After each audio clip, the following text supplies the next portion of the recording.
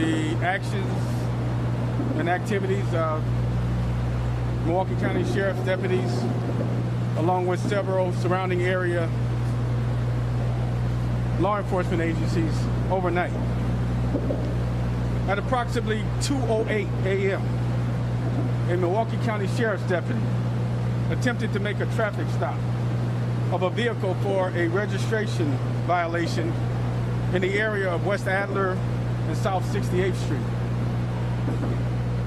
The deputy who initiated the initial stop requested assistance.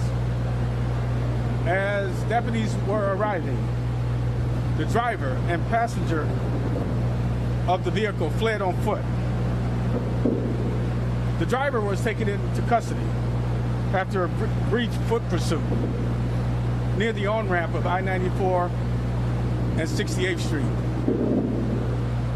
Sheriff's deputies and officers from the West Dallas Police Department assisted in a search for the second subject. And shortly after 3 a.m., a deputy observed a male subject climb out of a garbage bin in the area of West Adler and 64th Street. A perimeter was reestablished and a subject was encountered in the 6300 block of West Dixon. The subject was approached by one of our deputies, at which time the subject produced a firearm and fired at our deputy, striking him several times in both his arms and his torso. The deputy was conveyed to an area hospital where he's being treated for his injuries. At this time, his injuries do not appear to be life-threatening. We all should be very grateful and thankful for that officer, for that deputy.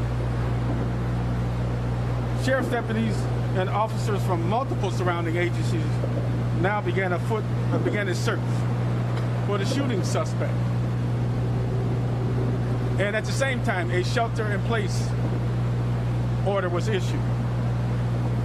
During the search, sheriff deputies and officers encountered a male subject crouching down behind a vehicle in the area of South 60th and Main Streets and issued commands for the subject to cooperate. Subsequently, the deputies and officers heard a single shot and found the subject lying on the ground from a self-inflicted gunshot wound.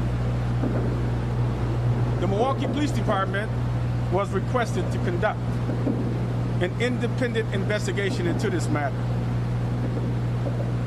Investigators at this time have not established whether the subject found dead from the self-inflicted gunshot wound is connected to the shooting of the deputy. At this time, the shelter-in-place order still remains in effect. Residents are asked to contact 911 if they see something suspicious. And anyone with information regarding this investigation is asked to contact the Milwaukee Police Department at 414-935-7360. Again, that number is 414-935-7360, or contact Crime Stoppers at 414-224-TIPS. Again, that's 414-224-TIPS. I want to thank all the area law enforcement agencies that responded to the call of help from one of our sheriff's deputies. The law enforcement support and collaboration is some of the best I've ever seen in my years in law enforcement. And we're grateful for those partners from all the surrounding agencies. Too many for me to mention, but all of them know who they are and what role that they played. I want to say thank you to all those agencies. And again, I want to ask the public to be patient as we still continue to sort through the investigation, as we're still trying to make connections between the individual that was found dead, as well as information as we were just walking out here that an individual was found in the neighborhood who may possibly be connected to this incident. So with that, I'll stop and take a few brief questions. Is the deputy who pulled over this car in the first place the same deputy who was shot? No, it was a deputy, another deputy that made the initial stop. He was not the deputy that was shot, no. And we know that you have one person in custody, the driver. How many suspects are you looking for? Just one, and is that driver in custody? Yes, we after the initial stop and the subjects exiting the vehicle, we did take into custody the driver shortly thereafter. The second subject remained on the loose, and we were still seeking that subject. I just want to make sure about the deputy in the hospital right now. The deputy is 26 years of age. He's been with our agency now for about 18 months. He works our patrol division on the third shift. He's a very fine officer, a very fine member of this agency.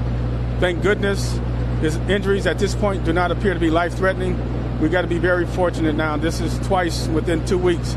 Law enforcement officers have encountered individuals with weapons and have been shot doing their jobs. And we're just very grateful and thankful that his injuries do not appear to be life-threatening. So I just want to make sure. Okay, so the big news coming out right there that the injuries are non-life threatening at this time. We want to get the latest, though, from down on the ground. Fox 9's Angelica Sanchez there at the scene where all of this happened. And Angelica, are we learning anything new tonight?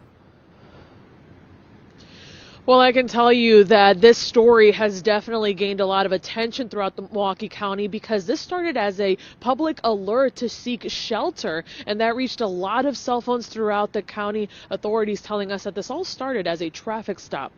I got an officer down, MTSO officer down. In the cold, dark hours of Wednesday morning, The suspect ran eastbound. police searched for a suspect who opened fire on a Milwaukee County deputy. Striking him several times in both his arms and his torso. Fox 6 received this surveillance video showing a man hiding behind a vehicle near 60th and Main. Authorities shine their flashlight on him. We are stopping the video, but as police approach, the man turns the gun on himself and dies by suicide. Police now say preliminary information indicates the deceased individual is the shooter. The deputy is expected to survive. At this time, his injuries do not appear to be life-threatening. And we all should be very grateful and thankful for that officer. This all unfolded just after 2 a.m. Authorities say a deputy tried to make a traffic stop just south of Interstate 94 for a vehicle registration violation. The deputy requested assistance, and as deputies arrived, the driver and the passenger of the stopped vehicle fled on foot. Police captured the driver, but the second suspect was still on the run. A shelter-in-place order was sent out. Deputies and West Allis police searched for the individual. An hour later, things took a turn when police say a man climbed out of a garbage bin near 64th and Adler. A perimeter was established and a different deputy approached the man in the bin.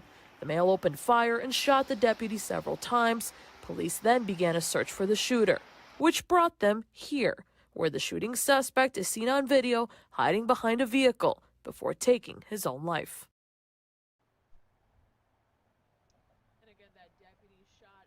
Arms and in the torso is expected to make a full recovery. Reporting live in Milwaukee, Wisconsin, Angelica Sanchez, back to you. All right, Fox's Angelica Sanchez right there. We are going to take a quick commercial break. We'll be following the investigation as it gets underway here and tracking all of the other top stories of the day as well. Supreme Court, the big news coming out. Of course, Supreme Court Justice Stephen Breyer expected to retire. Update on that after the break.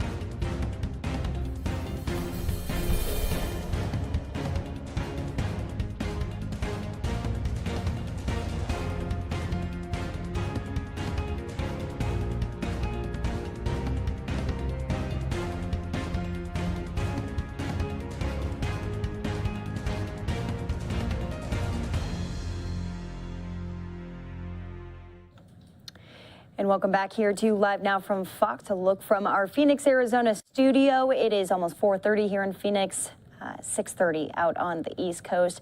It's been a really busy day today. A lot of breaking news coming into the newsroom. This is the biggest one, though. Supreme Court Justice Stephen Breyer retiring. No official announcement yet from Breyer's spokespeople. But what does this mean for the Supreme Court coming up next, as they are hearing a lot of arguments and who possibly could replace him?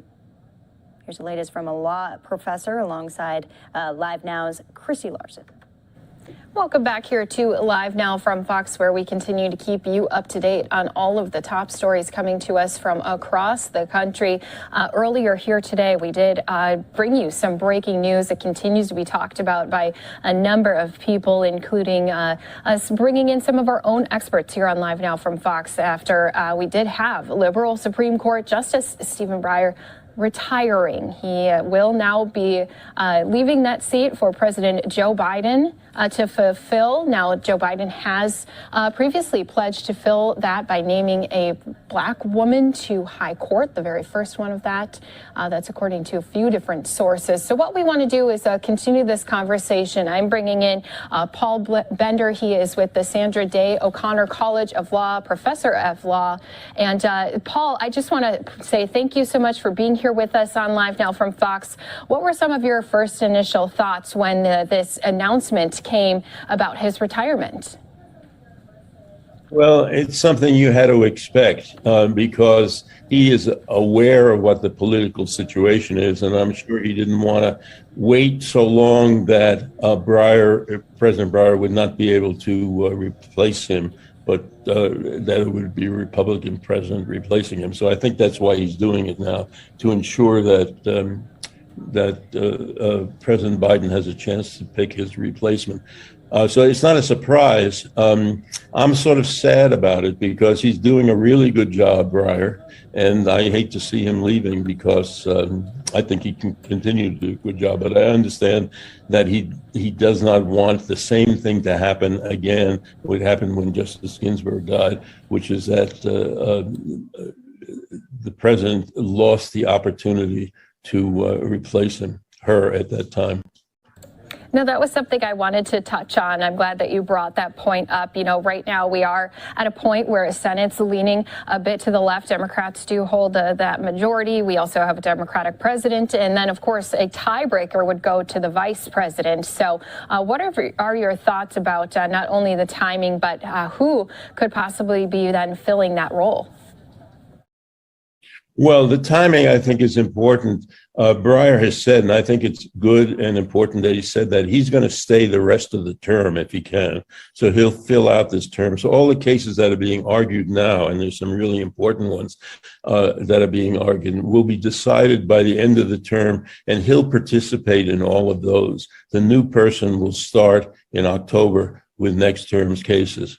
Who it's going to be, I don't think you can tell. You said that the president says he wants to appoint a black woman. There are several black women who would fill that bill, and I'm sure he'll be considering them, and he probably will consider other people as well. But I think the idea of putting a black woman on the court is a wonderful idea because there has never been a black woman on the court. And it also would add another woman to the court, which now only has two women. And I think it ought to be closer to 50-50. It would be better to have three women than two.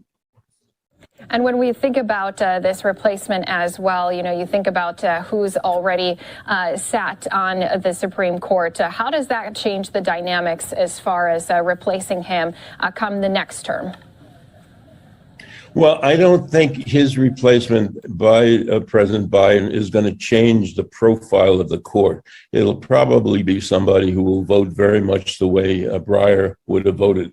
What I would like to see is him appoint somebody who could start building a coalition of middle justices on the court, to somebody who Justice Kavanaugh and Chief Justice Roberts could work with, and somebody who could also work with Sotomayor and Kagan. So there would be five people in the middle of the court.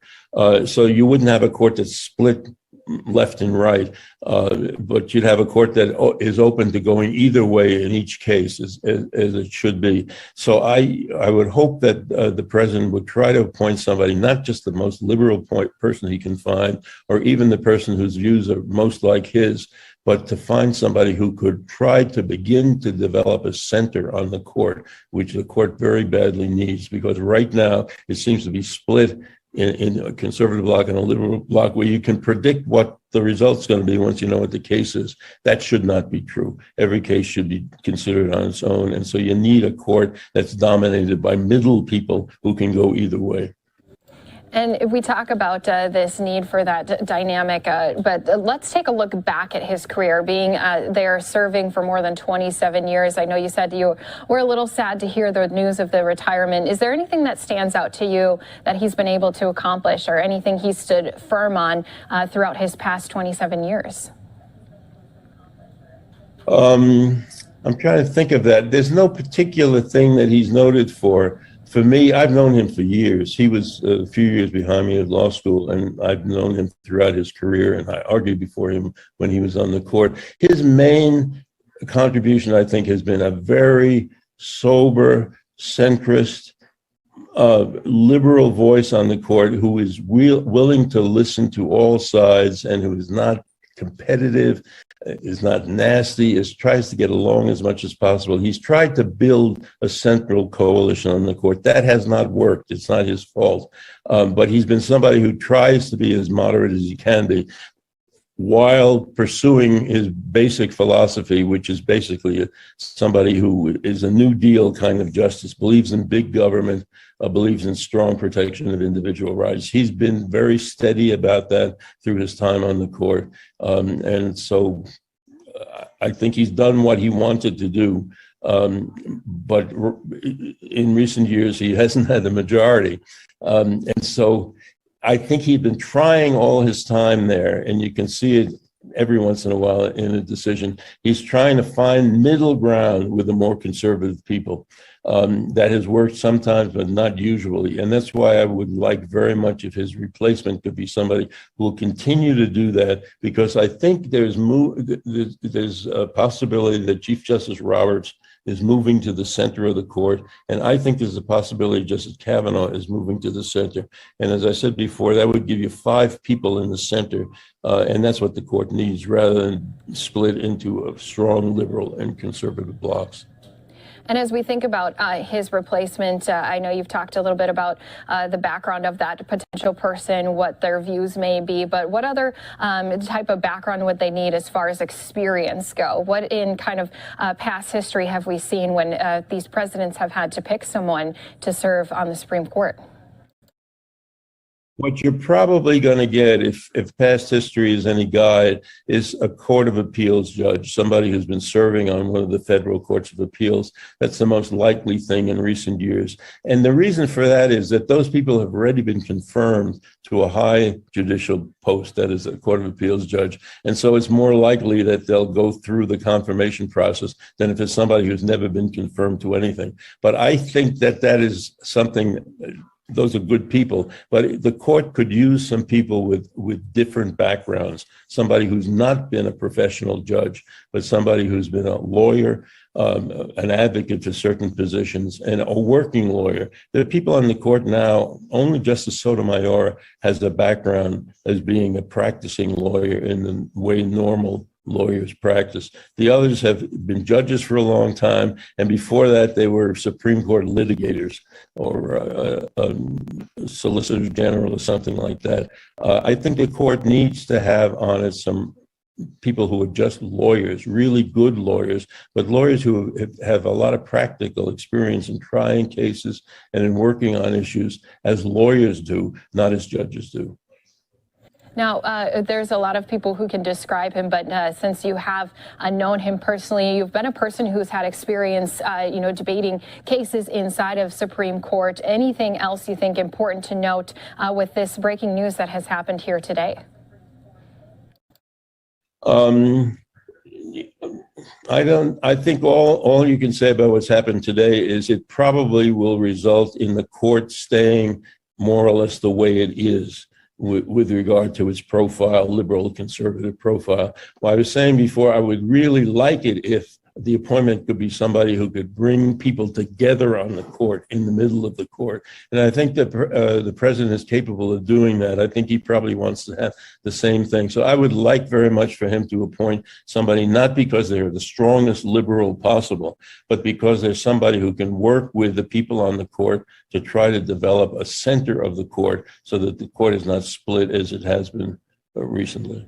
Yeah, especially with some of those cases that we know are going to be continued to be talked and discussed about in the Supreme Court, not only here, but also in the next years to come. So we do appreciate you helping break it all down, giving us some more insight as to this news. Again, Stephen Breyer to retire. We do have, again, Professor of Law with Sandra Day O'Connor College of Law, Paul Bender.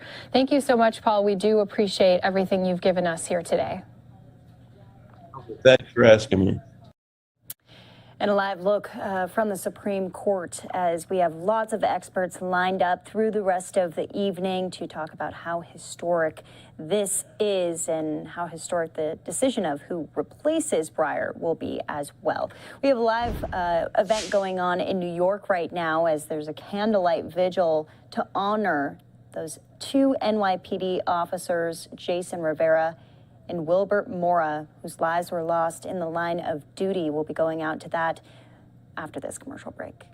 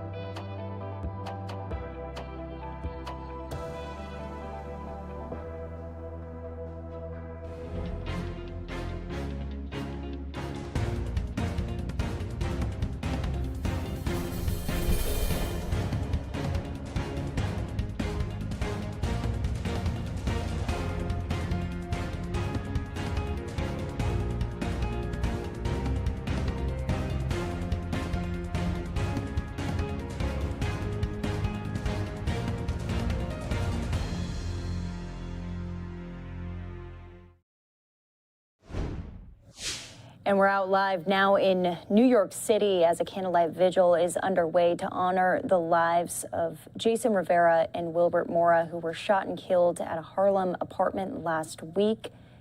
They were just trying to do their jobs and were shot and killed, and that was confirmed as of this week. There's been processions and vigils. This one happening tonight, though. Let's listen in as I believe some of their colleagues will also be speaking out. Officers, they show up. And so to all of our family here in blue, everyone in the NYPD, I need y'all to hear me right now. We are with you. We are with you 100%. 1,000%. Now, let me tell you something very quickly. I know we have a lot of faiths. We're very ecumenical. We have all the faiths represented. Let me say one thing about the Christian faith, just one brief thing. The cross is our symbol because on the same space as our greatest sadness came our greatest joy. We have an opportunity with our faith and standing together to take this awful tragedy and turn it into an amazing victory if we choose to stand together, support one another, push for legislation that works, and let everybody know that we are here to win and keep this community, and we can only do it if we stand together. We are going to get started because I know everybody's got stuff to do. But I'm not in a rush because Officer Rivera and Officer Mora deserve their time. Their name should be heard, their face should be seen, and their sacrifice should be honored. Young men who said, I'm going to be part of the solution. They heard the narrative. The police doesn't take care of us. The police doesn't look out for us. And what they said was, that's nonsense. I'm going to sign up.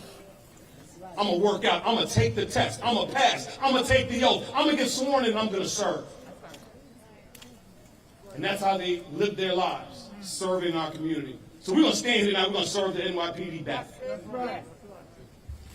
We're going to make sure that this source of suffering tonight turns into a symbol of victory by honoring our heroes. Officer Moore saved 5 lives. Saved 5 lives just by being an organ donor. Saved 5 lives.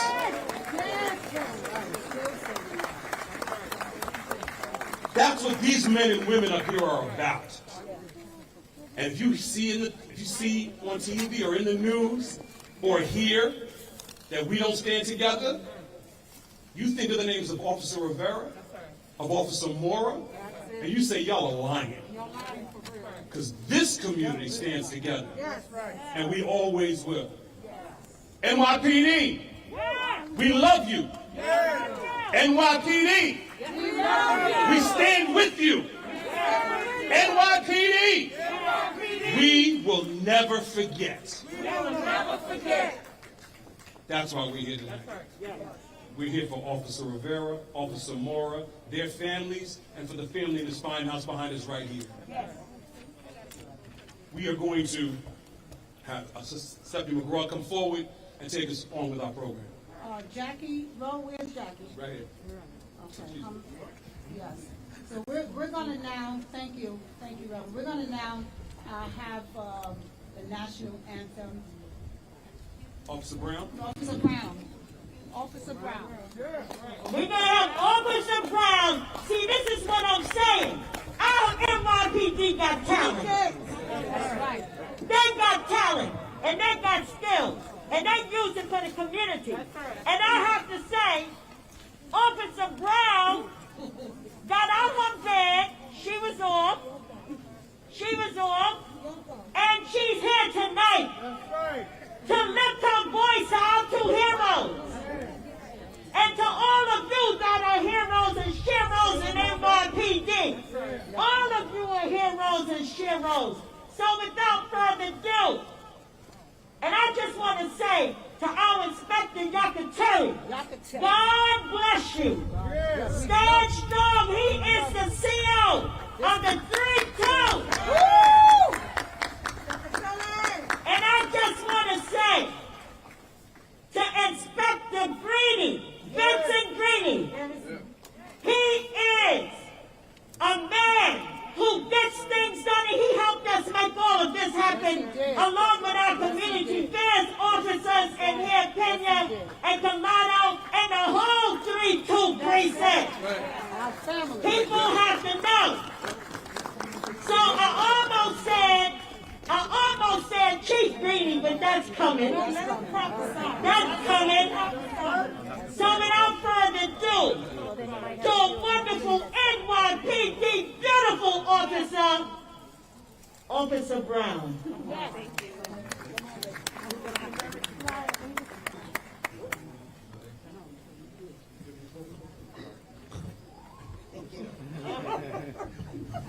Okay, we getting her ready. So while we getting her ready, we have to move some stuff back. I just want to recognize, I know our chief, Obey, is out here. She's the new chief of the borough. That's it. And I know Chief Rivera is out here. And he is now the chief of the Bronx. And I know Americans out here. Yeah. And he's our everything, G. Yeah. Lieutenant Hutt.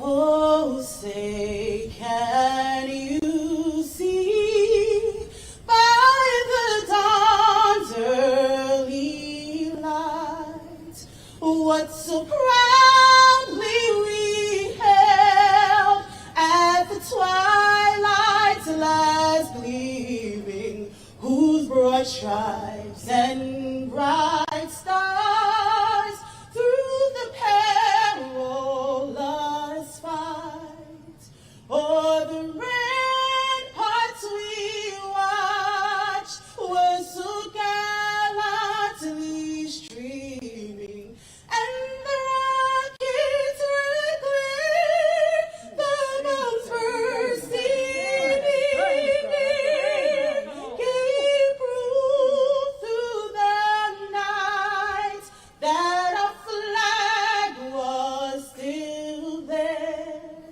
Oh, say does that star-spangled banner yet wave o'er the land of the free and the home of the brave.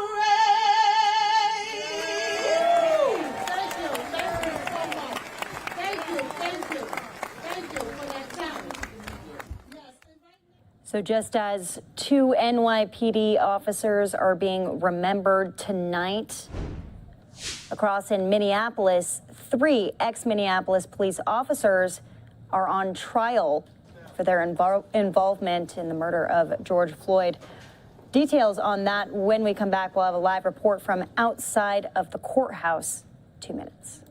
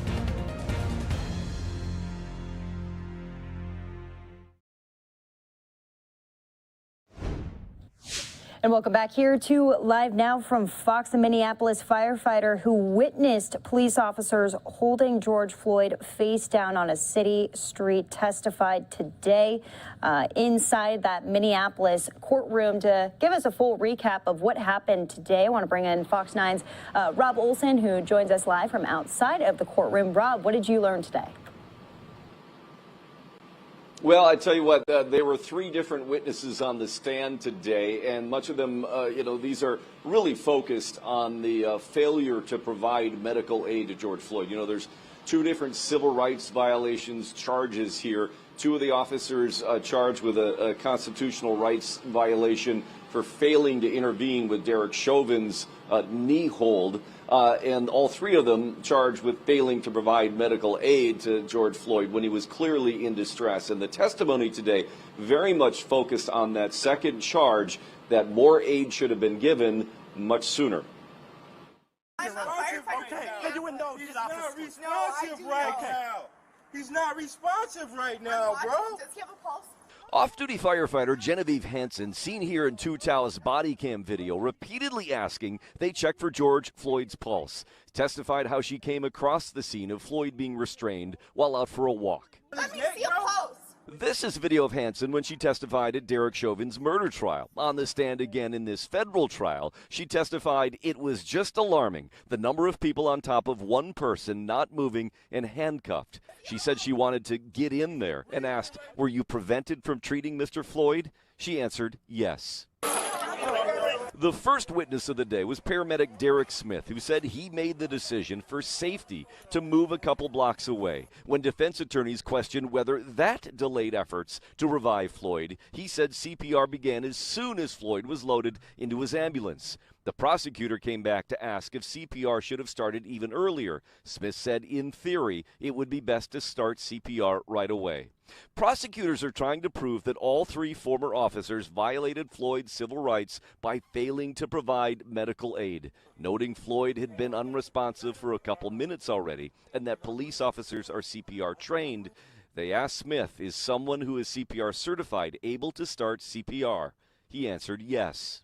And that's exactly what Genevieve Hansen was begging they do. The fact that you guys are checking his pulse and doing compressions if he needs them, you guys are on it up to that. Yeah, pretty noisy in there, but she's asking that they check a pulse and start chest compressions on George Floyd because, again, this is when the witnesses there in the sidewalk noticed that he hadn't been moving for a while, and they feared that he was either dying or already dead while the officers remained on top of him. Another witness today, a Minneapolis fire captain who responded to the scene, testifying about how quickly they got there when they got the call. It was under 2.5 minutes, but by the time they got there, the ambulance with Floyd had already moved a couple blocks away. He said that had they gotten there before the ambulance did, again, they're EMS responders as well, had they gotten there first, they would have started CPR and other efforts, medical life-saving efforts, immediately right there on the sidewalk, not even bothering to move him. So again, prosecutors very much getting at that idea that medical aid should have been provided much, much earlier by these officers before the other paramedics and fire crews arrived. The testimony continuing tomorrow here. Again, we don't have a witness list, so we don't know who is exactly coming up next, but it'll be much more of this from the prosecution trying to, again, paint this picture, not of a murder charge here, but of the fact that they failed to stop Derek Chauvin and they failed to help George Floyd with any medical help until it was far too late. Right, Rob, and that paramedic also testifying today that he wasn't told that George Floyd wasn't breathing, right?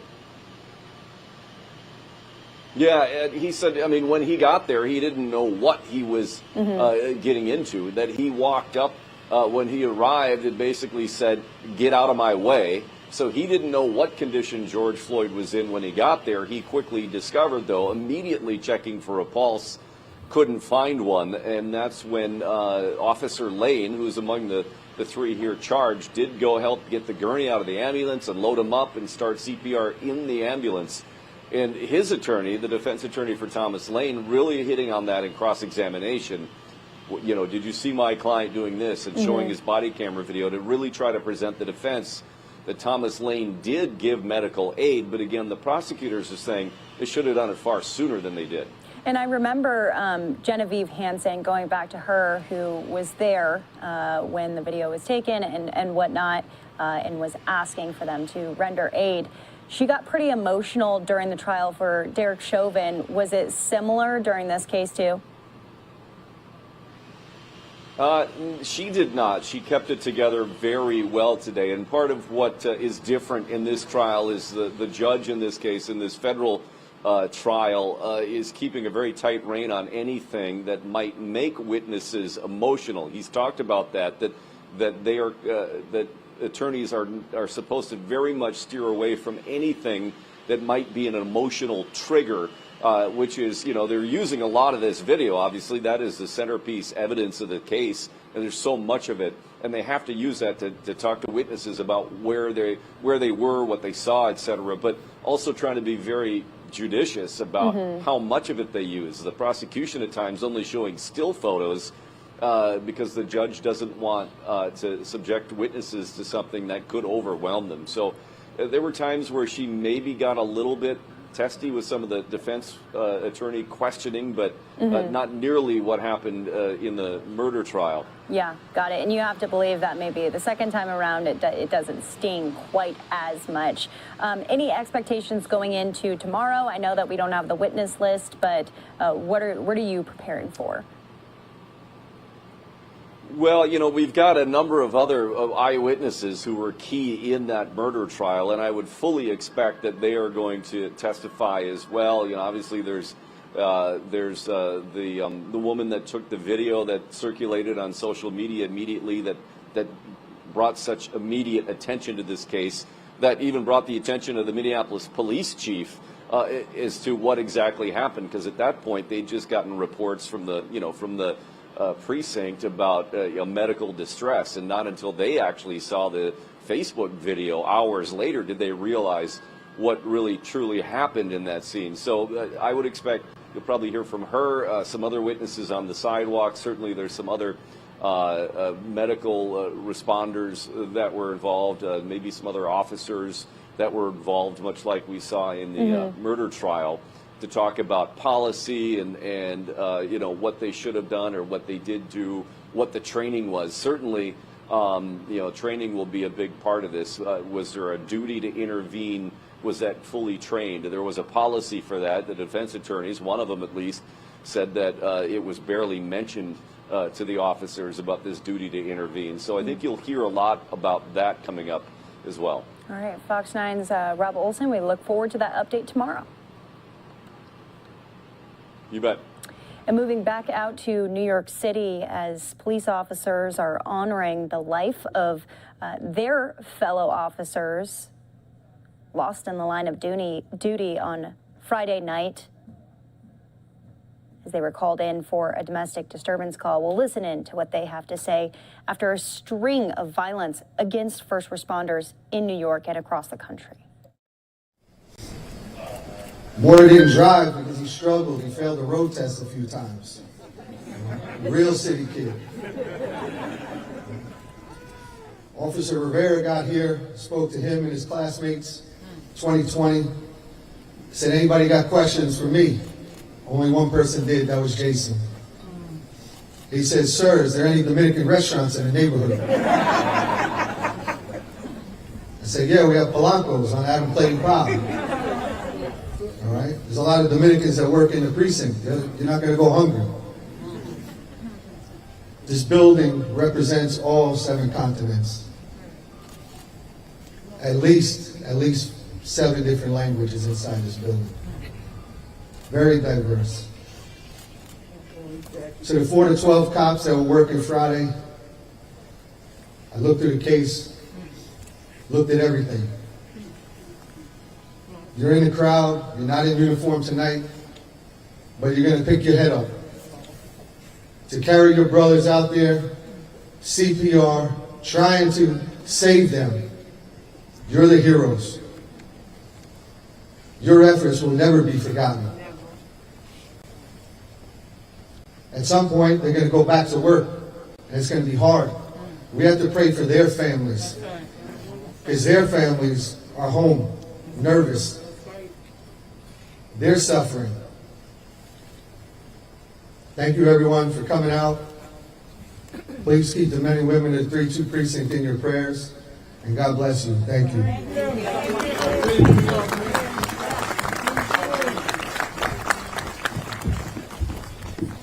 So while we have NYPD young people that have some words to say, But before they say them, we're going to bring up, we got some people to bring up, and we have a lot of people to recognize. But let me bring up at this time a man who tries to steal my thunder. And when he says, let's get these guns off the street, stop shooting and killing each other. And when he talk about bail reform, and when he talk about saving our NYPD and his officers, and he showed a passion that he had for these NYPD officers. And when he do that, I love it because that's what our Mayor Adams is saying. Let's get these guns off the street and let's stop on the federal level. Stop putting us down and join us. We need you. We need Congress, and we definitely need all our legislators to put these laws into place. Stop tying up our NYPD hands. And I'll bring him on, and he'll take it from there. None other than one of the most popular, baddest, in a good way, union president, none other than Pat Lynch.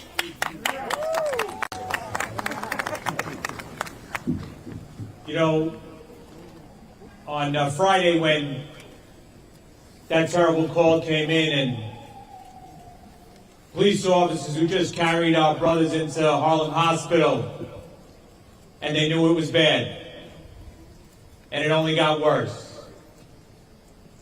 And they knew they were going to have to shoulder their brother out of that hospital, and more importantly, lift two families up. You know, I made a call saying, you know, New York City police officers can't be the only ones on the street. New York City police officers can't be the only ones that'll line Fifth Avenue on Friday. Well, since that time, along with my fellow police officers who are surrounding us here now, like they do every day, to make sure we can stand here in safety and say what we believe, whether folks like it or not.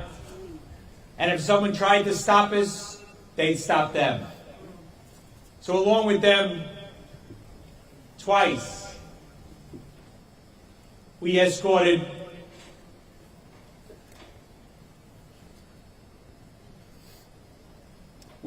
our brothers up the FDR Drive. And today's a prayer vigil, but I must tell you, as we went up the FDR Drive, you couldn't help but realize it was a journey. There were hundreds of police officers in an escort. There were harbor units running the river to show respect. There was a helicopter hovering above us. But the emotional part is when you pass the overpasses. There were New York City firefighters standing at attention with their hands over their hearts. When you went a little further, there were troopers on the roadway. When you got towards the bridge, the TBTA stopped what they were doing, stopped traffic, and bowed their heads and took off their hats. Sanitation truck pulled to the side. But more importantly than that, along the FDR, there's a roadway that people go out and they exercise, they run, they walk their dog, they contemplate. They do all the things that New York City police officers make possible. But the most poignant thing was something I haven't seen in years. Those of us that live in this city remember when we were younger and a funeral procession went by, you'd stop, you'd take off your hat, you'd put your hand on your heart, and you'd say a prayer. Well, they stopped running. They stopped walking. They stopped petting the dog. And they started praying to the person. Those people stopped and faced that escort. That didn't just happen once. It happened twice. But we're here today to pray for two heroes. But we also have to do this. We're going to pray for the heroes. We're going to pray for their souls. We're going to pray for their families, that they have the strength to get up in the morning and do what most of us probably couldn't do. And they're going to do it to honor their sons, their husbands, their fathers. They're going to do it. But we also have to remember another person that day. Another police officer. Okay, so we've been listening into this vigil for those two police officers who were shot and killed after responding to a domestic disturbance call in Harlem Friday night. Jason Rivera and Wilbert Mora. That right there is Patrick Lynch. He's the president of the Police Benevolent Association of the City of New York. And the city is still reeling after these two officer deaths. And we'll be showing you for the rest of the week the funerals that are going to be taking place as well. I believe Thursday and Friday, as the NYPD and the City of New York continues to mourn these two brave officers whose lives were cut short, just 22 and 27 years old. I'm Andrew Kraft. Thanks for being with us. It's a little bit after the top of the hour here. 5:03 Mountain Time, 7:03 on the East Coast. We have a live now look outside the Supreme Court in Washington, D.C. Biggest headline of the day, Justice Stephen Breyer will be retiring after 27 years on the bench. We're going to have more on that after the commercial break.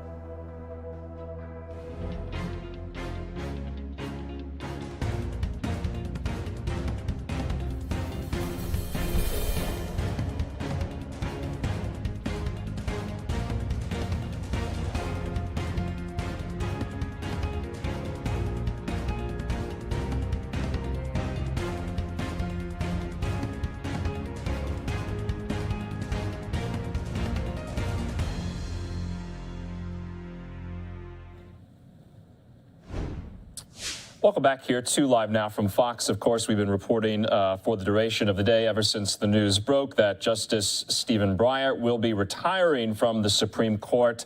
We don't really have a time frame of the announcement just yet. Remember, this was all reported by the media, and so we know that Breyer had been intending to make an official announcement, and so when that in fact does happen, we'll bring that to you here. But joining me now to discuss what the legacy of Breyer will be, talking about, his opinions, his dissents, his jurisprudence, been being joined by former federal prosecutor Doug Burns. Doug, it's really good to see you. This had been talked about. Thank you. Yeah, this had been talked about for so long, late last year, because, of course, liberal Democrats wanted President Biden to have the opportunity to appoint Breyer's successor. And now, in fact, we got the word today. What do you think Breyer's legacy will be on the court? Well, real quick point first is that, remember, Ruth Bader Ginsburg everybody said, look, she should retire while a Democrat's in the White House. That's a little bit of the context and the backdrop for this. Stephen Breyer, it's interesting. I was watching a lot of the coverage throughout the day. Many experts, even friends of his, were saying, colleagues, that of course he was a liberal jurist, but he was also very practical. They also described him as somebody who understood politics. Those are all really good tributes to him. His legacy basically is that, and it's kind of interesting, before we got into a little bit too much of a toxic climate, and I do hope it'll swing back, we didn't have the discussions that we're having today. So today we just cavalierly say, well, it's 50-50, so how's the vote going to go? 30 years ago, he was confirmed, I think it was 87-9, okay? Justice Scalia was confirmed, I think it was 98-0, yeah. I told you one time in a discussion we were having about the Supreme Court. So we're in a new time. So he's taking the very sober step, good move, to allow President Biden to fill the seat. Remember, it's not a big ideological shift, okay? I remember one professor telling me, Doug, when it's a liberal for liberal swap or fill, or if it's a conservative replacing a conservative, that's one thing. But when you have Ruth Bader Ginsburg dying and then Donald Trump's going to fill the seat, that's a totally different discussion. So we don't have that now. Now, I'm not dodging your question. Back to your question, he will be remembered as a very scholarly justice, which is in and of itself a big statement, because we've had, major scholars on the court, brilliant jurists, of course. But he was a rock solid member, Andrew, of the liberal bloc of the court, of course. And his rulings pretty much, substantiated that. And the fact of the matter is he will be remembered and regarded as a very, very solid liberal justice of the Supreme Court. He came to the court 3 times. And we were just playing some sound there of Justice Breyer. But no, Doug, when you're talking about kind of where the vote split goes now with Supreme Court justice confirmations, I was looking up, what Amy Coney Barrett's was in 2020. It was 52-48. So we'll see what it is in a 50-50 Senate. It's kind of an indictment on the partisan nature of the times. But I also wanted to note as well kind of how history has so many of these parallels and moments that you can pinpoint. July 1994, when Breyer was up for his confirmation hearing, Joe Biden was the chairman of the Senate Judiciary at the time, and now he'll be picking his successor. So it's interesting how really everything remains the same there in Washington. But, of course, we can get into who President Biden has on his short list. Of course, the White House must have a short list ready to go. But he has made it his clear stated goal. Even when he was running for president, he wants to nominate a woman of color to the bench. Yeah, I saw a lot of experts explaining calmly, and I agreed with the way they presented it, and I'm going to take the identical position, which is that I don't believe that you should work backwards from any identifiable group. I don't think that that's appropriate, which is I'm going to pick somebody for this or that. However, in fairness, I was reminded that President Reagan, and again, I'm not being political, but I'm giving those who are political food for thought, as it were. President Reagan pledged that he was going to put the first female on the court, and he did, Sandra Day O'Connor. So I'm not, really all that bothered by it. I go to the next portion of it, which is, do you have really qualified candidates? And the good news is we do, okay? Judge Jackson, who was recently elevated to the District of Columbia Court of Appeals as an excellent candidate, federal appeals court judge, which virtually every Supreme Court justice recently, meaning in the last 30 years, they've all been appellate judges in the U.S. Court of Appeals, the different circuits, okay? Justice Alito, Third Circuit, the Chief Justice, the D.C. Circuit, Clarence Thomas, D.C., and I could go on and on. Stephen Breyer, just for reference, was a First Circuit judge in Boston. So again, this Judge Jackson, a very strong candidate. She went to Harvard Law School, stellar academic background. So she would be a great choice. She's the one that everybody's sort of talking about the most. But then you have a justice on the California Supreme Court. I think her name is Kruger, if I have that right. And she also has an outstanding background, argued something like 12 times in the Supreme Court, which is a great credential. She's on the highest court in California. She'd be a good choice. So to crystallize and summarize what I've said is, while I technically disagree with working backwards, the reality is it will be a historic pick, number one. And number two, if the people have these type of stellar credentials, then it's all good, in my opinion. Yeah, of course. And I'll be looking out for, when Justice Breyer will be making this announcement official because, media reports got the better of him today. And we had been reporting, at least at Fox, that he was kind of caught off guard by this. He was somewhat, confused and disappointed that he didn't get to make the official announcement himself, because that, of course, is a very, very big deal, preempted by those media reports. And then, of course, I'll be looking out for when he will be meeting with President Biden. And, of course, I'm expecting there'll be some type of, official announcement with Breyer, and then with the choice who President Biden intends to replace him with. So there's a lot of pomp and circumstance that goes into that. But, I've been reading about his legacy the past day, really. And so my big takeaway was he was a low-key liberal, but he really tried to uphold the integrity of the court being nonpartisan and being, kind of shielded from the, political jockeying of day to day. And that's kind of what I'm going to take away from his legacy.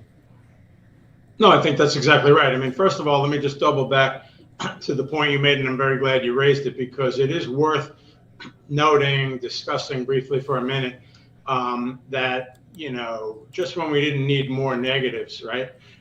This announcement, preempts him. He doesn't get to announce his own retirement. We have a leak in Washington, D.C., and it's really, really bad.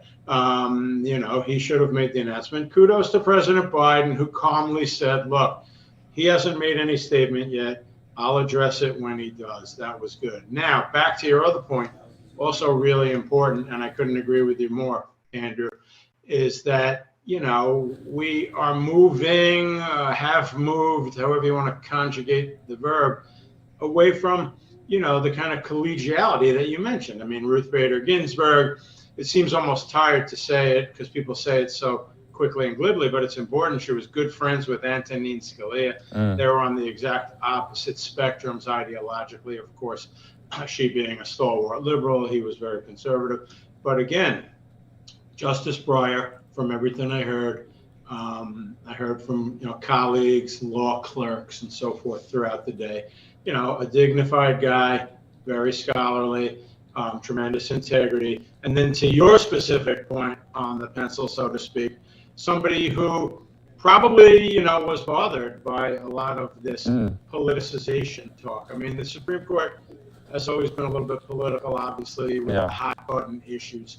But now it's so toxic right now. It's just unbelievable, honestly.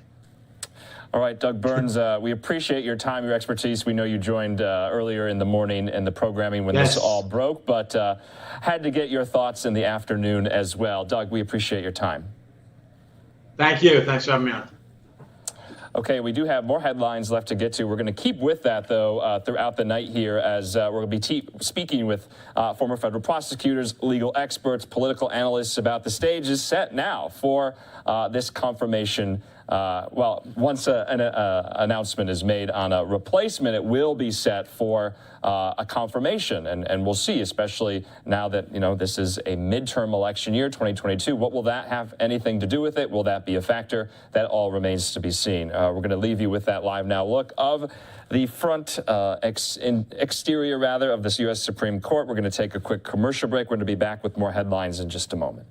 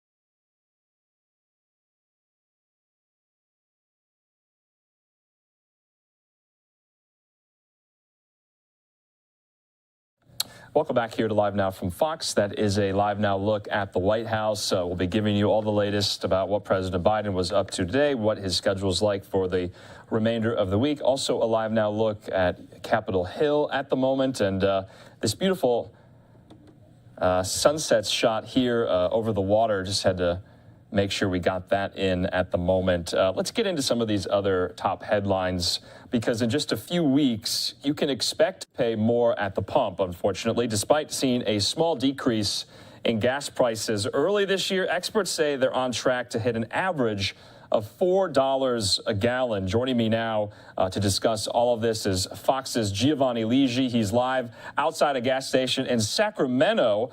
What is leading to this new rise, Giovanni? Good evening, Andrew. Well, there's no reason to worry, at least at this point. Gas prices are going to remain stable for the next 2 to 4 weeks.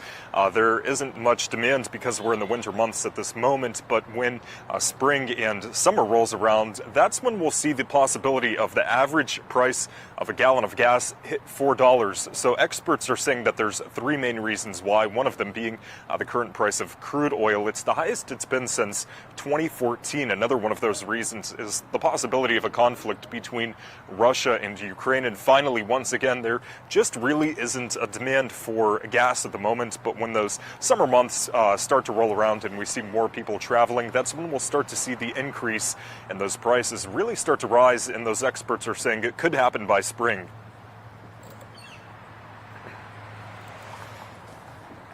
But the situation is going to turn around dramatically come March, April, and May when demand starts to jump. Gas prices are going to soar, and it could be made exponentially worse. I can't think in recent memory of so many critical issues that could alter the future of oil and gas prices than where we're at now. And this is really kind of the calm before the storm. And Andrew, the national average price of gas today compared to last year is about $1 more. And here in Sacramento, California, it's just nearing $4.50 a gallon. The national average is roughly around $3.32. So still a long ways to go before we hit that $4 mark. But those extra pennies and nickels and dimes, they can easily add up to quite a bit of money over the next few months. You know, Giovanni, you've been out there, I'm assuming, for some hours. Have you talked to drivers? Have you talked to Americans? Are they seeing any marked change at all when they go fill up their tank, or are they still really hurting here? So, I mean, I talked to a few different people earlier, and I feel like everyone has the same impression or understanding that, you know, gas is expensive. They're not happy about those prices, but it's supply and demand. The prices are going up, and it's hard because, you know, you have to travel, you have to get around, and people are frustrated with it. All right. Fox's Giovanni Ligi live for us in Sacramento, California. We appreciate your report. We'll talk to you again. Thanks, Andrew. Okay, and right now we are still monitoring a lot of these top headlines on this Wednesday night. Let's go back out, though, to Harlem in New York City.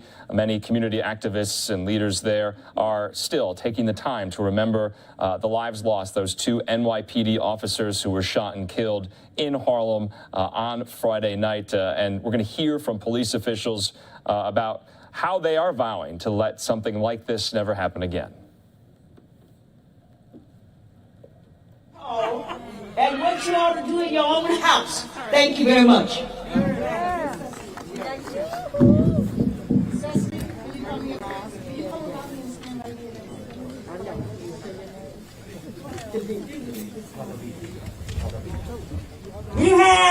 This is overwhelming. We have a lot of officers, young officers, his partners and friends, that's sending prayers up to him and blessings, and let them know and let the family know that they're not alone. And I'm so proud of these officers. I'm so proud of these officers. But I want to say, when you heard I was NYPD, I am. Yeah. But I also want to recognize my partner, Lloyd Williams, from the Harlem Chamber of Commerce. Yes. And our other NYPD partner, Willie Walker. Yes. And I understand he's here tonight. But I want you to know, they don't have to do it alone. They don't have to do it alone because we do it all together. And as a mother who lost 2 kids to gun violence, I know they pain. I know they pain. I know the mothers and fathers and families pain. And that's why we say they're not alone. And we stand with them. And I want to bring up another young officer. Officer, tell a beat. They gave me a hard name to say, but come on.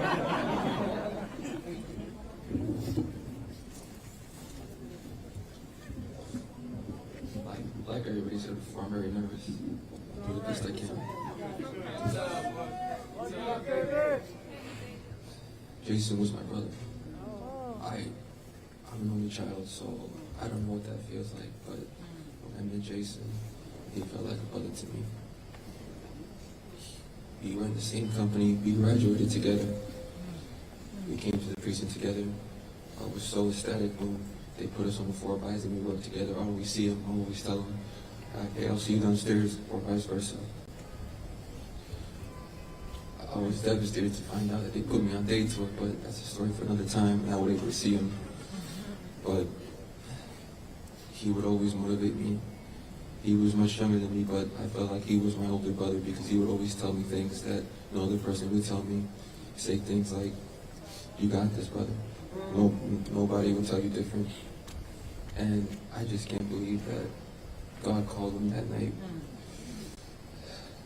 I just pray that one day I'll be able to see him again up there.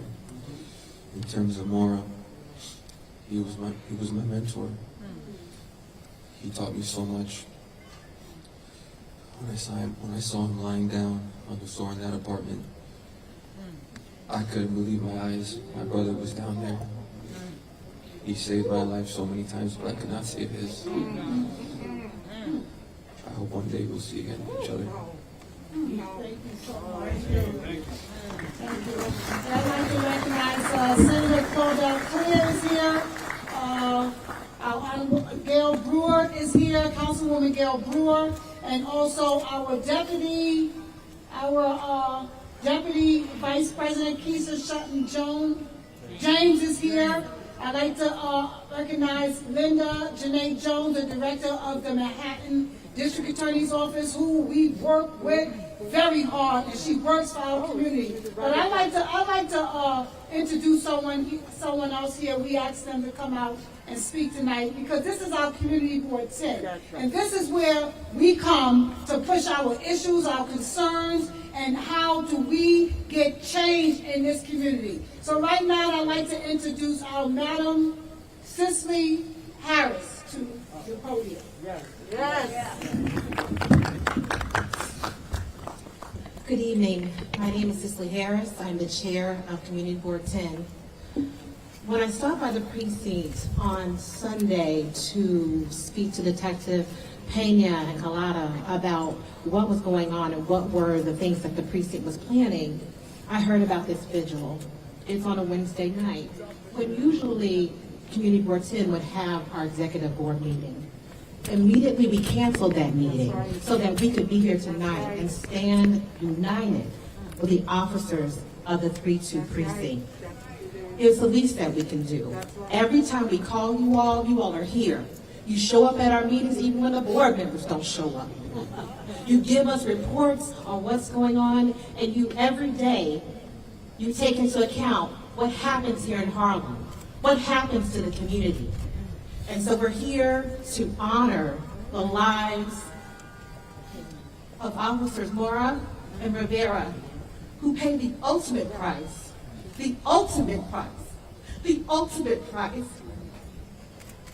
to protect the people of Harlem. And also, we want to remember the officers that are standing here today, the officers that are here, that every time you make the decision to get out of bed, every time you come to roll call, every time you answer that call, every time you knock on that door, every time you make the decision to get out of the car, you're getting out of the car to protect me. You're getting out of the car.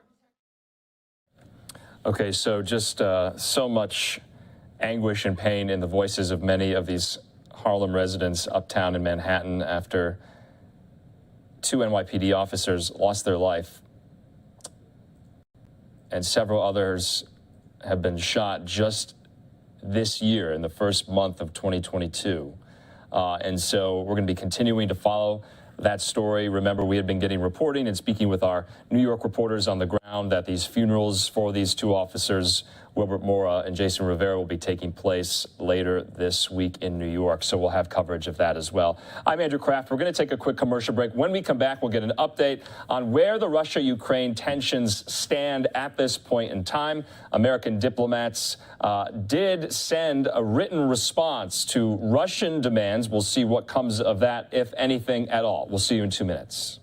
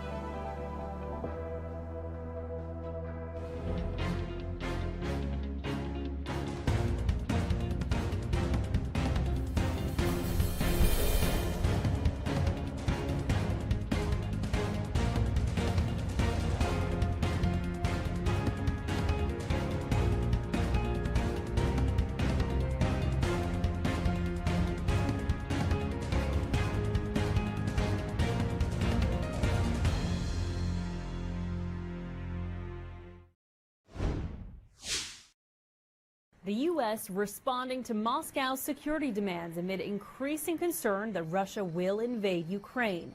U.S. Ambassador to Moscow John Sullivan on Wednesday delivering the Biden administration's written response to the Russian Ministry of Foreign Affairs, saying it's now up to the Kremlin on how to proceed. The administration keeping the details quiet, although Congress has been briefed. We think that diplomacy has the best chance to succeed if we provide space for confidential talks. All told, it sets out a serious diplomatic path forward, should Russia choose it. However, Secretary of State Antony Blinken clearly stating there are core principles the U.S. will defend, including Ukraine's sovereignty and territorial integrity, and the right of states to choose their own security arrangements and alliances. Last month, Russia issued their list of demands, including vowing to keep their neighboring country from joining NATO. The U.S., though, maintaining those demands are unacceptable, threatening severe consequences, including economic and potential personal sanctions against Vladimir Putin if he invades.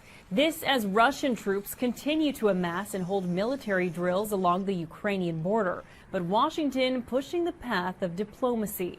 There's no reason why this has to evolve into conflict or even to severe economic consequences if Mr. Putin makes the right decision, which is not to invade Ukraine.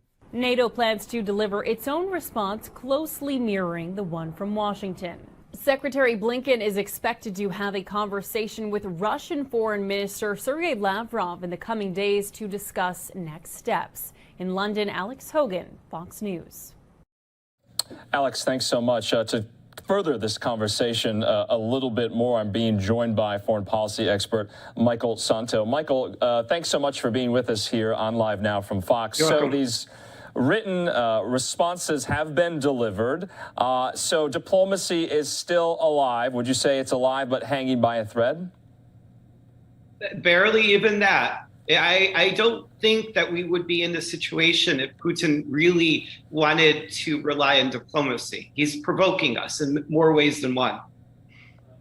Now, let's talk about what one of these major sticking points was, and that, of course, is Ukraine's ability to join NATO, possibly in the future. So that was still on the table. Remember, there had been so much back and forth. Russia clearly does not want that. But U.S. diplomats, they were not going to put that in the written response to the Russians.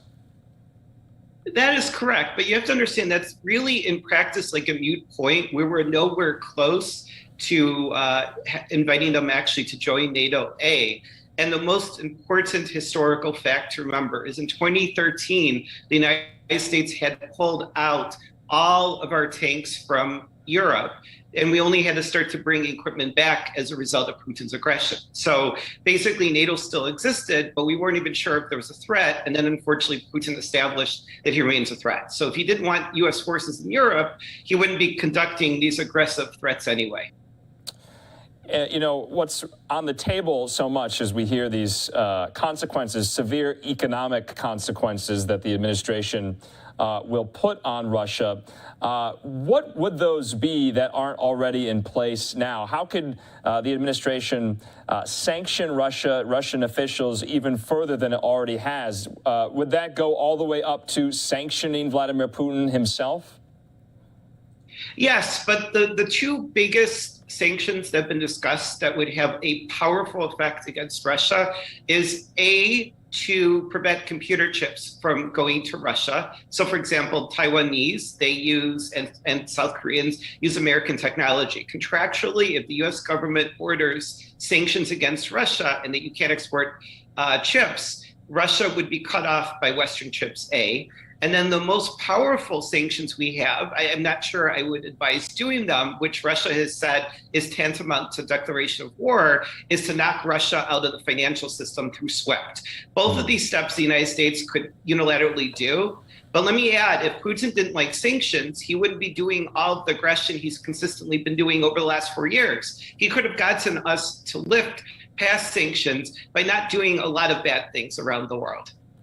Michael, and we've been speaking with foreign policy experts for the past couple of weeks here, and it seems the rhetoric is still kind of a, Putin acts first and then the U.S. responds. Why do you think the rhetoric is like that? It's essentially, a wait and see approach.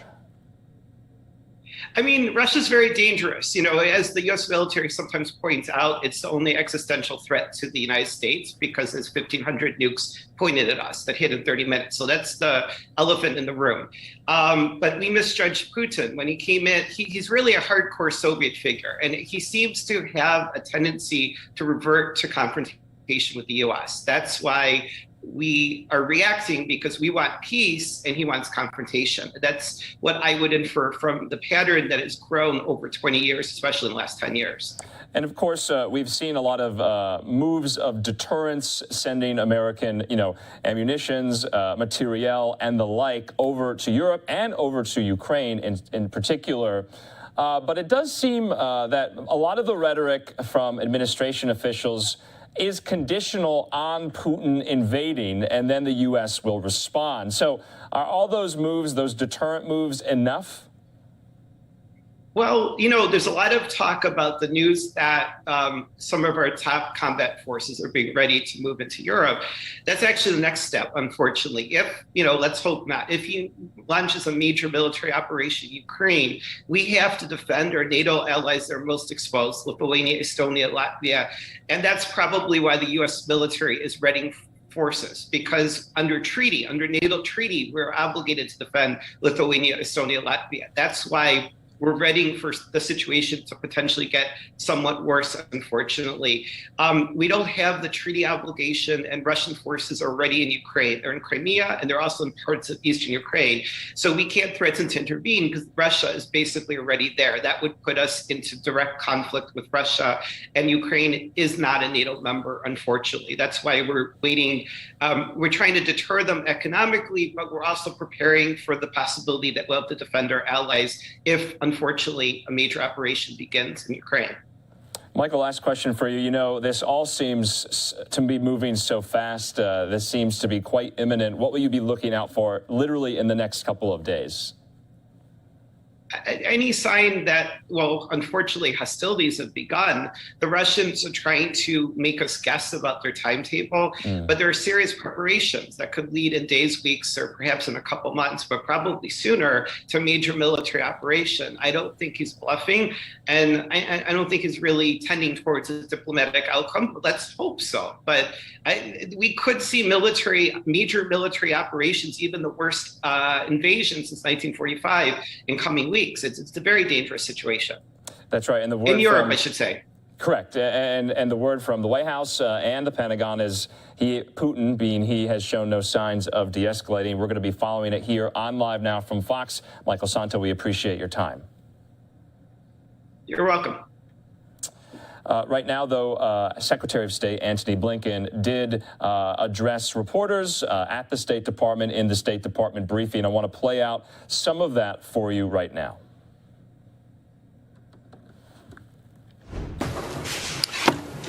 Last week in Geneva, Russian Foreign Minister Lavrov and I met to discuss the crisis instigated by Russia's military buildup on Ukraine's borders and steps to de-escalate tensions and pursue diplomacy. Russia had previously outlined its concerns and proposals in writing, and last week I told Foreign Minister Lavrov that the United States would do the same. Today, Ambassador Sullivan delivered our written response in Moscow. All told, it sets out a serious diplomatic path forward, should Russia choose it. The document we've delivered includes concerns of the United States and our allies and partners about Russia's actions that undermine security, a principled and pragmatic evaluation of the concerns that Russia has raised, and our own proposals for areas where we may be able to find common ground. We make clear that there are core principles that we are committed to uphold and defend, including Ukraine's sovereignty and territorial integrity, and the right of states to choose their own security arrangements and alliances. We've addressed the possibility of reciprocal transparency measures regarding force posture in Ukraine, as well as measures to increase confidence regarding military exercises and maneuvers in Europe. And we address other areas where we see potential for progress, including arms control related to missiles in Europe, our interest in a follow-on agreement to the New START treaty that covers all nuclear weapons, and ways to increase transparency and stability. We put these ideas forward because they have the potential, if negotiated faith, to enhance our security and that of our allies and partners, while also addressing Russia's stated concerns through reciprocal commitments. Our response to Russia reflects what I said in Kyiv, Berlin, and Geneva last week. We're open to dialogue. We prefer diplomacy. And we're prepared to move forward where there is the possibility of communication and cooperation if Russia de-escalates its aggression toward Ukraine, stops the inflammatory rhetoric, and approaches discussions about the future of security in Europe in a spirit of reciprocity. Our responses were fully coordinated with Ukraine and our European allies and partners, with whom we've been consulting continuously for weeks. We sought their input and incorporated it into the final version delivered to Moscow. Additionally, NATO developed and will deliver to Moscow its own paper with ideas and concerns about collective security in Europe, and that paper fully reinforces ours and vice versa. There's no daylight among the United States and our allies and partners on these matters. We shared our response paper with Congress, and I'll be briefing congressional leaders on this later today and consulting with them on our approach. As you know, there's strong bipartisan interest and deep expertise on the Hill when it comes to Ukraine and Russia, and we very much appreciate having Congress as a partner as we move forward. We're not releasing the document publicly because we think that diplomacy has the best chance to succeed if we provide space for confidential talks. We hope and expect that Russia will have the same view and will take our proposal seriously. I expect to speak to Foreign Minister Lavrov in the coming days after Moscow has had a chance to read the paper and is ready to discuss next steps. There should be no doubt about our seriousness of purpose when it comes to diplomacy, and we're acting with equal focus and force to bolster Ukraine's defenses and prepare a swift, united response to further Russian aggression.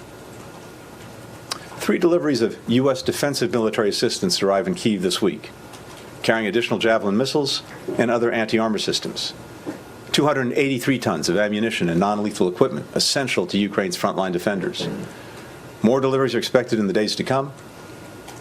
We provided more defensive security assistance to Ukraine in the past year than in any previous year. Last week, I authorized U.S. allies, including Estonia, Latvia, and Lithuania, to provide U.S.-origin military equipment from their inventories for use by Ukraine. Also last week, we notified Congress of our intent to deliver to Ukraine the Mi-17 helicopters currently held in Defense Department inventories, 5 of them. Additionally, the Secretary of Defense announced on Monday that 8,500 U.S. service members currently stationed in Europe and the United States have been placed in heightened readiness to deploy to ensure that we're able to support the NATO response force swiftly if it's activated by the North Atlantic Council to harden the Allies' eastern flank. Other NATO allies have also announced steps that they're prepared to take, and we expect more in the coming days. We've taken this step out of prudence. We hope those forces don't have to be activated for deployment. But if they are, we will be ready. We're also continuing to coordinate with our European allies and partners on severe economic sanctions to hold Moscow accountable for its actions. We've developed a high-impact, quick-action response that would inflict significant costs on the Russian economy and financial system. As part of our response, we're also prepared to impose export controls that will have a longer-term effect, denying Russia products that it needs to fulfill its strategic ambitions.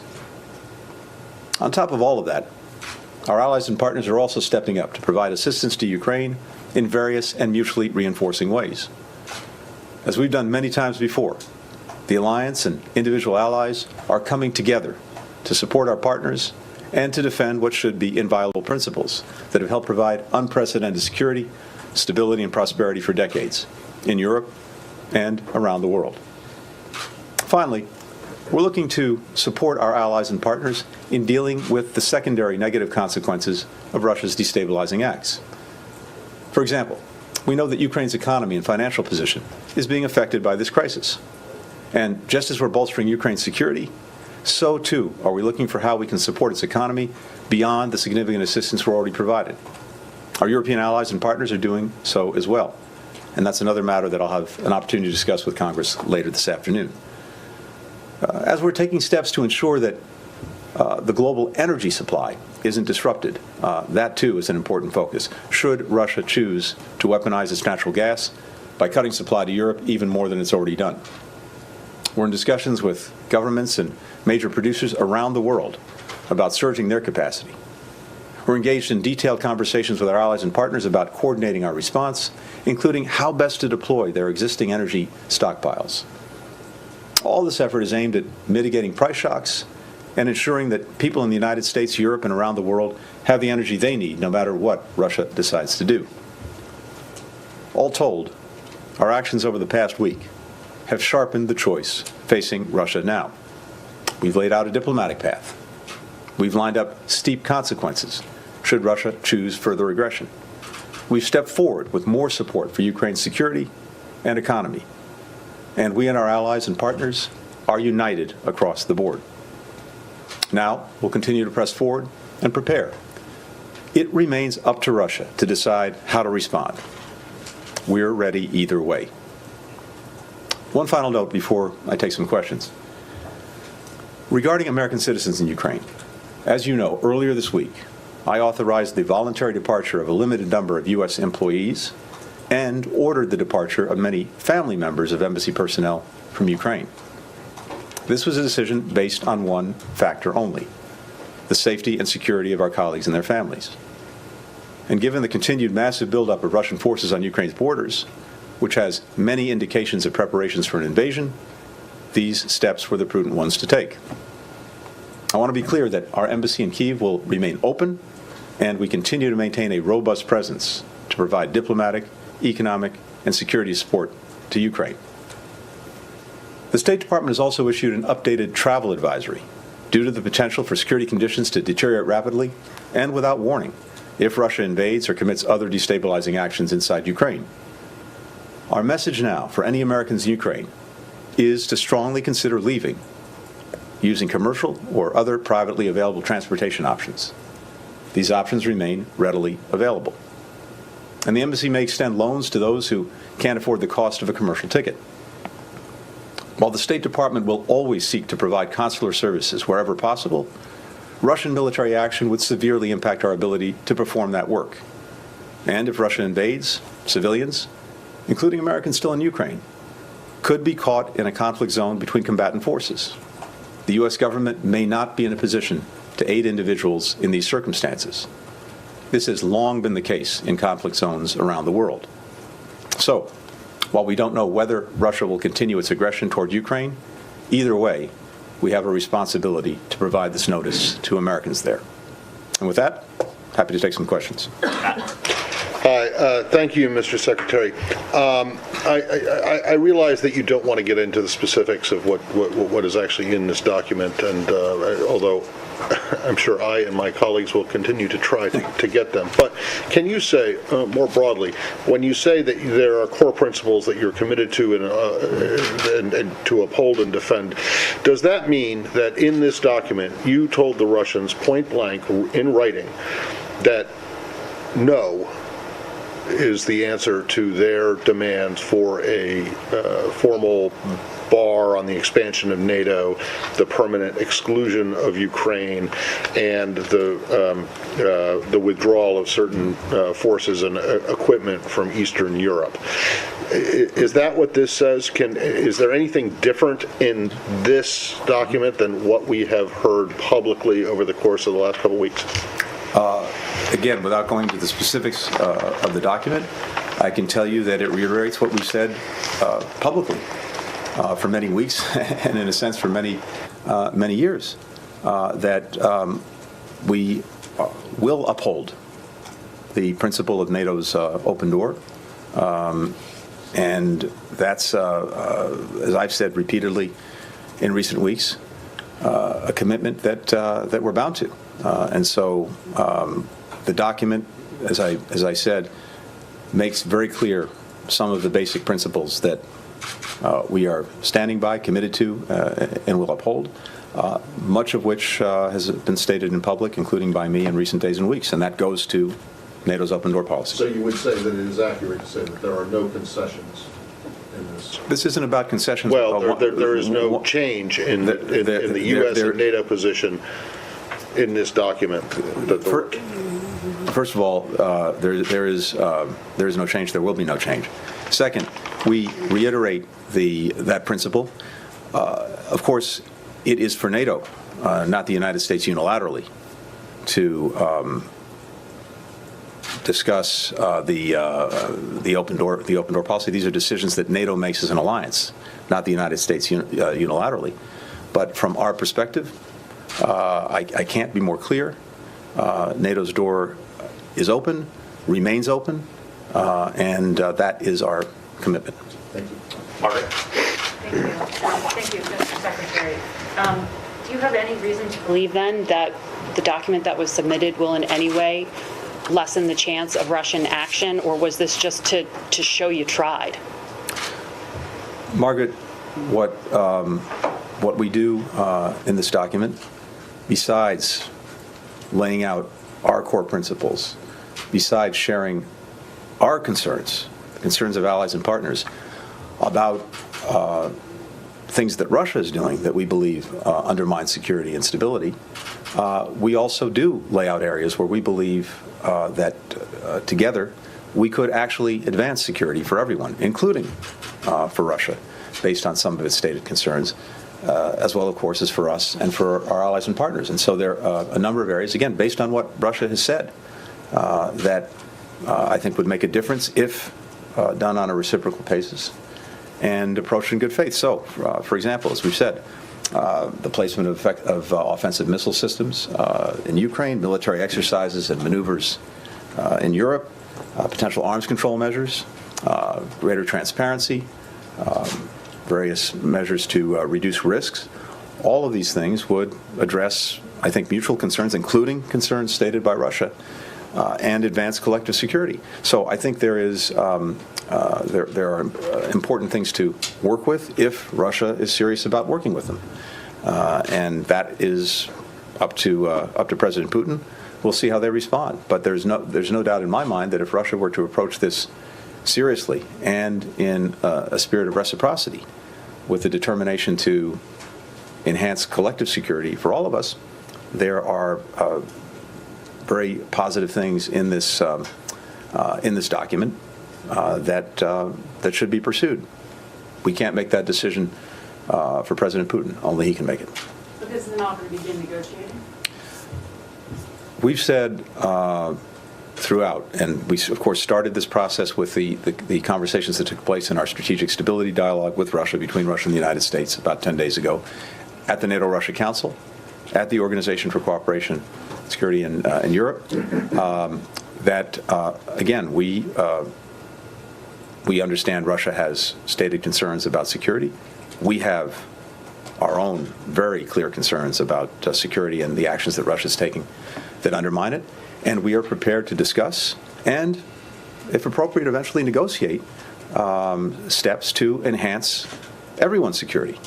And I've laid out some of the areas where we think we could do that. But right now, this is about the areas and ideas that we could pursue. And we'll see how Russia responds. Ben. Thank you. Secretary, have you considered that Russia is just buying time till they're in a place to invade Ukraine, making you jump through hoops like hand-delivering written responses to questions that you've answered time and time again in the past? And meanwhile, they're destabilizing Ukraine from within. The economy's crumbling. You're spending hundreds of millions of dollars shoring them up. At what point do you stop playing Russia's game and take preemptive action now? So, Ben, first, we're, as you know, not standing still. And we can walk and chew gum at the same time, and that's very much what we've been doing. So we've been clear to Russia that there are two paths, a diplomatic one, but also a path of defense and deterrence, and if Russia chooses aggression, a path that will lead to massive consequences.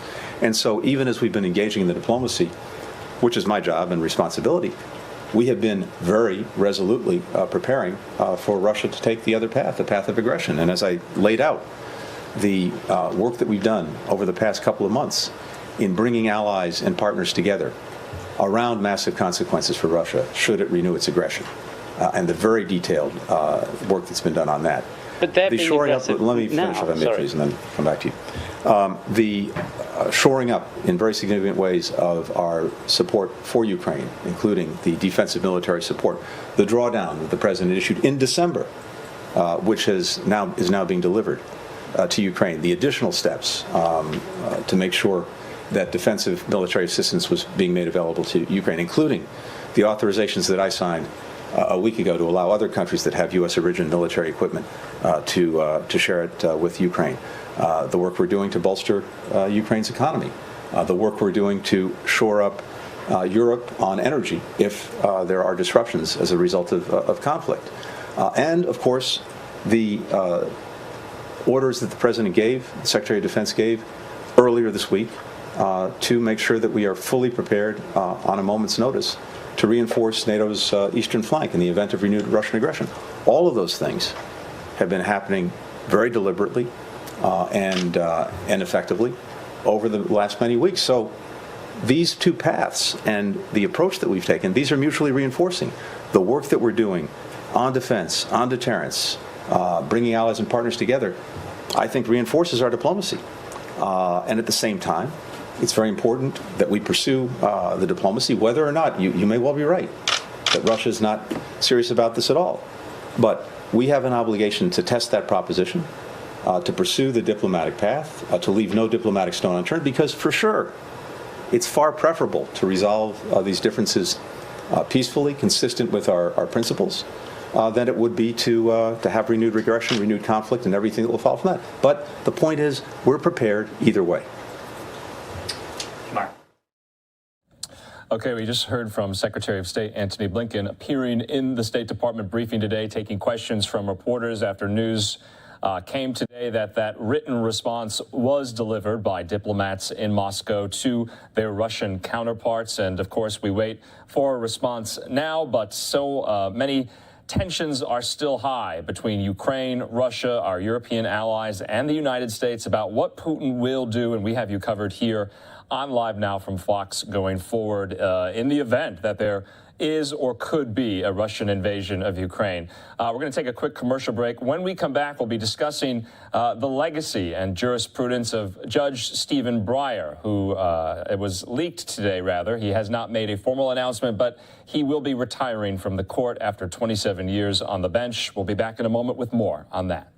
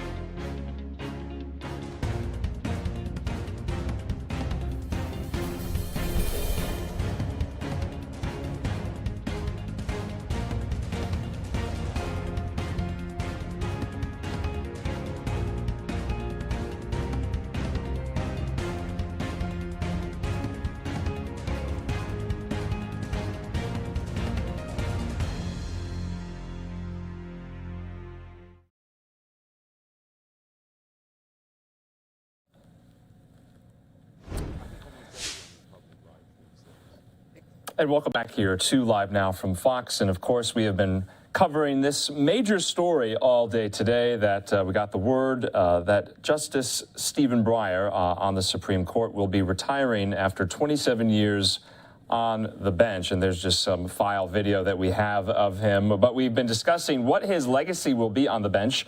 Joining me now to discuss that is Professor of Law at the University of Louisville, Cedric Merlin Powell. Professor Powell, thanks so much for being with us tonight as we look back on really who is a liberal giant.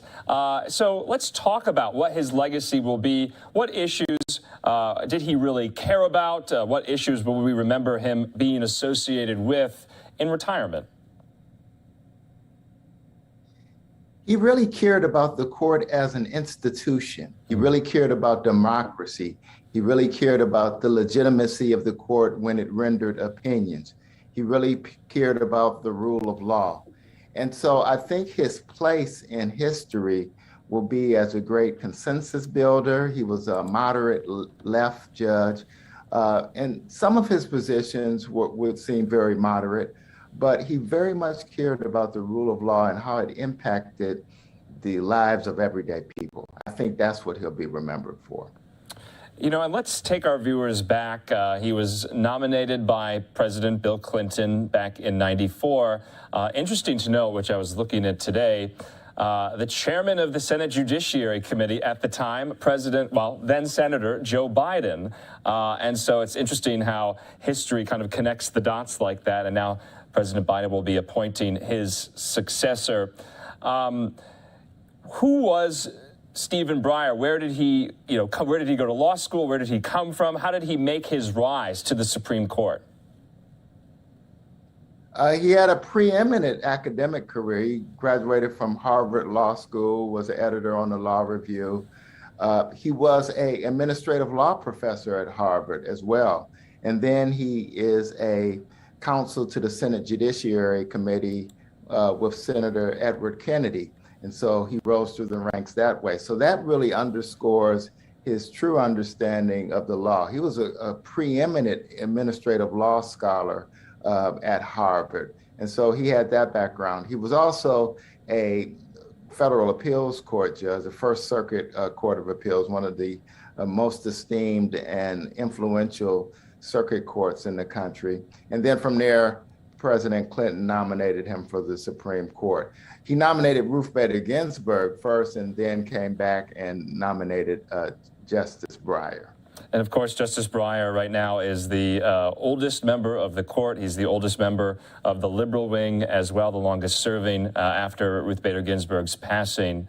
But talk about, because, in my view, from my reading today, he was a scholar, a preeminent scholar, but he wasn't this outspoken, powerhouse liberal jurist. He was low key. He did, write a lot of, dissents and opinions, but he was never kind of loud or colorful as some of his other, conservative colleagues or liberal lions, if you will. Would that be an accurate caricature?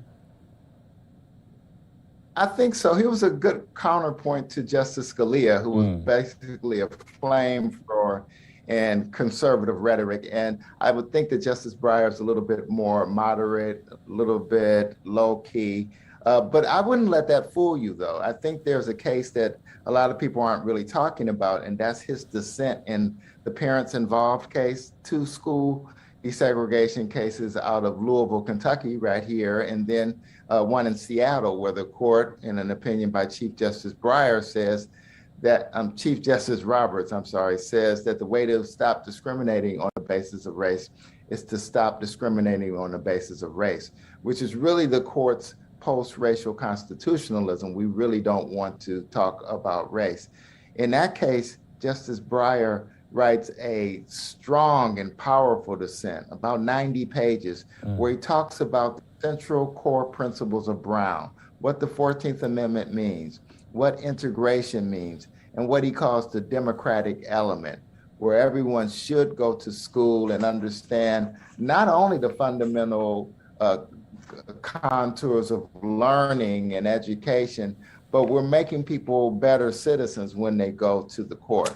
He said something like this: the compelling interest at issue here then includes an effort to eradicate the remnants, not of general societal discrimination, but of primary and secondary segregation. It includes an effort to create school environments that provide better educational opportunities for all children. It includes an effort to help create citizens better prepared to know, to understand, and to work with people of all races and backgrounds, thereby furthering the kind of democratic government our Constitution foresees. If an educational interest that combines these 3 elements is not compelling, what is?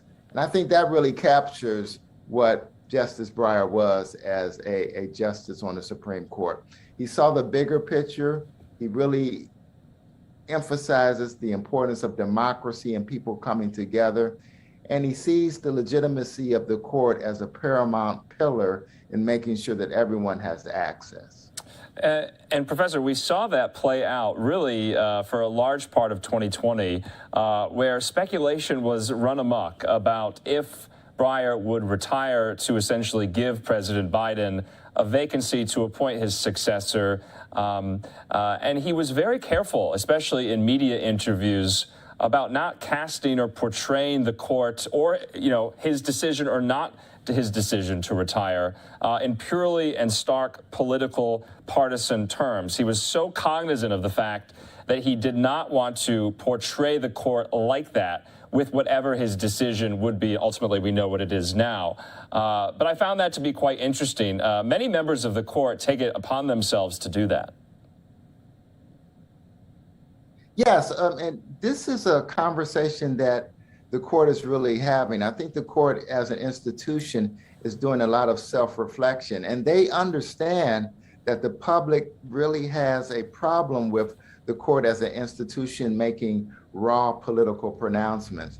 Just a couple of months ago, Justice Amy Coney Barrett was here in Louisville, Kentucky, and she gave a speech in which she opened up by saying that the court is not a bunch of political hats. So they are aware of this notion that the court's legitimacy is being questioned by the citizenry.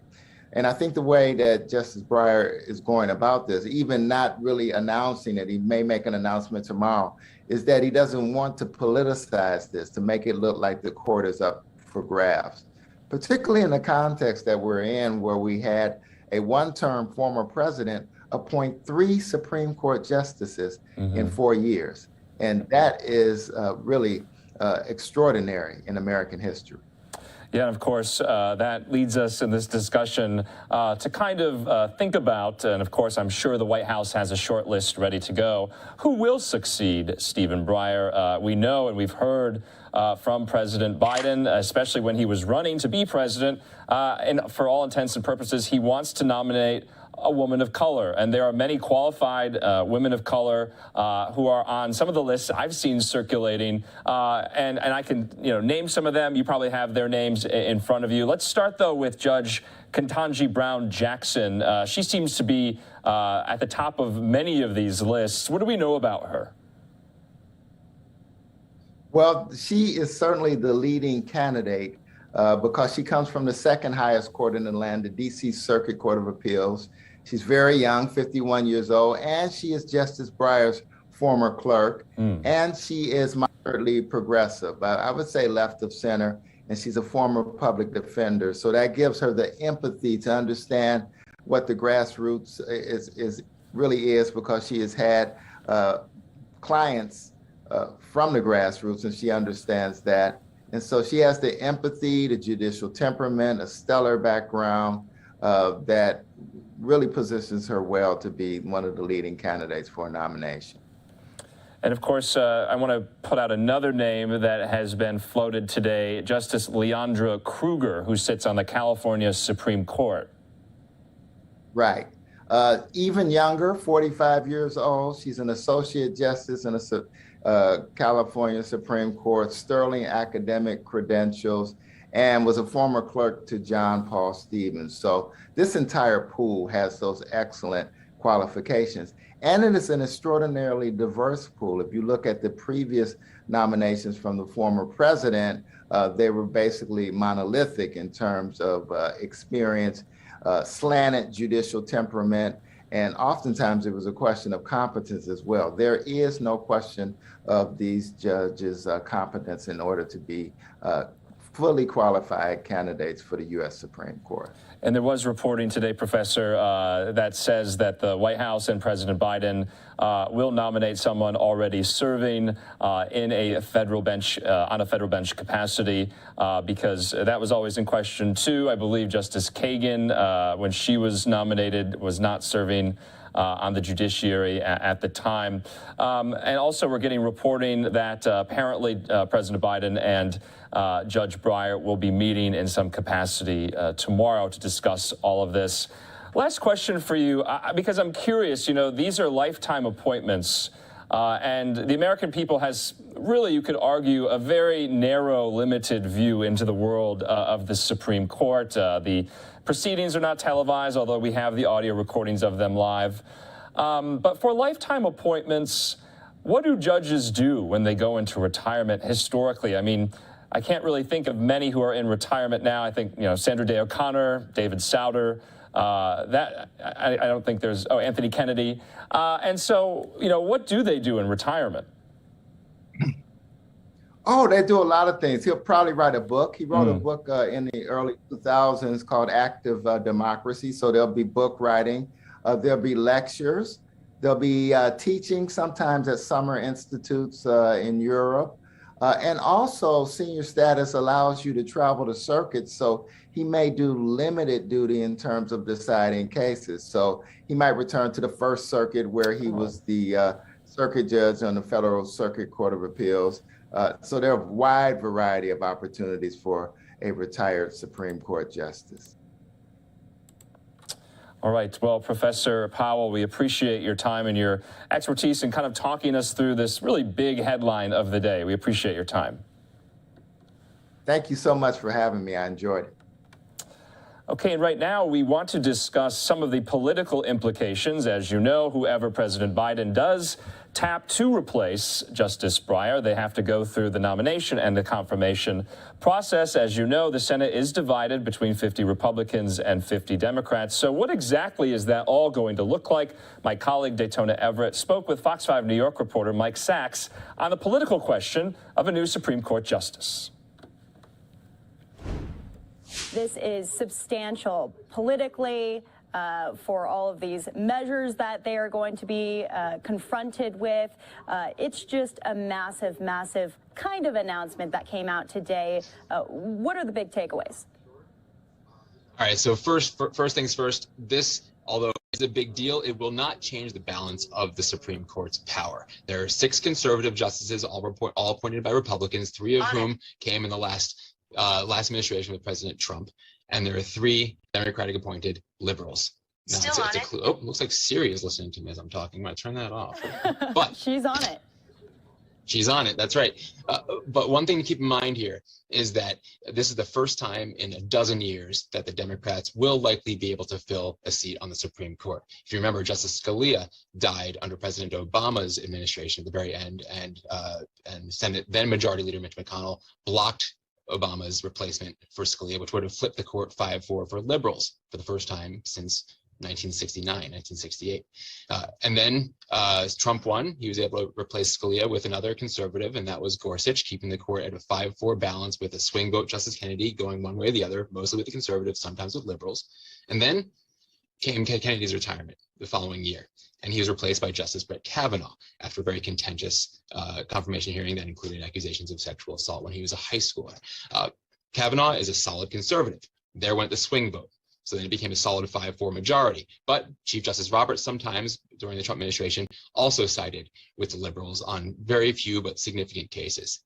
Then Justice Ruth Bader Ginsburg died. She was the oldest member of the court. She was the oldest member of the liberal minority bloc, then 4 justices. Her death came at the very end of Trump's administration. And what happened then? Justice Amy Coney Barrett was confirmed within a month, confirmed in October of last year, of rather 2020, right before the election, securing a 6-3 supermajority in the Supreme Court. That's where we stand now. Those each were massive changes in the court. This one won't be a massive change in the court. It'll be, if it is successful, a like for like, Democrat for Democrat, liberal for liberal change with Breyer to whomever comes next. We'll talk about that in a moment. But the change will be significant in the matter of the composition and complexion of the court. If you remember, President Biden on the campaign trail made one big campaign promise. So let's go to that right now. Flashback to March 2020. If I'm elected president, have an opportunity to appoint someone to the courts, I'll appoint the first black woman to the courts. And now, President Biden will soon have the chance to make good on that campaign promise, with reports that Supreme Court Justice Stephen Breyer intends to retire by this summer, after the 83-year-old member of the court's liberal minority resisted pressure from progressives to do so right after Biden took office last year. Retire immediately after somebody is elected who's, I didn't retire because I decided on balance I wouldn't retire. Nominated by President Bill Clinton in 1994, Breyer would become a vocal dissenter on an increasingly conservative bench. It is not often in the law that so few have so quickly changed so much. But Breyer's former law clerk, Professor Carolyn Shapiro of Chicago-Kent College of Law, says her old boss never stopped working to find common solutions. He cares so much about the rule of law and a functioning democracy. Those have really been the guiding principles of his career. Breyer's exit comes as the court's 6-justice conservative majority considers whether to overrule Roe v. Wade, expand gun rights, and eliminate affirmative action. Meanwhile, Senate Majority Leader Chuck Schumer has promised a speedy confirmation hearing for whomever President Biden nominates.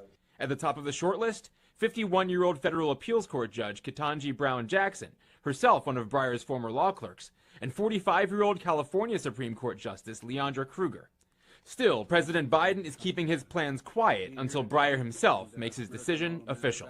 There has been no announcement from Justice Breyer. Let him make whatever statement he's going to make, and I'll be happy to talk about it later.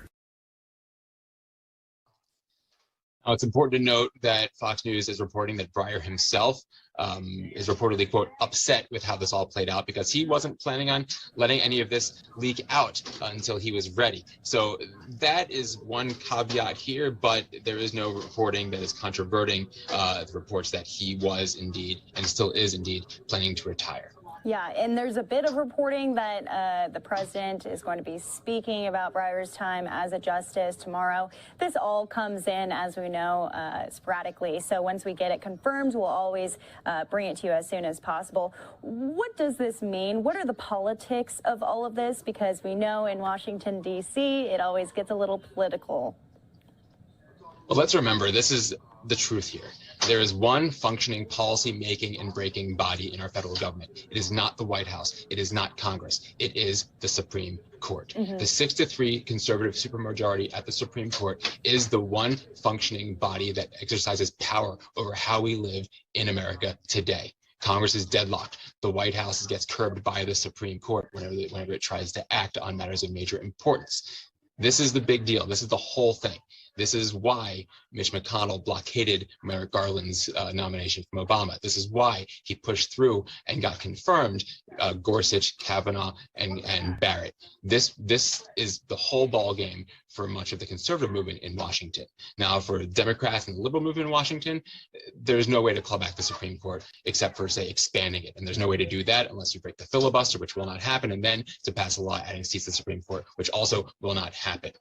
So what we're seeing right now is really Democrats enjoying one small victory and using the demographics of the Supreme Court, putting the first black woman ever on the Supreme Court as perhaps, as Biden made it a campaign promise in the 2020 political campaign, as also perhaps something that will rally the Democratic voting base come the midterms in November 2022. Breyer's retirement now is placed in time so that there is a Democratic majority, very slim one, in the Senate, and a Democratic president who could then put forward someone in his stead that could rally Democratic voters to get to the polls and vote to perhaps try to maintain the slim majorities and controls of both houses of Congress. That's what's going on here politically, at least. That's why Schumer's promising to move quickly on a replacement, and that's why Biden, of course, is going to nominate, as he's promised, a black woman for the Supreme Court.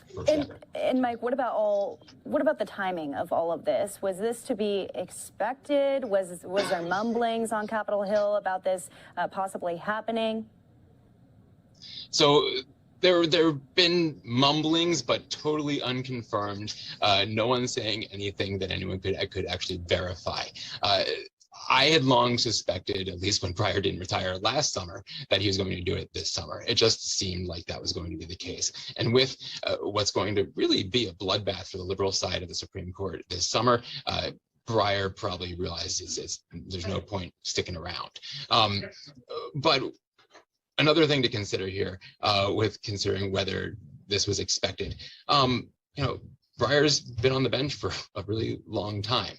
Now is the time for him to go, I'm sure, in his mind. He played coy for a while, trying to tell the public that there is no politics at the Supreme Court, which I think for him was his signaling to his conservative colleagues not to make the court look partisan. Now that they, in his mind, are making the court look partisan, he's probably going to say, you know what, then fine, I'm going to throw my political cards on the table too and retire now when the getting out's good and I can get a liberal to replace me as well. Right, exactly. And who that will be is still unknown at this time, and it's something that we'll be tracking here. Fox 5's Mike Sachs joining us live out from New York. We appreciate it. We'll talk to you soon. Mike, this is... Okay, and thank you to Daytona Everett and Mike Sachs there at Fox 5 in New York discussing how this will all play out politically. Like Mike said, it won't really upset the ideological balance of the court. It probably, most likely, will still remain 6 conservative justices, 3 liberal justices. So it'll be interesting to see who the president does decide. Remember, Justice Stephen Breyer has not made an official announcement yet. Personally, there's been no statements from the Supreme Court as well. This was, known to all of us now through media reports today. Kind of jumped the gun there ahead of Breyer's official announcement that could come very, very soon here. We're getting reports he's going to be meeting with President Biden possibly tomorrow, so to discuss all of this. Anyway, I'm Andrew Kraft. Thanks so much for being with us here on Live Now from Fox on this very busy Wednesday night. We're going to take a quick commercial break. When we come back, we'll be talking about the Federal Reserve and interest rates. Also, a new law passed by San Jose, California, having to do with guns and liability insurance. So a lot in store for the rest of the night here on Live Now. We'll be back in a moment.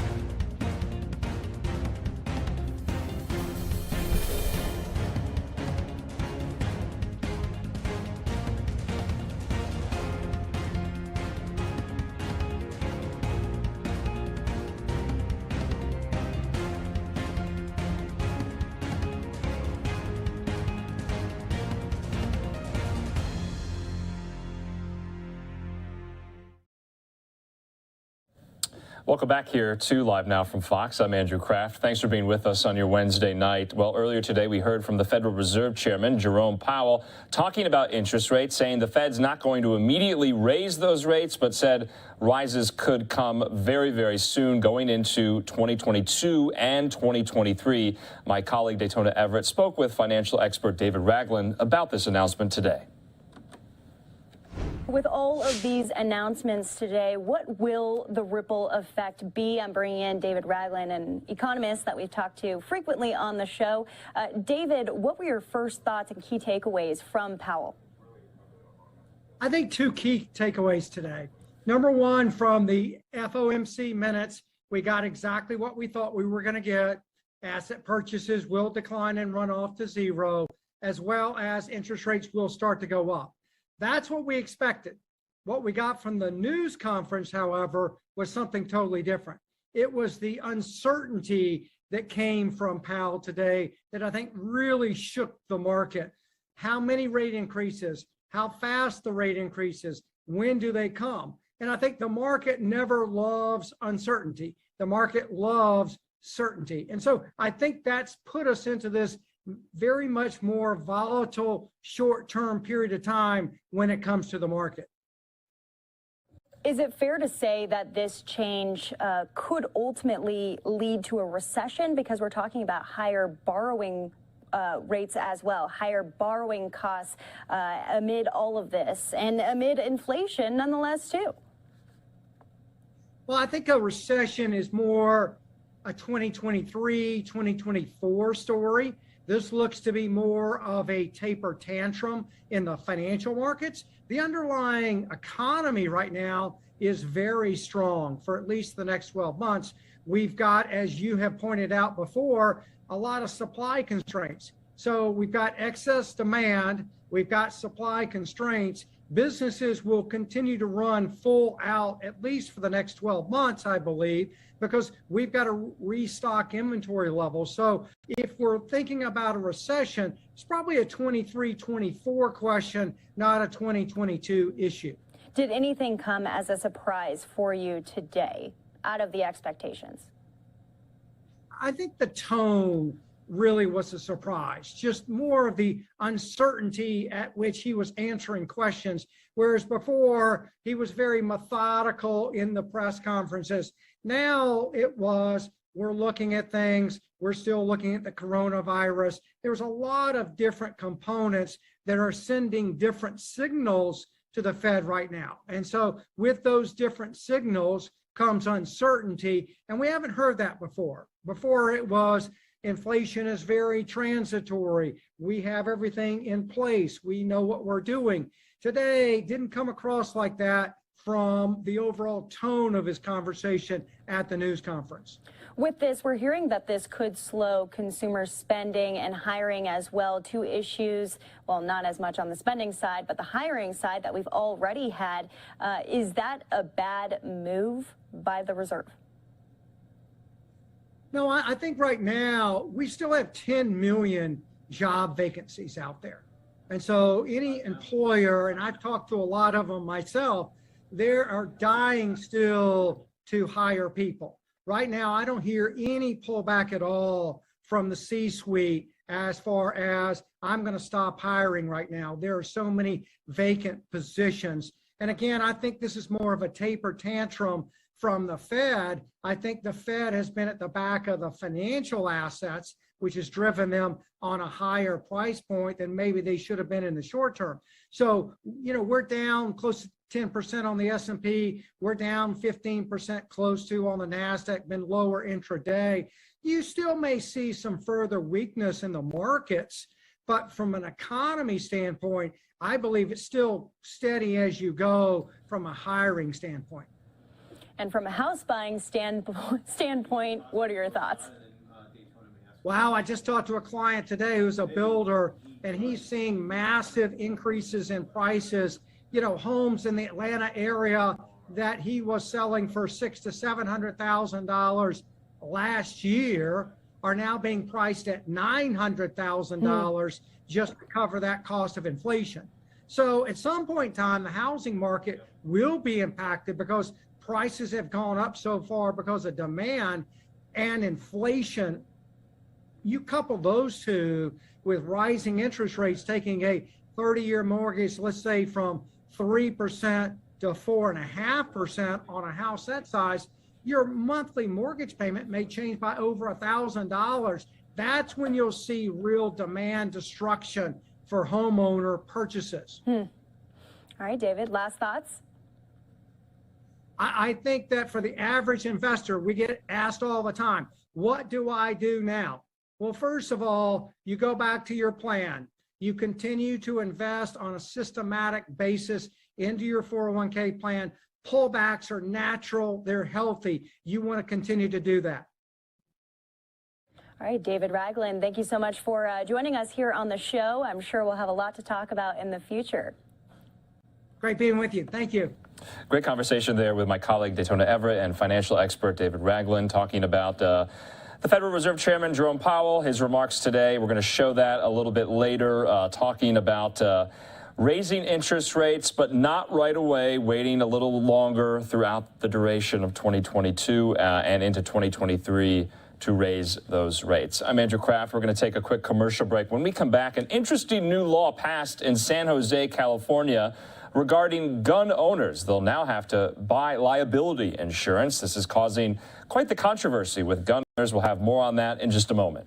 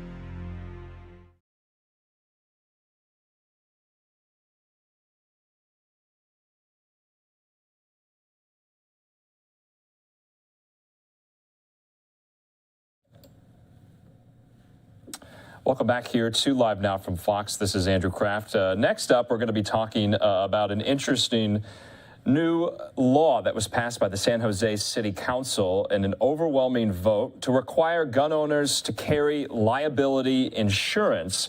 The measure passed late last night. It's believed to be the first measure of its kind in the United States, requiring gun owners to carry liability insurance and to pay a $25 fee to the city, which would be used toward firearms safety education and training, suicide prevention, domestic violence, and mental health services.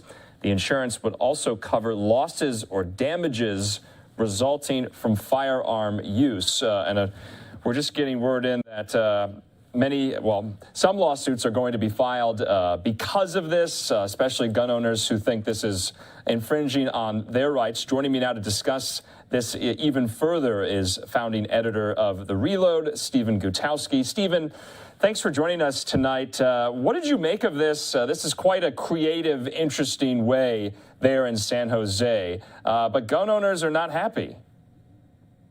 Yeah, certainly. Now you've seen just a day after the ordinance passing, the first lawsuit filed against it by a gun rights group called the National Association for Gun Rights. Multiple other gun rights groups are also already saying they will follow suit. The Second Amendment Foundation, the Firearms Policy Coalition plan to file once this ordinance actually goes into effect. But the first suit has been filed in federal court over this. So clearly there's very strong opinions that this ordinance is not constitutional and that it violates the Second Amendment.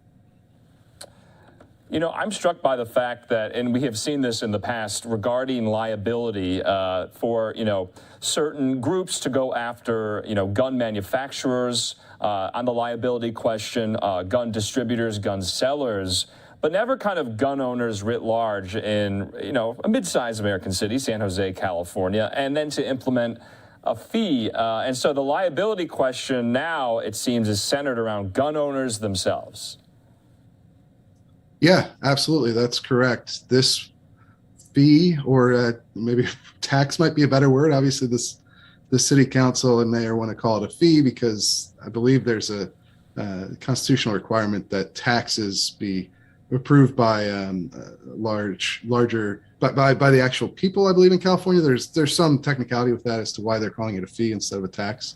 But effectively, they're going to charge anyone who owns a gun an annual amount of money to fund a nonprofit that will supposedly do the programs that you suggested earlier, or that you talked about earlier, and then they will also be required, just regular gun owners, everyone who owns a gun in San Jose, will be required to carry a sort of insurance that doesn't actually exist on the market. This was one of the contentious points in the council meeting, which dragged on for hours. They didn't vote on this until late into the night. But one of the problems that they've discussed was that there just isn't an insurance policy that covers the things they want to cover.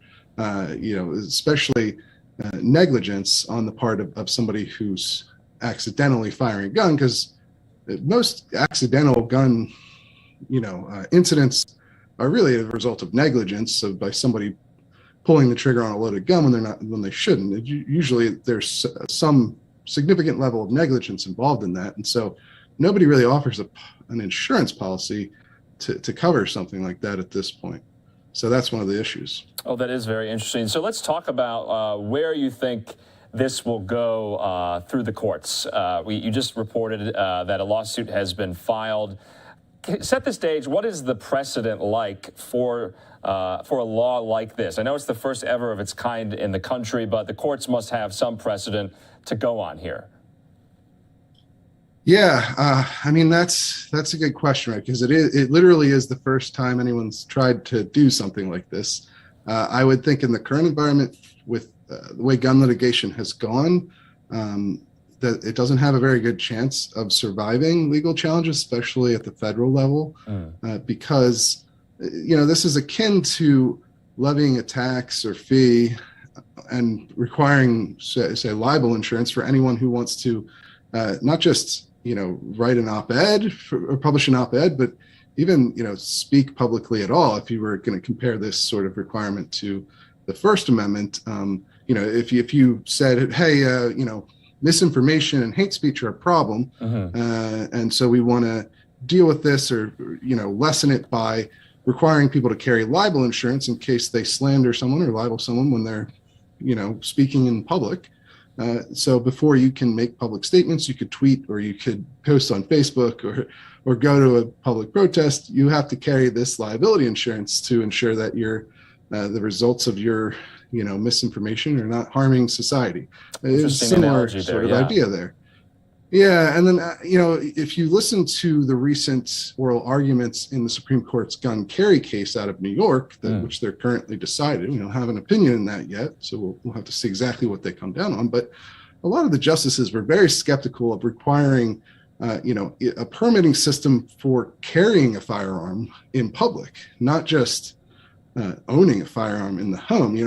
The Heller case from 2008 established that the Second Amendment protects an individual's right to own a handgun in their own home, a common handgun, which this directly implicates that, because that's what San Jose is requiring people to get insurance and pay a fee to do. So, it's going to be a really tall hill for them to climb in order to convince federal courts that this isn't infringing on the Second Amendment. And I think, this Ninth Circuit, this is California, right? The Ninth Circuit is much more open to strict gun regulations. In fact, they haven't really ever overturned any of them. So maybe it survives to that point, but I doubt the Supreme Court would leave this in place if it did. That's interesting because it is somewhat similar to what the justices are contending with right now with that New York state law. Let's talk about, going forward. Do you think any more, major municipalities around the country will kind of look at this, maybe adopt it themselves, or at least put it up for a vote? It's definitely novel and creative at that. Yeah, I think it will all depend on how quickly this gets struck down by the courts. For an example of this, I would look to the ordinance that Los Angeles and San Francisco were considering. I believe San Francisco passed an ordinance, actually, that required the city not do business with anyone who was an NRA member. And that got struck down basically immediately, and the city gave up on it after that point. It didn't try to fight it any further than that. But of course, in that case, you're also dealing with First Amendment implications directly, because it's about freedom of association for people who might want to do business with the city. But if it doesn't get struck down quickly and the city doesn't give up on it, they try to appeal it and move forward with this case all the way to the Supreme Court, perhaps, you could certainly see other jurisdictions pass ordinances like this. I mean, there's a lot of copycatting that goes on in local government, as everyone's seen across the country. So if there's plenty of other cities that have city councils and mayors who would agree with the basic concept here and who are not favorable towards gun ownership and want to see it more heavily regulated. So I think they'll probably wait until San Jose gets to be the test case, and then other jurisdictions might decide based off what happens to them. Well, it's definitely interesting, an interesting talker today, and Stephen Gutowski of The Read. We always appreciate you breaking down these laws, these stories regarding the gun industry. We'll speak to you again. Absolutely. Thanks for having me. So right now we want to play out for you the press conference San Jose officials held today. In light of this news, we're going to hear from the San Jose mayor, as well as some city council members, explaining this to the public. What does this mean now for San Jose Californian residents? Tonight, San Jose passed an historic ordinance and is the first the first city in the nation now to require liability insurance and for gun owners to invest into domestic violence and other violence prevention programs. We're going to have our outside legal counsel, Kotchett, Petrie, and McCarthy, speak today, as well as Mayor Sam Liccardo, and we're happy to answer any questions. So I'm going to introduce Mayor Sam Liccardo now. Thank you. Good afternoon, everyone. We were made aware that there was a press conference held by several attorneys who had filed a lawsuit against the city of San Jose after the passage of this ordinance. This is of no surprise to us. We've reviewed the complaint. There's certainly nothing surprising in it. Fortunately, we have tremendous assistance being lent to this city through the pro bono services. Some tremendous lawyers of the firm Cachette, Petrie, and McCarthy. We are here today with a partner from that law firm, Tamara Prevost, and as well as a couple of associates, Melissa Montenegro and Kayi Shea. We are grateful for their hard work in helping to prepare for this time, as we've been engaged in extensive discussions with them and with national organizations that have been assisting us in terms of understanding all the constitutional and other legal issues that are associated with this ordinance. And we're certainly expecting and preparing for the litigation that is ahead of us. I'm confident that we're going to emerge from this litigation with an ordinance that survives constitutional scrutiny, and we'll be able to implement this, and we'll do so in a way that ensures that in the city of San Jose we have fewer families that feel the devastating tragedy of losing loved ones as a result of harm inflicted by guns. So it is now my great pleasure to introduce Tamara Prevost, who's a partner at Cachette Petrie.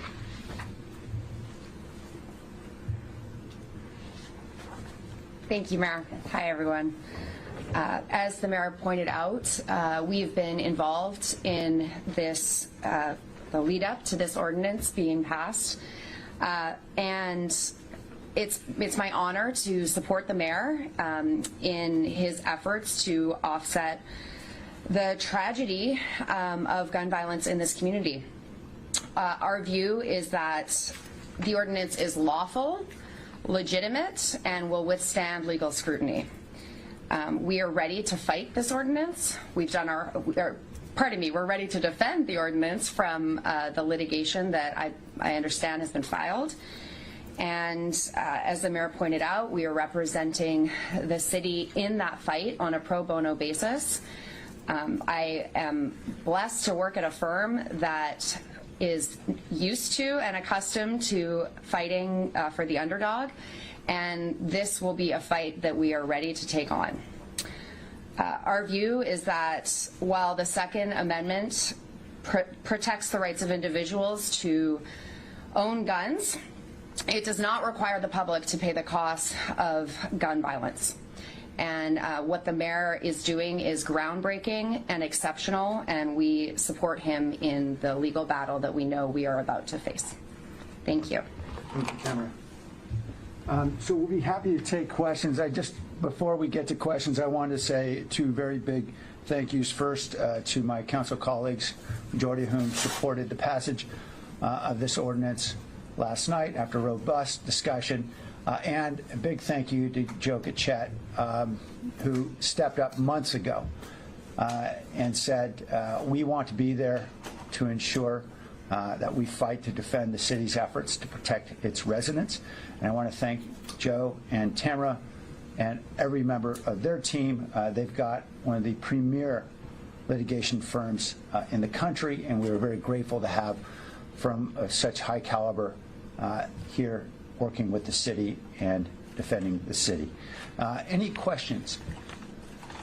Can you address the kind of the big thrust of their argument today, besides the constitutional ones, which I guess we'll ask her, is the fact that this does not address at all criminals and what happens with them, and that it actually just only affects people who are legal gun owners and people who have guns in their home? Yeah, I'm not sure that's a legal argument. That's certainly an argument about policy. And I would just say, with regard to the policy, those kinds of arguments really misunderstand the scope and nature of harm that relates, it's harm that is inflicted by the use of guns in our community. The majority of deaths by firearm in this country are by suicide. More than a third of the emergency room admissions from gun-inflicted injuries are from unintentional shootings. These are all very preventable deaths and injuries. And there is no reason why we should narrow our scope to a particular category of harm when we know there is far greater harm that is suffered by our families every single day in cities throughout the country. And so we are employing an approach that addresses the many forms of death and injury inflicted with the use of a firearm in our city and in cities throughout the country. Now, I would say with regard to those who are also criminals, we're doing all we can to address criminal use of firearms as well. I think you're probably aware, Robert, a few months ago we passed an ordinance requiring videotaping of gun sales and transactions in gun stores so we could crack down, for example, on criminal organizations that are engaging in straw purchasing of guns, and through a host of other ways. We'll continue to do that. And I believe, particularly with some favorable legislation at the state level, we'll be able to use the very ordinance we passed last night to be able to remove guns from the hands of those who have violated the ordinance and are encountered by officers in situations that are particularly combustible or violent, or an officer can take a gun out of the situation, just as they do in domestic violence contexts, and then return it if, in fact, the person is able to demonstrate they have lawful possession. On the insurance item, this lawsuit takes specific aim at the idea that the amount, it's unstated, we don't know how much the insurance would cost a gun owner, and Deb Davis voted against it, in her memo said it may or may not be available to everyone. Mm-hmm. In your research, can you talk about, the availability Sure. of this insurance and whether or not, how much these premiums would cost? Sure. Yeah, members of our team reached out to more than a dozen insurance providers. And these are providers for both homeowners insurance and renters insurance, and found widespread availability of this insurance. In some cases, at very little cost, in some cases at no cost. I checked my own homeowner policy, USAA, and it did have a provision. I think many insurance companies require that you identify guns that you have in your home so that they'll actually recognize whatever it is they're insuring. And as a result, there can be engagement over what measures that particular policyholder has taken to reduce the risk of harm. For example, buying gun safes, deploying trigger locks, or taking a gun safety course. So those are the kinds of measures that we want insurance companies to incentivize, because it makes gun ownership safer. And we think that's a good thing, because we live in a country where 4.6 million children live in a home where a gun is kept loaded and unlocked.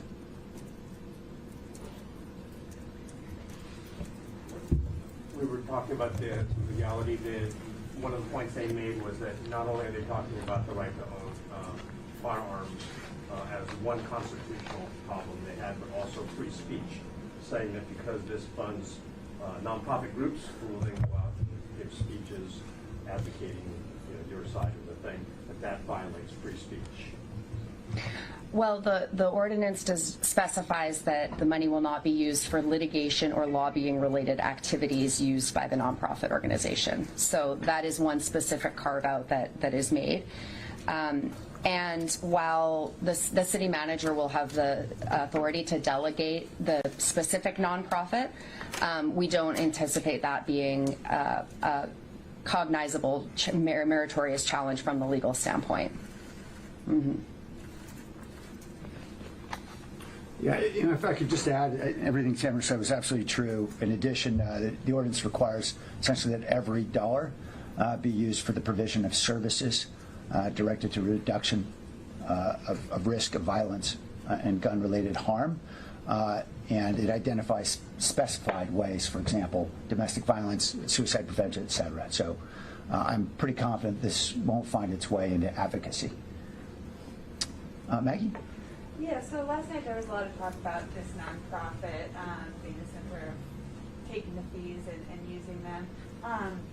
Just any response you would have to concerns about this nonprofit being in control of the money? Sure. And just oversight of that? Or? Sure. This city dispenses tens of millions of dollars, and if you included the county, I'm guessing we'll get to hundreds of millions of dollars to nonprofits every single year to provide essential critical services in our community. We do so with basic oversight. Those nonprofits generally have to satisfy basic requirements around audits and governance. And obviously, where they fail to perform, decisions are made to move dollars to other nonprofits. So the governance of nonprofits and their work in the community is far from perfect, and we know there are plenty of examples where dollars are not perfectly used. But last I checked, that might be true in the private sector and in the public sector as well. Nonprofit sector isn't exempt. So we're going to do our best to ensure these dollars are well used, and I'm confident that we'll have successful outcomes. Mayor, why is this important that this ordinance passed?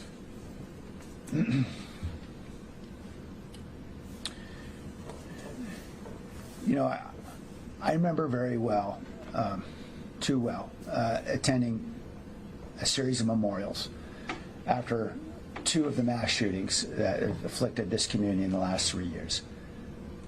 And the one voice that stuck out so clearly to me came in Spanish at a memorial, which a woman confronted me and said, "Why can't you do something? Why can't the city do something? We always hear Congress isn't doing anything. Why can't you do something?" She was a family member of one of the children who was lost in that in the Gilroy shooting. Mayors throughout the country are asking themselves that question too often. And there is a recognition that we are powerless if Congress doesn't act in the minds of too many. And what we're trying to demonstrate is that we can lean into this problem as cities, and we don't have to wait for Congress to take action. This devastation of gun violence is an epidemic in cities throughout the country. Many mayors, like myself, are looking for ways in which we can reduce the devastation that has been felt by too many families in our community. And we hope that we're offering one path. I also hope there are going to be others as well. And we're starting to see that, I think, in cities throughout the country as people are creatively thinking about how they can reduce the scourge of gun violence in their communities. The attorney representing the gun rights group outside earlier basically accused you and the council of knowingly passing an ordinance that is unconstitutional and called it showboating for the cameras. What would you say in response to something like that? She was saying this while she was in front of a pack of cameras. You know, I'm pretty certain that more than 99.9% of the lawsuits that are filed in this country are filed without a press conference. So the fact that it was said at a press conference is interesting. Nonetheless, look, we have spent nearly 2 years in deep discussion with legal experts throughout the country and here locally about how we could fashion an ordinance that would be constitutional and enforceable and have the impact of reducing the risk of gun violence and gun harm in our community. I'm confident we've achieved that. Certainly courts will be the final arbiter, but we would not have taken the hundreds, if not thousands of hours to explore this. And I say we, I mean collectively we. I mean Tamara and her team and many organizations that have been assisting us, ranging from Giffords Law Center to the Brady United to every town, all together working to find a path. And I'm confident we've landed on that. This is, of course, we know, going to be a battle, and that's the nature of gun regulation in this country. As I've said many times before, no good deed goes unlitigated. Sam, I hope this isn't kind of like a basic thing everybody knows. I didn't cover the meeting. But, oh, I'm sorry. Did you? No, go ahead. Oh, Go ahead. Okay. They were talking about the fact that gun owners shouldn't be worried about their guns being confiscated just because they don't comply. What is the enforcement here if people don't comply? Can the guns be actually taken away, or is it fines, or what? Yeah, primarily it's going to be fine and administrative remedies of that nature. We know that in the domestic violence context, there's a mechanism under state law for there to be a temporary forfeiture of guns when officers responded and there's an allegation which there's been violence or reasonable belief of violence. And in that case, an officer can temporarily take the gun, obviously until the situation calms down, and then in subsequent days, the gun owner demonstrating that their lawful owner can get the gun back. We've been looking at those kinds of options, and we have a couple of legislators, one in the Senate, one in the Assembly, who have crafted language to enable that kind of provision to happen in cities throughout the state. For a violation of an ordinance like this, it's not law yet, so I don't want to get in front of it. But it could be a tool that could help us, for example, in a situation where there's a bar brawl and an officer responds, somebody has a gun on them, and we all know we'd all be better off if the gun were removed from that very tense situation until tempers died down, and then obviously the gun owner would have the gun restored when they demonstrate that they're a lawful owner. But in that kind of situation, then, would if the person was not in compliance with this, would that give the police officer or somebody more authority to take that gun away? Well, that would be the point of the state legislation, just to ensure that we are completely compliant with the Second and Fourth Amendments. We want to have something like that in place. Today, we are not going to be directing our police officers to seize guns with noncompliance. Just to be very clear, that's not the direction they have now. Whether that could be the case with state legislation is to be determined. Just want to be sure. Okay, top of the hour here, 7 o'clock Mountain Time, 9 o'clock on the East Coast. We've been listening to the San Jose, California mayor explain this new law that was passed by the city council just last night that would require gun owners in the city of San Jose to buy liability insurance to own a firearm and pay a $25 fee that would go to a nonprofit working to reduce the effects of gun violence, suicide prevention, mental health, and the like. So we just spoke to Stephen Gutowski of The Reload, who covers all things about the gun industry, and he said and his reporting that a lawsuit has already been filed by a group that represents gun owners. So we'll see where this goes.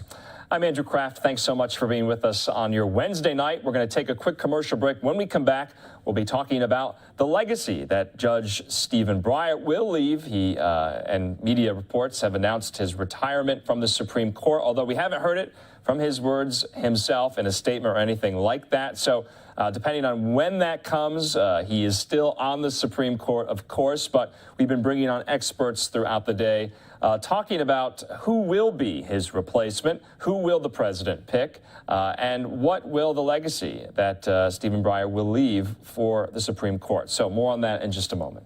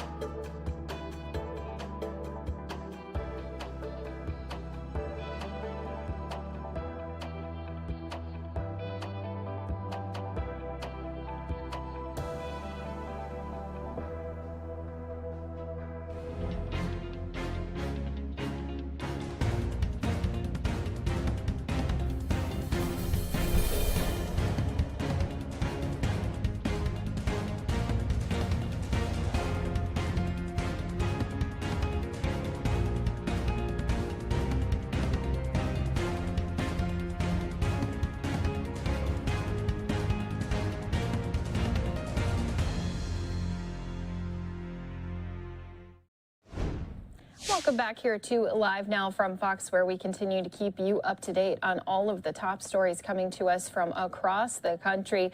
Earlier here today, we did bring you some breaking news that continues to be talked about by a number of people, including us bringing in some of our own experts here on Live Now from Fox after we did have liberal Supreme Court Justice Stephen Breyer retiring. He will now be leaving that seat for President Joe Biden to fulfill. Now, Joe Biden has previously pledged to fill that by naming a black woman to high court, the very first one of that. That's according to a few different sources. So what we want to do is continue this conversation. I'm bringing in Paul Bender. He is with the Sandra Day O'Connor College of Law, professor of law. And Paul, I just want to say thank you so much for being here with us on Live Now from Fox. What were some of your first initial thoughts when this announcement came about his retirement? Well, it's something you had to expect because he is aware of what the political situation is, and I'm sure he didn't want to wait so long that President Breyer would not be able to replace him, but that it would be a Republican president replacing him. So I think that's why he's doing it now, to ensure that President Biden has a chance to pick his replacement.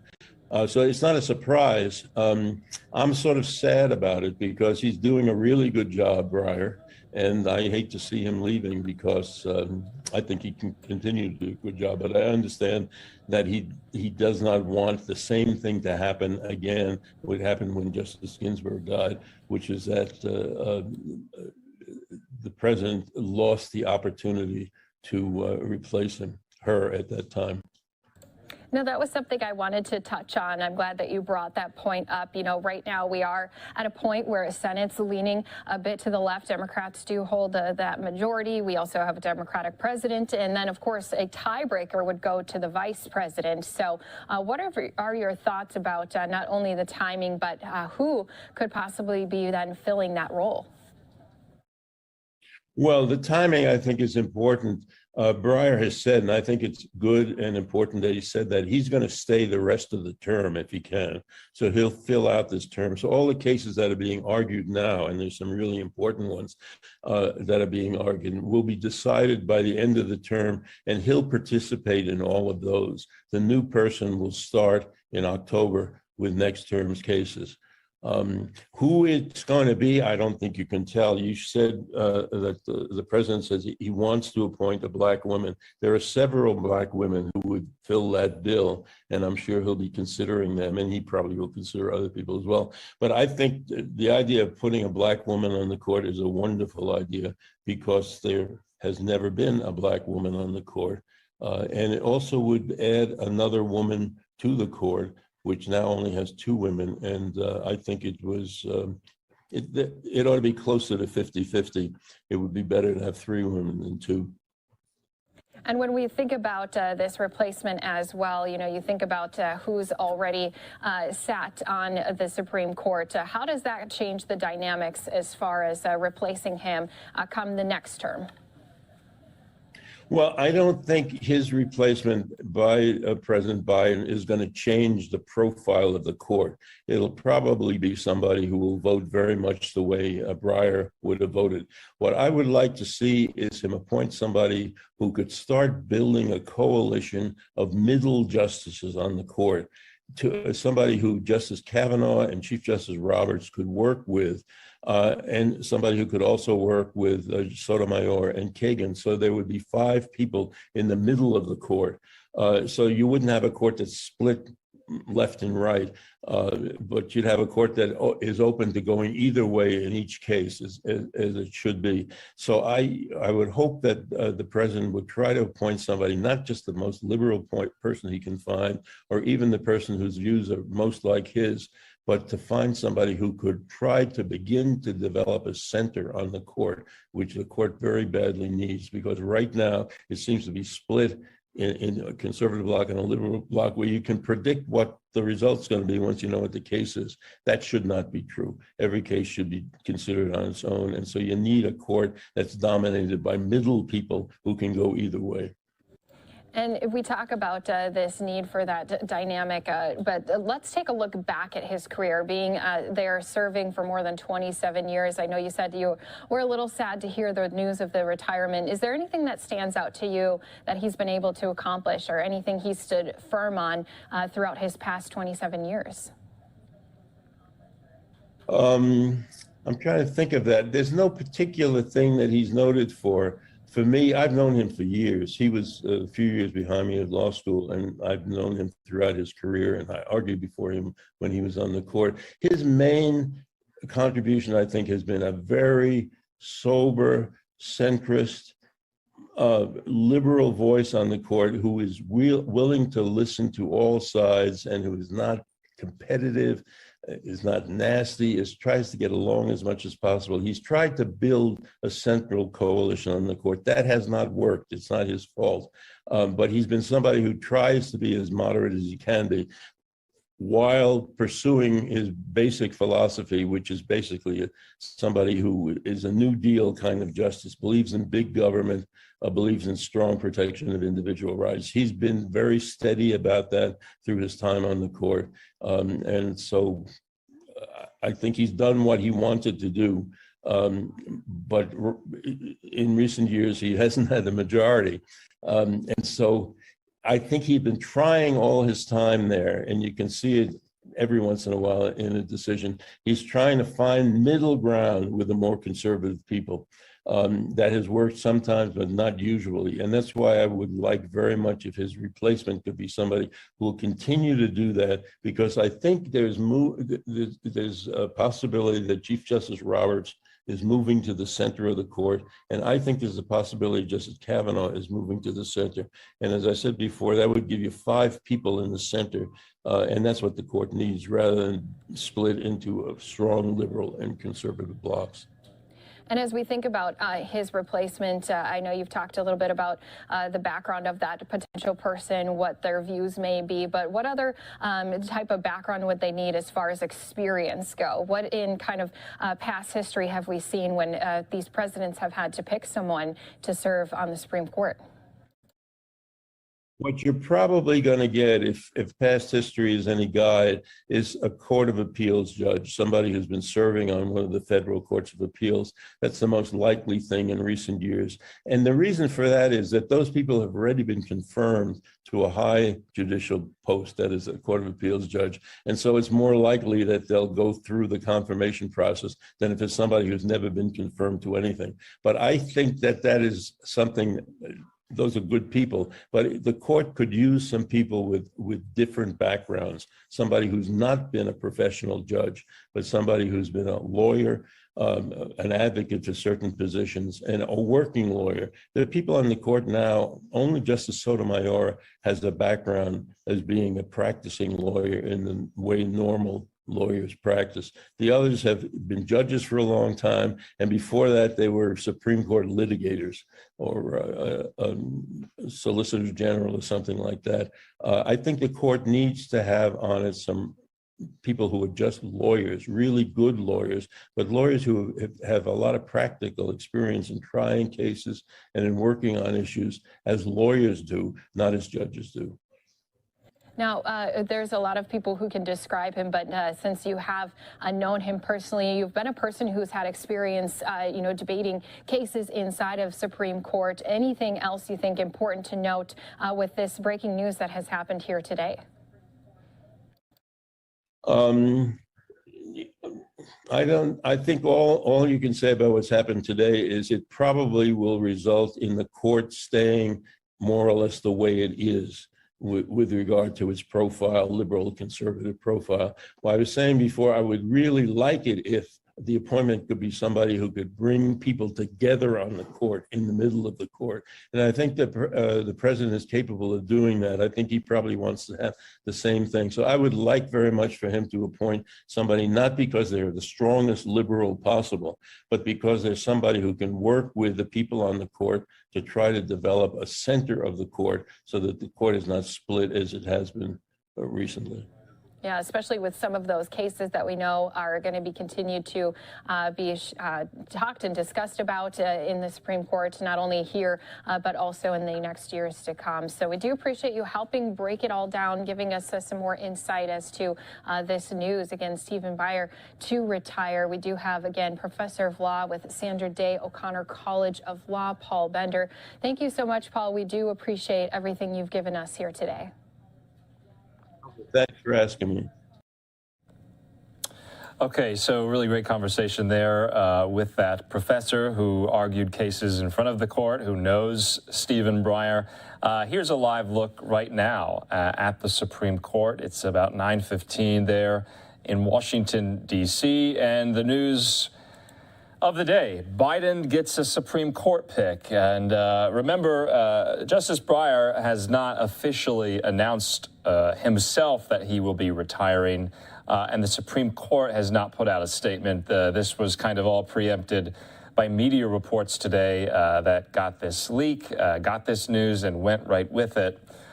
So it remains to be seen on when that formal announcement will be coming. There is reporting to suggest that Breyer will be meeting with President Biden possibly tomorrow to discuss all of this. Of course, depending on when Breyer does decide to step down, it could be, several months from now.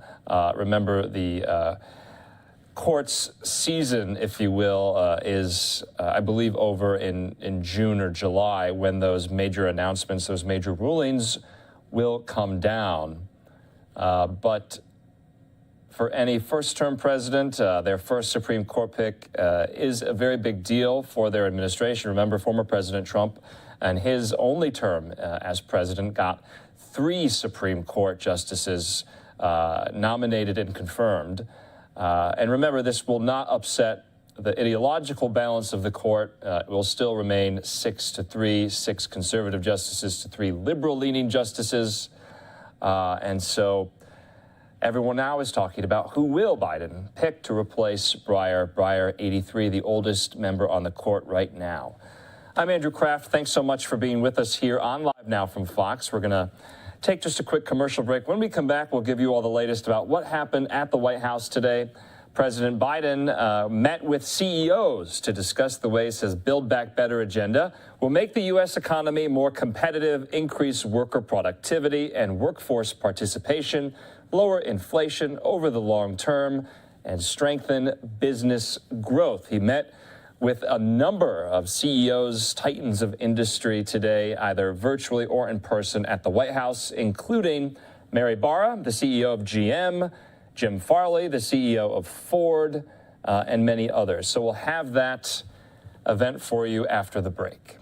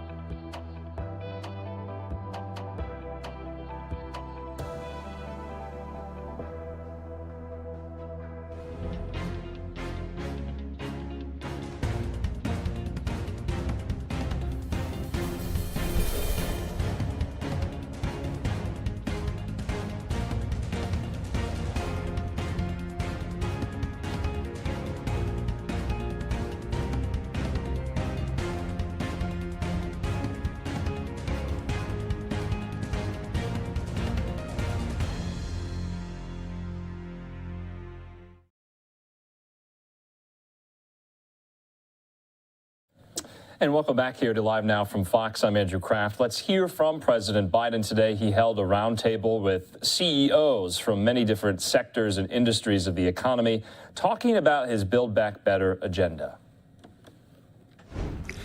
They're America's top business leaders, and being here to support the Build Back Better initiative is, I think, important.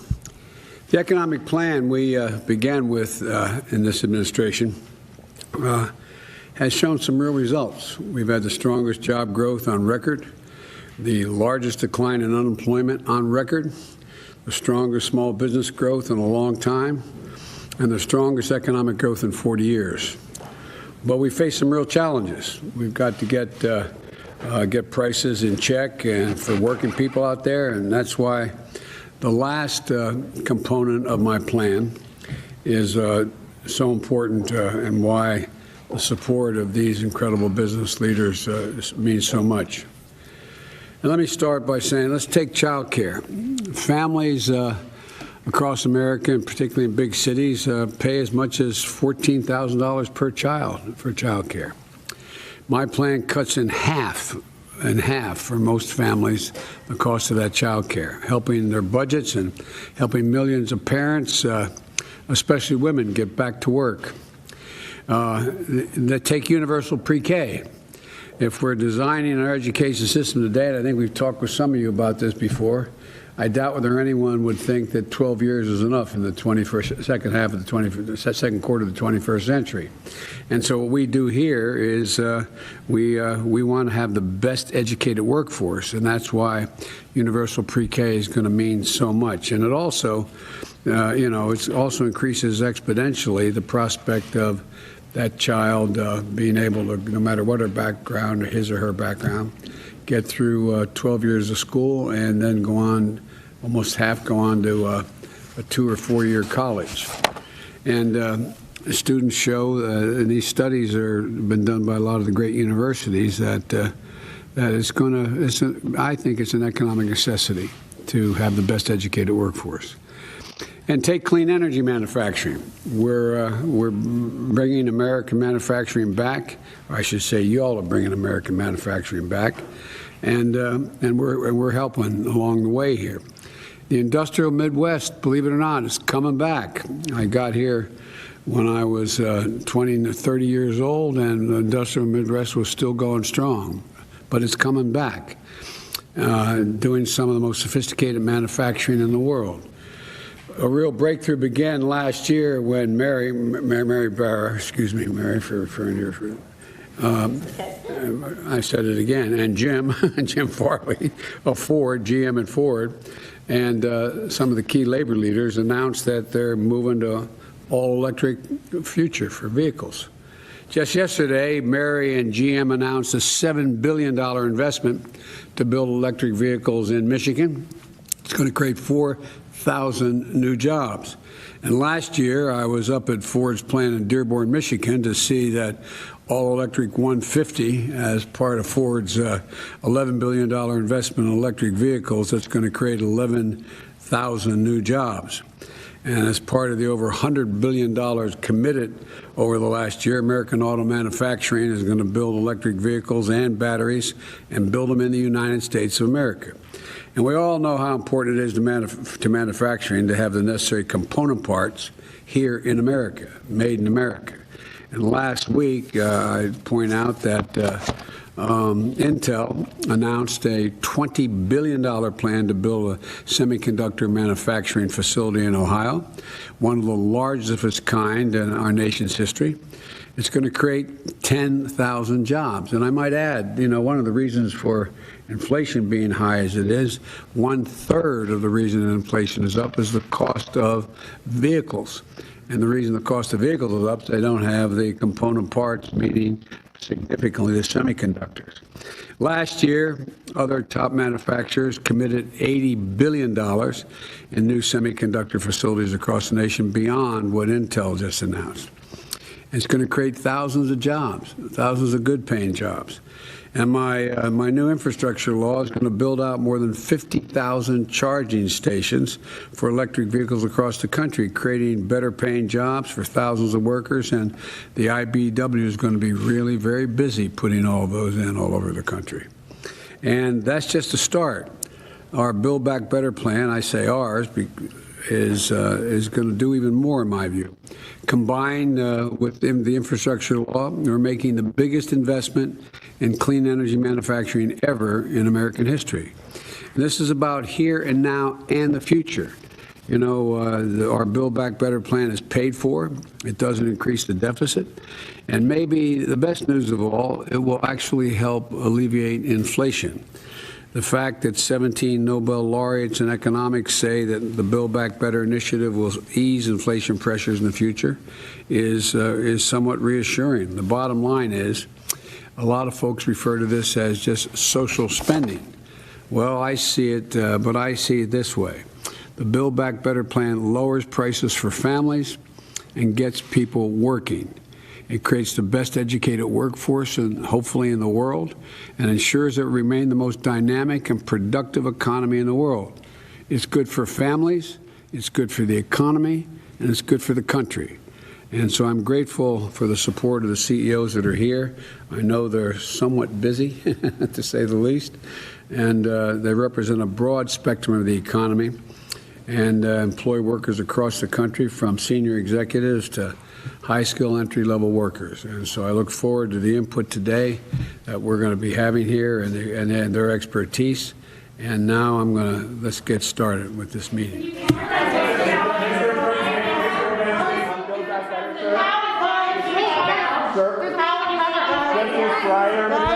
Justice Breyer is going to retire. Let's go. Thank you. Let's go. Thank you. Your thoughts on Justice Breyer's retirement? Thank you. Let's go. Thank you, guys. Let's go. Thank you. We're not. Guys, we're continuing the meeting, please. Thanks so much.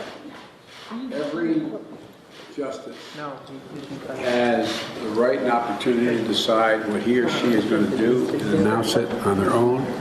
There has been no announcement from Justice Breyer. Let him make whatever statement he's going to make, and I'll be happy to talk about it later. Thank you so much. Mr. President, so we're going to... I'll be happy to talk about this later. I'm going to get into this issue, okay? Thank you so much. We're going to start by asking Tom Limbarger to offer your thoughts, please, sir. Yeah, thank you, Mr. President. It's an honor to be here. Supreme Court, Tom? I'm just going to demur on that one, but it's really an honor to be here. Thank you for inviting me to this event, and I just want to say that. Come on, guys, let's move this. I just wanted to say that I think that climate change is the existential crisis of our time, and I know that I would not want to be sitting in my living room with my kids and grandkids and not say that I made every effort I could to address it. And working at a company like Cummins, which has been an innovator for a long time, I think we can make a big investment and a big effort to address climate change in some of the toughest to abate sections in the economy: trucks, construction equipment, and things like that. And that includes batteries, hydrogen fuel cells, and other important technologies. And we are investing significantly in those. But we can't do it alone. The truth is we need investments. Tax credits in the Build Back Better Act for hydrogen and clean trucks will play a big role in getting all of us to invest in infrastructure and other things that we need to get this going. And I just want to say that I think we're out of time. My view is that we're out of time to protect our climate, and we're out of time to make sure that American companies are the ones that lead the world in these technologies. When we invest, we can win and we can create jobs for our workers here in the United States. That's what we intend to do at Cummins, and I think that's what all of us can do if we invest in climate change technologies now. If we wait, not only do we harm the climate, but we make sure that we're not the winners in global competitiveness. Thank you for allowing me to talk. As you know, the Build Back Better plan is over $500 billion in climate change initiatives, including the tax credits you referred to.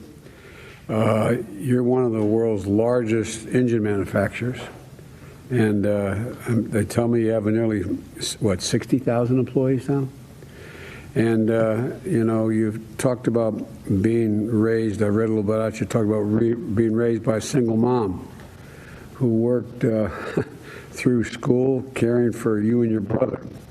And for your employees and for your mom at home, what is the benefit of the Build Back Better provisions relating to child care? I mean, from a business standpoint. Mr. President, I would just say that my mom would be incredibly honored to even be in the conversation at this table. Thank you for bringing her up. Hey, let me tell you something. She's a big part of my life, and I'm very grateful to her. And I know that she's proud of me for playing the role that I'm playing in the economy, and especially for addressing such an important issue as climate change. And you know, I would just say that we're going to make whatever investments we need to do our part. And I really appreciate the efforts of this administration to put the climate first in this Build Back Better Act. And I hope that our leaders can see the future and the importance of the future and the investments that need to be made to make sure climate change is addressed. Well, Tom, on the part of the program that's referred to as the social spending, what, if there is, if you think there is, what from a business standpoint does the child care, the being able to have the child care tax credit, so you're going to have, instead of paying 14 grand, for example, if you live in New York or wherever, paying half of that, what does that do from a business perspective for you? At Cummins, we've always been thoughtful about not only how our business does, but how our communities do. And we think that none of our company can never be stronger than the communities in which we live and work. And there's no question that the families that work for our company, our child care is a significant burden to them. So it's clearly an issue that needs to be addressed. And there's no question that we hear about it a lot. We offered new benefits in our company for both child care and for family leave. And I get more notes about that than pretty much anything else I do. I'll bet you do. All right, well, thank you. Now, Brad, I want to thank you for being here. The pandemic hit your, there you are, hit your workers and hard, and working parents hard.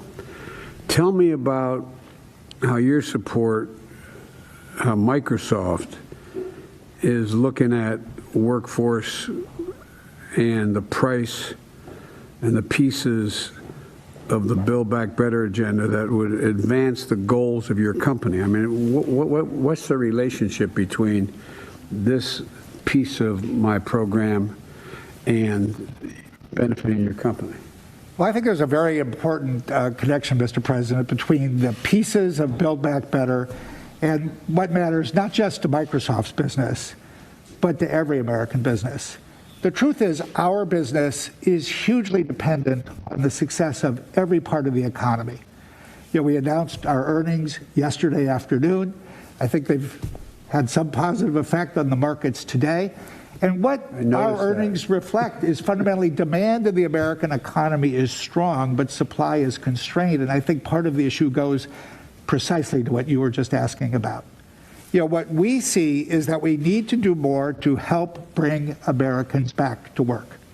And one of the key ingredients that we see, whether it's for our employees or everybody's employees, is that people can only come back to work if they have a way to take care of their children. And in America today, there are two groups of people who are challenged when it comes to taking care of their children. For some, they can't afford to pay for child care. And that's where the provisions of Build Back Better that focus on low-income people who want to work or who want to get training to work, I think is precisely focused on what matters to people. The second group of people that is challenged is people who can afford to pay for child care, but what they're finding is that child care centers themselves don't have enough trained people, and your initiative addresses that as well. And so from our perspective, Build Back Better will help address supply shortages in the short run. Well, I will also say building a long-term foundation for another critical element that business needs, namely people with the skills to do the jobs that we are creating. And if there's one thing we've learned, it's that the best remedy for some of the most acute skills shortages is to enlist the nation's community colleges and mobilize them for the training that's needed, which Build Back Better would do. And when you couple that with the investment in Pell Grants, something that I think so many of us benefited from in terms of our ability to get the skills to succeed, that is the skills that we owe the next generation of students as well. I would offer a full-throated endorsement of the climate provisions as well. In short, I think that does not only what the world needs by inventing the technology in America that literally will help us protect the planet, but it will ensure that the jobs of the future are created in the United States as well. So across the board, I don't think we talk about that enough. Yeah. The provision that the technology that we, by investing, are going to develop that become export capacity, export matters, that grow the American economy beyond merely what it does relating to the environment here at home. And I think we're better positioned than any country in the world to do it if we invest. I couldn't agree more. And, it's digital technology will play a role across the board, so we at Microsoft see this, but more than that, this is things like the long-duration battery storage that will equip the automobiles of the future. It's the sustainable aviation fuel that our airlines and aircraft manufacturers need. It's really every sector of the economy, and perhaps most especially the future of power generation. Well, thank you very much, Brad, for being here and for what you're doing. Now, Mary, I'm always talking about Corvettes. I don't want to make Ford or anybody else upset. But I might point out, when I went to Dearborn, driving that, was up there. I don't know, man. I think the press thought I was crazy. I enjoyed it so much going up and your new EV factory and that Hummer. Before I talked about Dearborn and the F-150, but that Hummer, my Lord, you guys, have you seen this vehicle? It weighs 3 times what my Corvette weighs. When it was brand new, the Corvette was 0 to 60 in 5.2 seconds. This is about 4.1. Actually, models up to 0 to 3 seconds. Oh. 0 to 60 in 3 seconds, yeah. Okay, I'm looking for a job, Mary. But anyway, all kidding aside, I'd like to, what can you tell me about what the investments will make in this legislation would mean to your business and your business moving forward? Absolutely. Well, first of all, again, it is an honor to be here today and be able to speak about climate change and our aligned goals as it relates to converting to an all-electric future.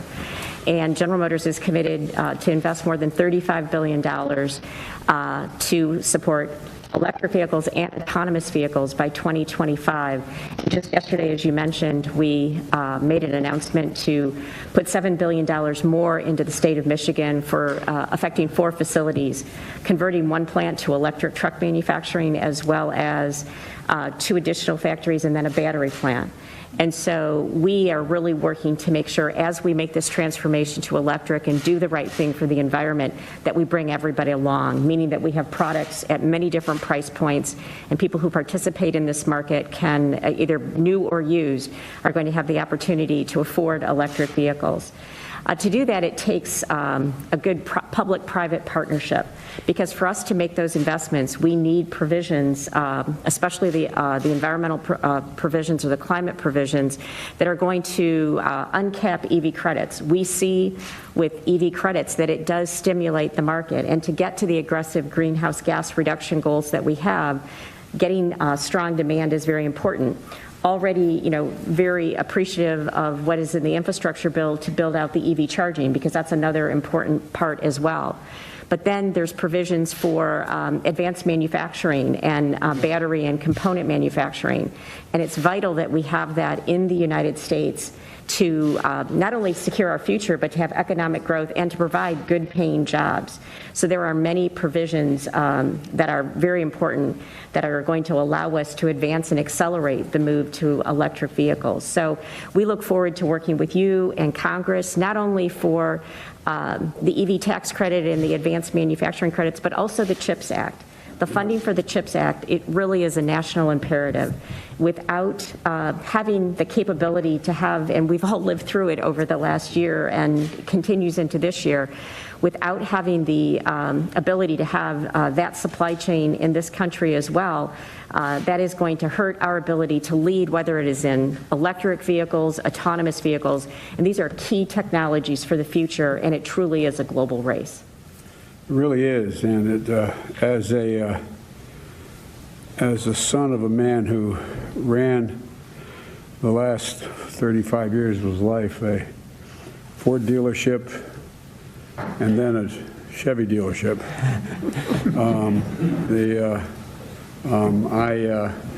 you're going to make a lot of difference in people being able to make a living again. I mean, it really does matter. I mean, it's consequential, and at any rate, but I thank you for being here and what you have to say. Now, Brian? Yeah, Mr. President, with your permission, we're going to shift to the next section. We're going to ask the press to leave, and we're going to focus on going down into some of the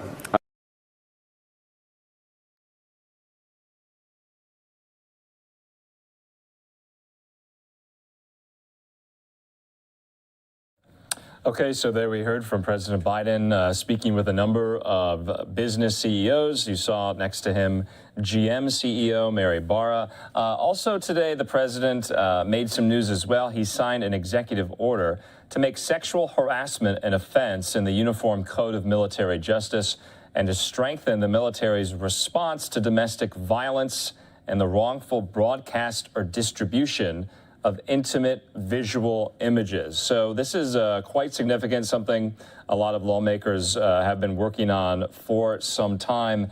And so just to kind of go into what exactly this means, it means sexual harassment is now officially a crime in the U.S. military. I also wanted to update everyone about Vice President Harris and what she will be doing. Tomorrow, she will attend the inauguration of the president-elect, Xiomara Castro, in Honduras. She'll then hold a bilateral meeting with Castro later in the day, and this will be Castro's first bilateral meeting with a foreign leader post her inauguration, and she is the first female leader of Honduras, and Vice President Harris will be there for her inauguration in the capital, Tegucigalpa. I'm Andrew Kraft. Thanks so much for being with us here on Live Now from Fox. We're going to take another commercial break. We have more top headlines when we return.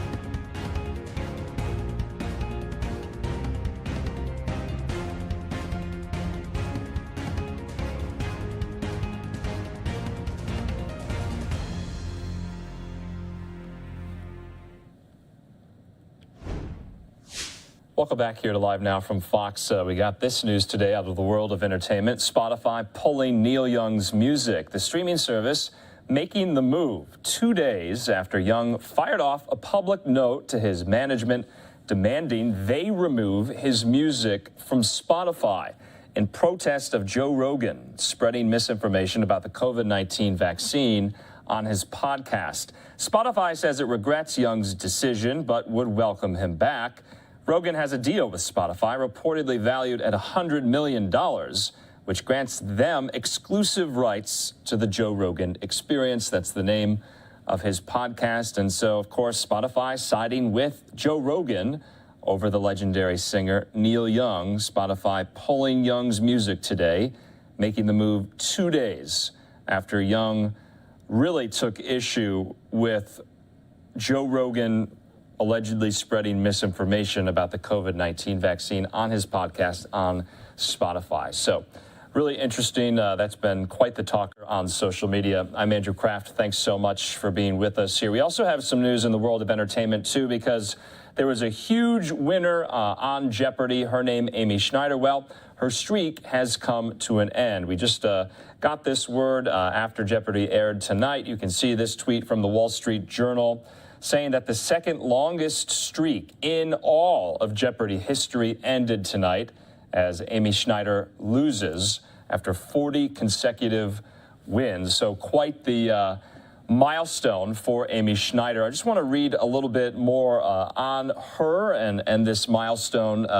Schneider's 41st game tonight turned into an upset when she drew a blank on the final category, Countries of the World, and lost to Roan Talsma. She's a librarian from Chicago.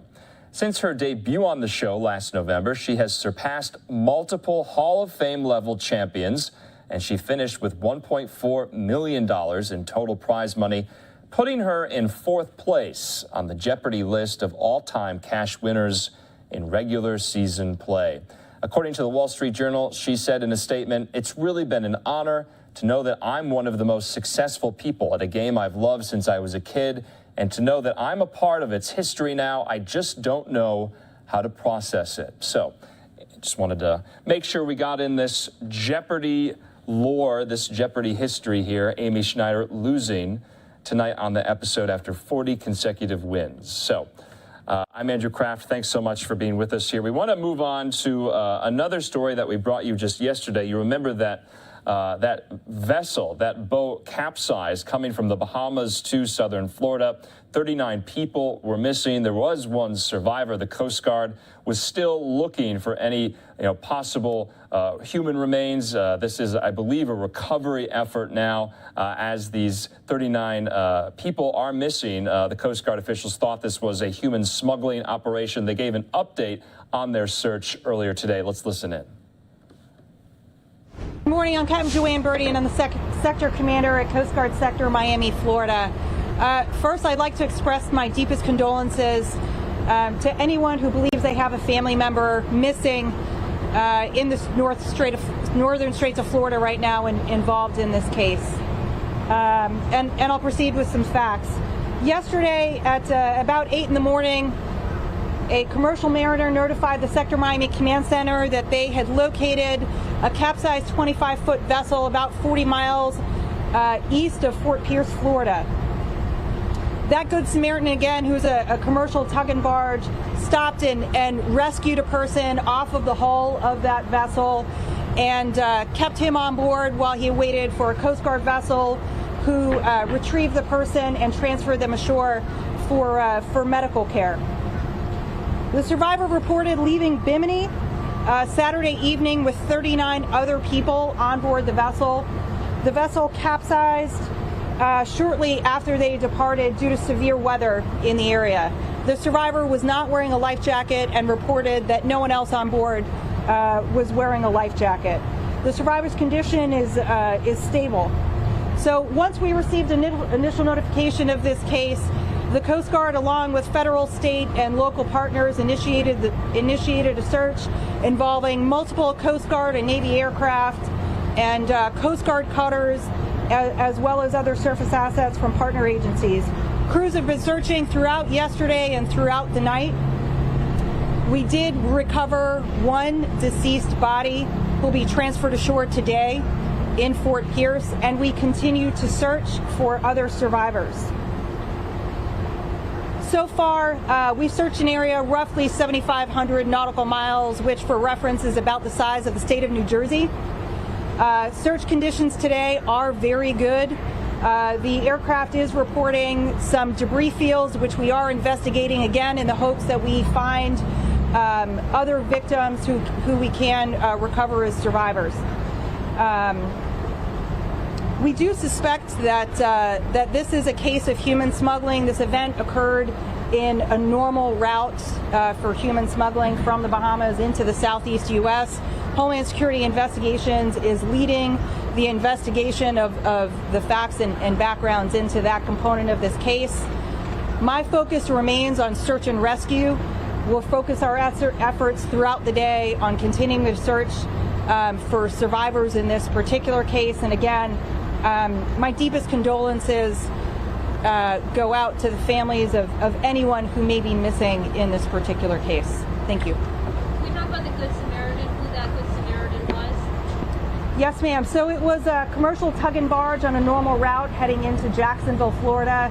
We often rely on sometimes heroic acts as Good Samaritans operating in the marine environment, and this case is no exception. We're deeply grateful that mariner located the survivor in this case and saved his life, and then called us so that we could continue to search for survivors. Can we get a name of that person or their company? I think not at this particular moment. Do we know where these migrants, if there were migrants, where they're coming from? What citizenship are they? Are they Cuban, Haitian, the Bahamas? Where are they from? We right now are not releasing details on the one survivor, and I would offer that if there are family members who believe that they have a loved one involved in this case, that they should call the Sector Miami Command Center. But at this time, we don't have any indication of those nationalities, but we do know that they departed from Bimini. Do you know if there are any children were on that boat by any chance, or is there age range? Right now, we really are focused on the search efforts to find any survivors, and the makeup of who was on board is important for investigative efforts later, and certainly whoever was on the boat, it's the most important thing to us is to find them as quickly as possible. Can you tell us a little bit about the body recovered, how you found it, and a woman, a man, any details about this finding? The aircraft vectored one of our Coast Guard cutters, the Coast Guard cutter Ibis, into what they suspected was a deceased body, and it in fact was. Beyond that, I think we'll respect the privacy and dignity of that individual until we've notified, identified them and notified their next of kin. Yes, you mentioned that this is a common route for human smuggling. Can you talk to us a little bit about that journey that these people would have gone through, since this is a common route? Honestly, I think the decision to take to the sea is a complicated one. Certainly, as we saw in this case, the waters in the northern Florida Straits can be quite treacherous. And while for many, many recreational boaters here in South Florida, the transit between points in South Florida and points in the Bahamas can be quick and easy, in cases like this, small vessels, overloaded, inexperienced operators at night in bad weather is incredibly dangerous. How far from the capsized vessel was the body recovered? I don't have this information, that information with me at this moment. Yeah. And the surviving victim, was that the captain? Again, I think he's being interviewed by our partners at Homeland Security Investigations, and that really is a component of the investigative side. Have you found any belongings in the boat that would lead you to believe that there are in fact 38 people, and sort of what the survivors have? The aircraft have reported items in a debris field that's consistent with a number of people being on the vessel, and we are focusing our search efforts under the assumption that there were 39 at the time, other people that went into the water. And we really are focused on identifying, on searching and finding as many of those people as we can. Can you tell us about the capsized vessel? What type of vessel was this? And was there any indications as to how it was rigged up that this was being used for smuggling? So when we received the report, our focus was on getting the survivor immediately back to shore for a higher level of medical care. The vessel, we were not able to recover to right the boat and really conduct any investigation. Honestly, we marked it as a hazard to navigation and really focused on the life-saving and search and rescue efforts, focused on the people. So we didn't conduct any investigation or inquiry into the vessel. So that vessel's still out there in the water? Yes. You have nearly a dozen crews, as seen on that press release, that's involved in the search and rescue right now. Can you just explain a little more about the nature of the search and what exactly is going on right now? Absolutely. In the building behind you is the Sector Miami Command Center, which is using every bit of available information about the vessel, about what we know, about how people drift in the water, the prevailing weather conditions, the capability of the assets. And I can tell you that every member of every crew of the assets involved in the search are singularly focused on locating survivors and finding additional information that can help direct our search. And this happened on Sunday, but today's now Wednesday. Realistically, how long do people survive in water? Realistically, it depends on the person. What we understand of the event, the vessel capsized because of prevailing weather conditions and the loading of the vessel. Without life jackets, anyone is disadvantaged to survive in the water. Life jackets save lives, no matter what the circumstance. We continue, right? We've got multiple aircraft up today, 3 Coast Guard cutters, multiple crews out there focusing the search effort, again, being directed by the Sector Miami Command Center to find people as quickly as possible. But it is dire. The longer they remain in the water without food, without water, exposed to the marine environment, the sun, the sea conditions, every moment that passes, it becomes much more dire and unlikely that anyone could survive in those conditions. All right, last question. Are you working with any foreign governments on this, the Bahamas, the Bahamas? Right now, the search and rescue effort is a U.S.-led effort. Because of where this is located, it is a joint interagency effort, as it always is. Our interagency relationships in South Florida are incredibly close at the federal, state, county, and municipal level. This is an issue that impacts us regionally in South Florida. Those 700 individuals, in the last fiscal year alone, we had 700 individuals we suspected were smuggled into various points throughout South Florida. So while this particular case is all U.S., there have been other cases that have involved the government of the Bahamas. This is just not one of them. All right. Yep. Last question. How long are you prepared to search, and have you seen just more cases of smuggling lately? Honestly, we're using every piece of information we can to make sure that we are exhausting our search efforts. But we can't search forever, and there does come a point where, as the authority who makes a determination to suspend active searching, I have to make that tough decision to bring assets home and stop actively searching.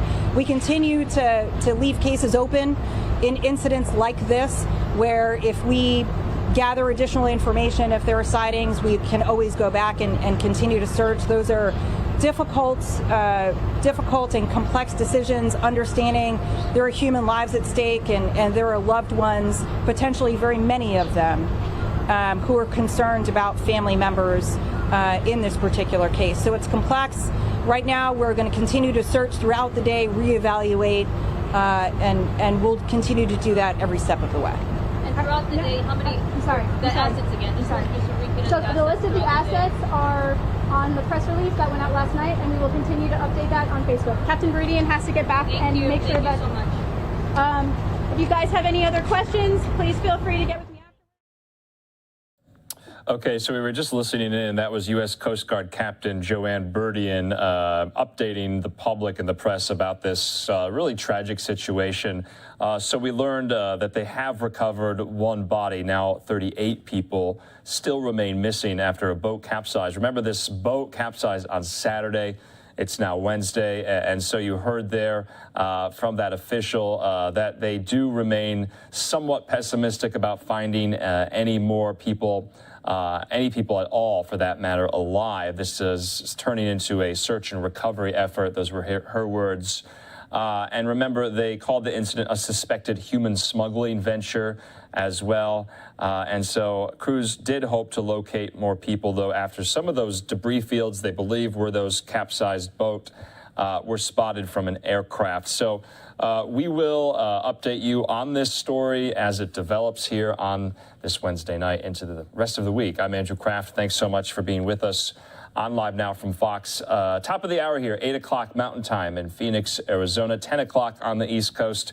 We still have our Live Now look out of Washington, D.C. That's the news of the day.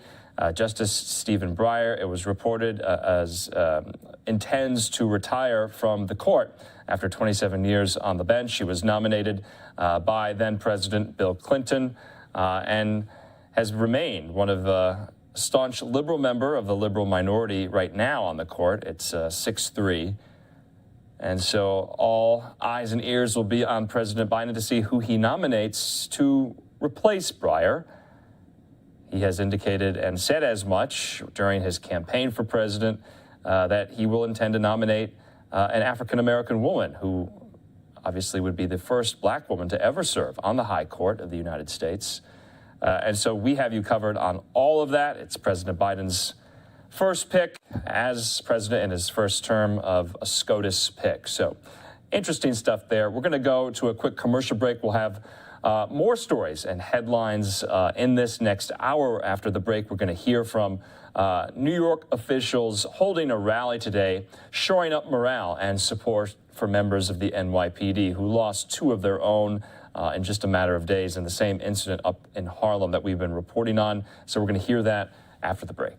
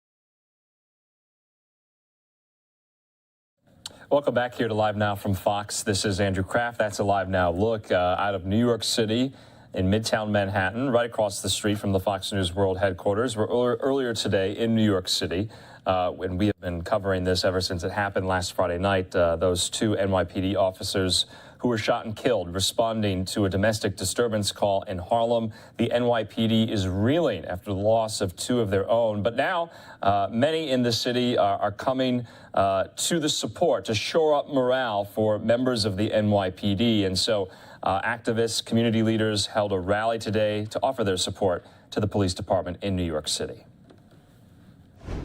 Platforms.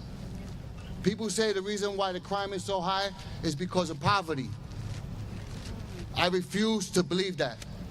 We have one of the greatest, robust, resourceful public welfare systems in the world.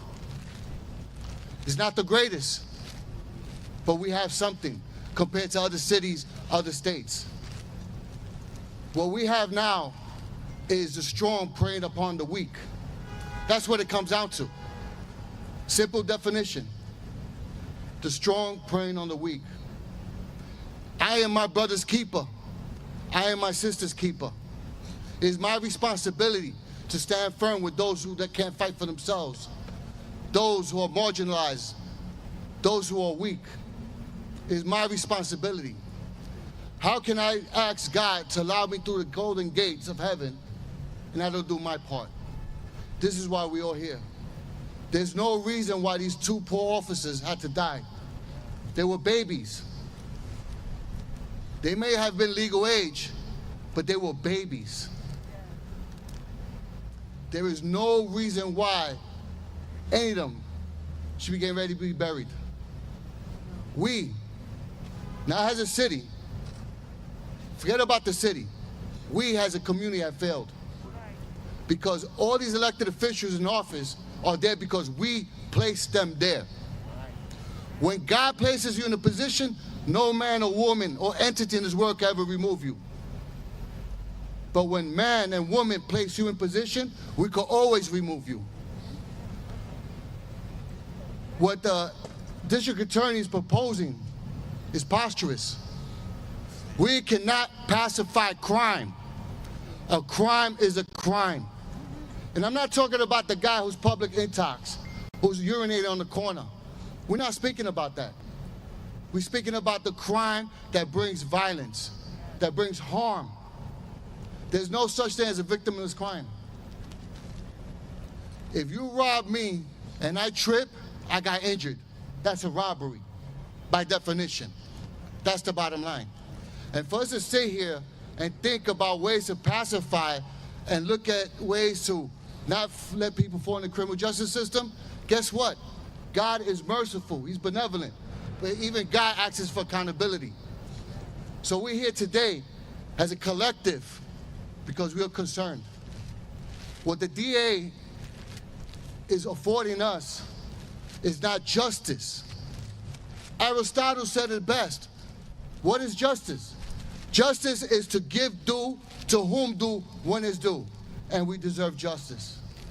So when you sit here and you tell me that you rob and you're stealing because there's nothing else left, that's BS. That's an excuse. That's mollification. Right now, we're fighting chasing guns. The guns is not the problem, because we can take one gun off the street. It's not going to change much. The organization I represent, which I am the president of 700 Strong Voices, we're offering $5,000 to anyone who will be responsible to bring the arrest of a gun smuggler. We don't want the guns. We want the smugglers. We want the iron pipeline. We are willing to put $5,000 for anyone who's arrested who turns in somebody with a gun, not a gun, who's bringing an operation. And we're citizens. We're willing to put our hard work, sweat, and tears here, right now, $5,000 for anyone who brings the NYPD an arrest for gun smuggling. We all have to find a way. We either contribute our time, our talent, or our treasures. If you don't have time to invest in the community, find another way. If you have treasures, you got a couple extra dollars, hey, let's put up reward signs. If you have talent, you have an idea to reinvent this wheel that's broken, that's not working, please step forward. We really don't know how this is going to work out because we're going to have to sit down with NYPD. We're going to have to sit down with this administration, figure out how we could get those $5,000 to the people. But we have $5,000 to any citizen who help bring an arrest of a gun smuggler. Because until we take the smugglers out, we will continue to have the acts of violence. So I tell you and I implore all of you, please stand up, stand firm. Don't be silent no more. People are crying, people are suffering. Remember, we are our brothers and our sisters' keepers. I ask that God bless each and every one of us. I ask that you take Officer Rivera and Mora, have them in your hearts and your prayers. And I'm going to share something with you. Rivera went to school with my son, St. Raymond's. Mora's from my community, East Harlem. I'm from El Barrio. My children seen that officer grow up. The proudest moments of their life is when they became part of the establishment to fix the city, to fix the problems in the NYPD. I can't sit here and paint this whole building with one brush. So I can't sit here and say every cop in the world is bad. Guess what? Some people got to go. Some of our neighbors got to go. But we can't sit here and just paint the whole building with one brush. Let's do better. Let's be better. God bless you, everyone, and everywhere. Thank you very much, Father. So we're going to start the program. My name is Alejandro Zayas. I'm the Director of Public Relations for New York State Chaplain Task Force. I'm one of the organizers with George, Leon, and Patrick. And next we're going to have one of the organizers, Patrick. Hi everybody. First, I want to thank the public for coming, all the people show up, and also the media for coming out and letting us be heard. It's one of our biggest problems today. Citizens are not being heard. We're here today. Well, first off, I'm Patrick McManus.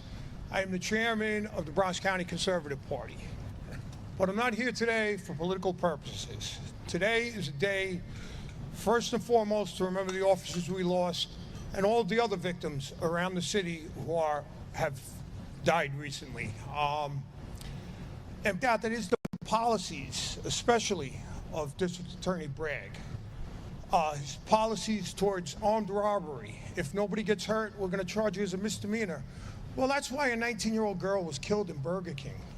She was at her job working, and this guy thought he was going to go in there, he was going to get a few bucks and walk out.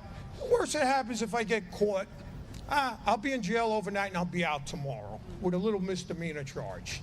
But something went wrong, and now that girl is dead, and there's no way to bring her back. And I blame that directly on District Attorney Bragg. There is no, the blame lies solely with him. You know, with that being said, his policies benefit nobody. Nobody. They don't even really benefit the criminals. I'm still trying to wrap my head around what he is possibly thinking. It hurts communities, it hurts society, and it benefits nobody. And I'm disgusted, and that's why when actually Arthur was involved in the initial conversations on Friday, George, myself, we decided the blame needed to be on the doorstep of where it belongs, and that is why we are here today. Okay? I thank you, everybody. Arthur? All right, can I have Gene DeFrancis up? Thank you, Pat. Thank you, everybody, for joining us today. Came all the way down from the Bronx because this is very important. Community leader in the East Bronx, Allerton Avenue. A little neighborhood in the Bronx that often gets forgotten, but it's one of the most important neighborhoods in the Bronx because it's the most diverse. It's also important, and you don't hear about it a lot, but we actually get along. We actually talk to each other. And that's why Bronx, we're on the path to making this right. I stay up at night, I try to figure out whose fault is it. And yeah, we could blame DA Bragg because the most audacious thing that he did was he told everybody he was going to dictate the laws that we made. We could blame him, but it's our fault. It's our fault. Why is it our fault? Because this is our city. Everybody here Maybe we got a little bit too comfortable. Maybe we didn't want to get engaged. We just wanted to look out for our family, but we forgot to talk to our next door neighbors. We forgot to bring them over to dinner when they were hungry. We forgot to check who's coming in and out of our community. But we do that in Allerton. And I got a lot of crap for doing that in Allerton. But I don't care, because my community is my business. It's my property values. It's my small business. It's my neighbor's safety. And God forbid you commit a crime in our community, because it's our community.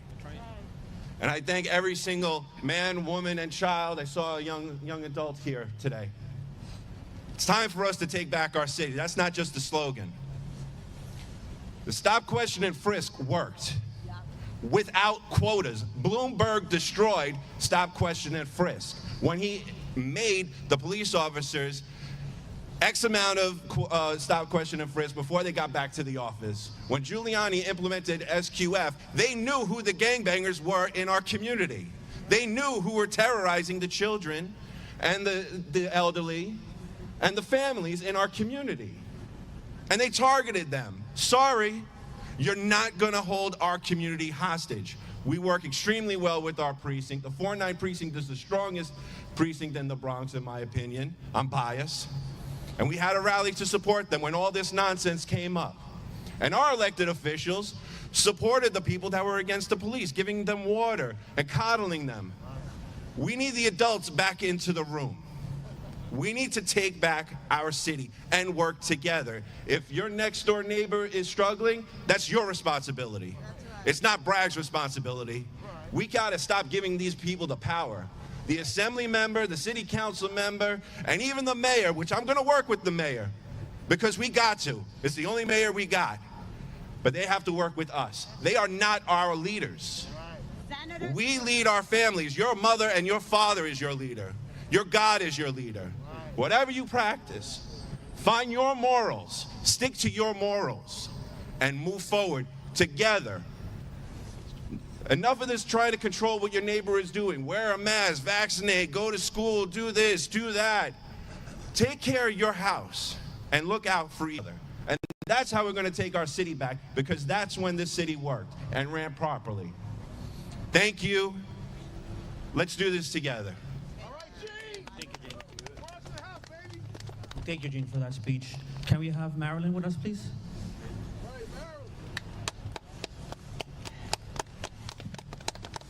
Good afternoon, everybody.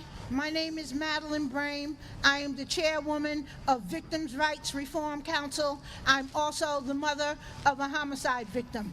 My son, Sergeant Hassan Correa, Afghanistan War U.S. Army veteran, was kicked, punched, stomped, and stabbed 9 times in Harlem in 2018. The 4 people who killed him were apprehended. 2 brothers, a sister, and their friend. They have been incarcerated for 3 years. This case is 3 years old. The sister, her bail was reduced from $750,000 down to $12,000 because of language and provisions in bail reform. She currently walks the streets of Harlem this day, in your community, in my community, free to come and go as she pleases, works at home with her family, spends Christmas with her children for 2 years. On February 7th, the trial is supposed to begin right here in this building at 111 Center Street. We will be right back out here on November 7th to tell the people, to tell Alvin Bragg, until they roll back the policies, until they roll back the provisions and the language and correct what is wrong with that bail reform law, we will continue to see lawlessness. The body count will continue to rise. Victims will continue to pile up. The very people that that policy is supposed to help is actually hurting them the most. It's like a runaway train, targeted, running straight into the black and brown communities, because you got repeat violent felony offenders, repeat recidivists, 47 times, 73 times arrests, over and over and over and over again. When is enough enough? When are our tax dollars, when are the elected officials that we vote into office, when are they actually going to do what we pay them to do? When are they actually going to do their job? Victims' Rights Reform Council is the voice for the voiceless. And we're saying to restore public safety and restore law and order in New York City. If not, we have coalitions, we have legal advisors, we have watchdog groups, we have court watchers that are watching every last single move that the DA's Manhattan District Attorney's Office is doing. We will file petitions, we will march on Albany, we will do everything that we need to do. But most of all, we will get out the vote and we will vote you out. Thank you. Thank you, Marilyn. Next, we have a brother, Japan Sin. Good afternoon, everybody. First and foremost, thank you so much for hosting this. And I want to begin my statement by actually making a statement. The immigrant communities stand with public safety. Immigrant communities stand with public safety. And we need to make sure that's loud and clear, because I think there's a notion going around, this propaganda that immigrant communities do not want public safety. I'm from Southeast Queens, where most of the immigrant communities are concentrated. And I'm on the ground. I'm a community activist, community advocate for not just my community, but every single community that lives in Southeast Queens. I'm 27 years old. I've been there since the age of 8. I went through the public education system, and I grew up with every single community. And one thing that is a strong consensus is that we need people to protect us. We need law enforcement to protect us. And sometimes that message gets lost in translation with all this, one-liners and this propaganda agenda. And that's one thing, that's when we do things like this and stand together as a community, we make sure that we let that be known that that is a propaganda statement. The third brother that was on the scene was a South Asian man who shot this criminal. And now he is going through trauma. He's a brother from my community in Queens.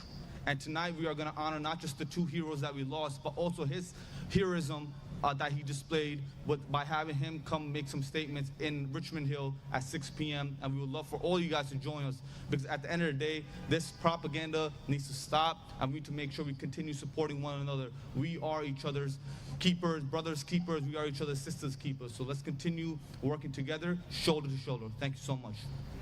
Thank you so much. Thank you very much for that. Now we have one of the organizers, Arthur, with us.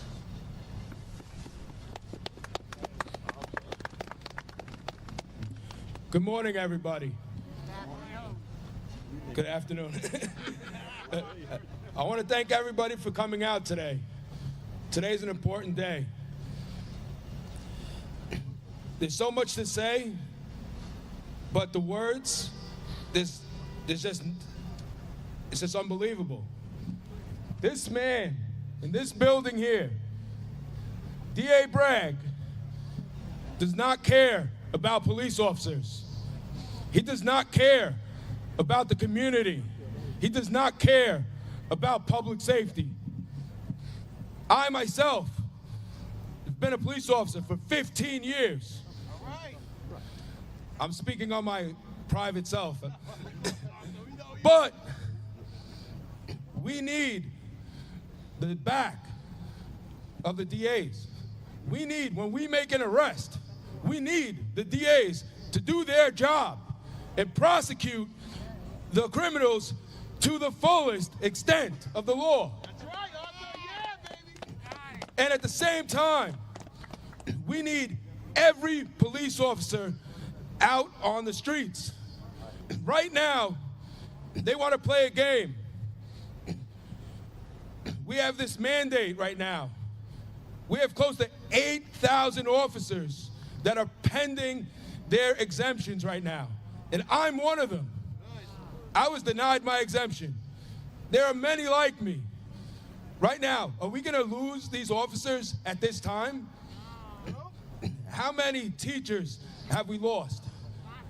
But they say they value education right now.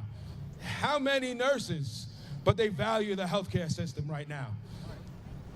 Do they value the law enforcement system? Are they going to lose us too? We need to come together. We need to be able to work together and see there is no right, left. We're all one. We have to see that our policies work together for the good of our city. And we have to support each other. Like, if February 7th at 9 o'clock, we're going to be out here again. And we need everybody to show up again to send that message to the DAs. Prosecute crime. Make our city safe. Get rid of these policies that don't make sense. God bless New York City. And God bless America. Thank you, Arthur. While I was actually on my way here, the district attorney called me, asking me for a meeting. Tomorrow at 6 p.m., he asked me for a meeting with leaders. So tomorrow, I was telling Andrew that I have a meeting with the district attorney. So we are moving something here. All right? So for next speaker will be the president of the Bodega Association.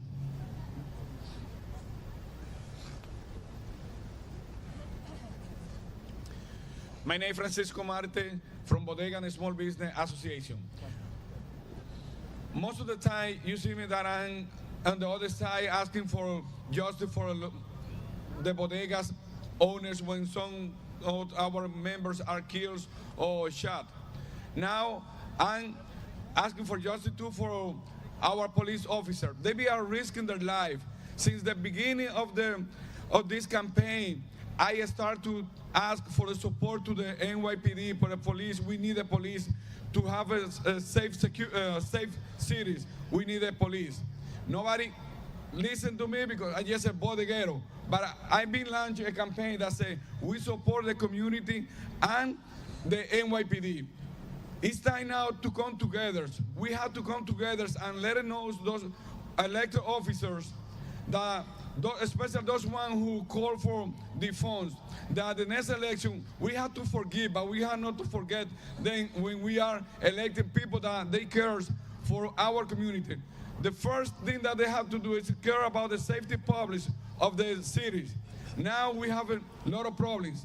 This is like out of control. We have to come together and we have to work in order to bring back peace to our city. This is a great city. And now we ask to everyone, let's come together, let's unite it. It's not time to hate, it's time to heal, to work together and bring peace to our city and work together. We have a lot of things, a lot of challenges. We have to work. We have to give the support to our law enforcement so they can do their jobs. We have to call for the DAs to prosecute those guys that they be committing crimes, especially the bodegas and the supermarket. We be having a lot of problems with the shoplifting and nobody arrest them, nobody prosecute them. So what they are doing is promoting the delinquents, promoting to be more chaos in the city. And we cannot have that. Whoever break the laws have to be prosecuted. Otherwise, we're just going to have people that are going to be breaking the laws now and they come out tomorrow and they're just going to keep doing it. We need the people, our authority, to be out there collecting guns. I don't know how to call it, but just our NYPD collecting all of those guns, they are out there. We need those plainclothes units working, anti-crime unit working to bring back the safety and the security for our community and our business owners. Thank you. Thank you, but want to make something very clear. You're not alone no more. You got us. Right. You can count on us. You see everybody here? We're with you. Right. All right, next will be Gibson. Good afternoon. For those who don't know me, my name is Derek Gibson. I'm a Republican candidate for New York State governor, but I'm not here for that. I'm here today to let you know that I support our law enforcement. I came from a law enforcement background. My entire family is law enforcement, and I'm 100% behind the rule of law. Our just laws need to be upheld, and I can say, like Ms. Matlin just said a few minutes ago, the very policies that has been enacted in the state of New York, it is a disaster to my community. When I say my community, I'm speaking for the black community. These policies affect us. They cause us to get killed. They cause our children to get raped. And it don't stop there. It is disgusting what this new DA is putting out. I've seen his statements. I have been following him. And that is ignorance of the law, not upholding the law. He's unfit to be DA, and he should be removed. Our current governor, Katya Hochul, should remove this man today. The only thing this is doing is empowering criminals to be more bolder. And for those of you saying, Eric Adams, you want to disarm law-abiding citizens will cause more people to get killed. Law-abiding citizens should be able to protect themselves. The government is not going to do it. Eric Adams is not going to do it. They have security, but they want me to ride the train unprotected. They want my children to ride these subway systems unprotected. Your policies make no sense. Get off of skin color. Just because I'm a black man and I go rob somebody, you shouldn't be leaning on me. You should put me in front of the rule of law and ask for the maximum penalty. Stop looking at skin color. This is why crime is on the rise. I'm going to say what others will not say. The white liberal trash that is bringing all of these policies to the light is the very ones that hate my community. They are leading my black community astray. I am fed up with it, and I am fighting back and will continue to fight back against the white liberal and anybody else want to bring these insane policies in. We have had enough in the black community. Our people getting killed and murdered due to bail reform. Bail reform first came out, they say no one violent will be eligible for bail reform. The first somebody eligible for bail reform was an illegal alien. Yes, illegal. You hear illegally. And that illegal alien got out and raped this 92-year-old lady in my community. The hell with it. The hell with sanctuary cities. Black people are not committing all these crimes. It's people that are coming across this border illegally, and it's being blamed on my community. I have had enough. I've seen enough, and I'm fed up with it. No one should be allowed to live here illegally. Absolutely no one. Sanctuary city is enough. I have 10 kids, and I can tell you I'm going to protect my kids regardless of what the mail say. I'm going to protect myself, and I'm going to protect my family because you got these loons running around in the street that is preying on people because they know you cannot protect yourself. Good evening. Y'all have a great day. My friend Andrew is here. Giuliani. Good to see you, brother. Thank you, brother. Thank you. Now we're going to have another organizer. He's going to kill me because I never told him, but we're going to have George Leon. Good afternoon, everybody. My name is George Leon. I am the president of the National Latino Peace Officers Association, Advocacy, New York State. I'm also the vice chairman of the Bronx Conservative Party. But like the chairman, Pat McManus, said, we're not here for political reasons. We're here for one reason. We're here to advocate against the surge of violence that's going on. I want to introduce to everybody somebody that has been advocating on behalf of police officers and police officers' rights. You have to remember, blue lives do matter because they are the gatekeepers of our safe communities. So I am going to present Joseph Imperatrice, chairman of Blue Lives Matter of New York. It's a hell of a day for a press conference, huh, out here? Listen, a few years back with the George Floyd incident, I think it was the first time ever that police officers in the community came together and said that was wrong, we need justice. Well, now it's time that we need justice for our police officers, not just in New York City, but all across the nation. See, it's not a district attorney's job to go out there and turn the laws into the way he or she's fit. They're written. They do it unequivocally. Look, I can't even speak with the cold. They read it as is. You can't go out there and change it the way that you want. You get the facts, you put it in front of a jury, and you prosecute. What we need is a mandatory minimum sentence for people going out there with illegal firearms. The first charge, 3 years. Deter them.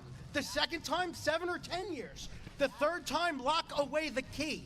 We had a 22-year-old and a 27-year-old police officer shot and killed in a line of duty protecting their communities. Where's the outrage?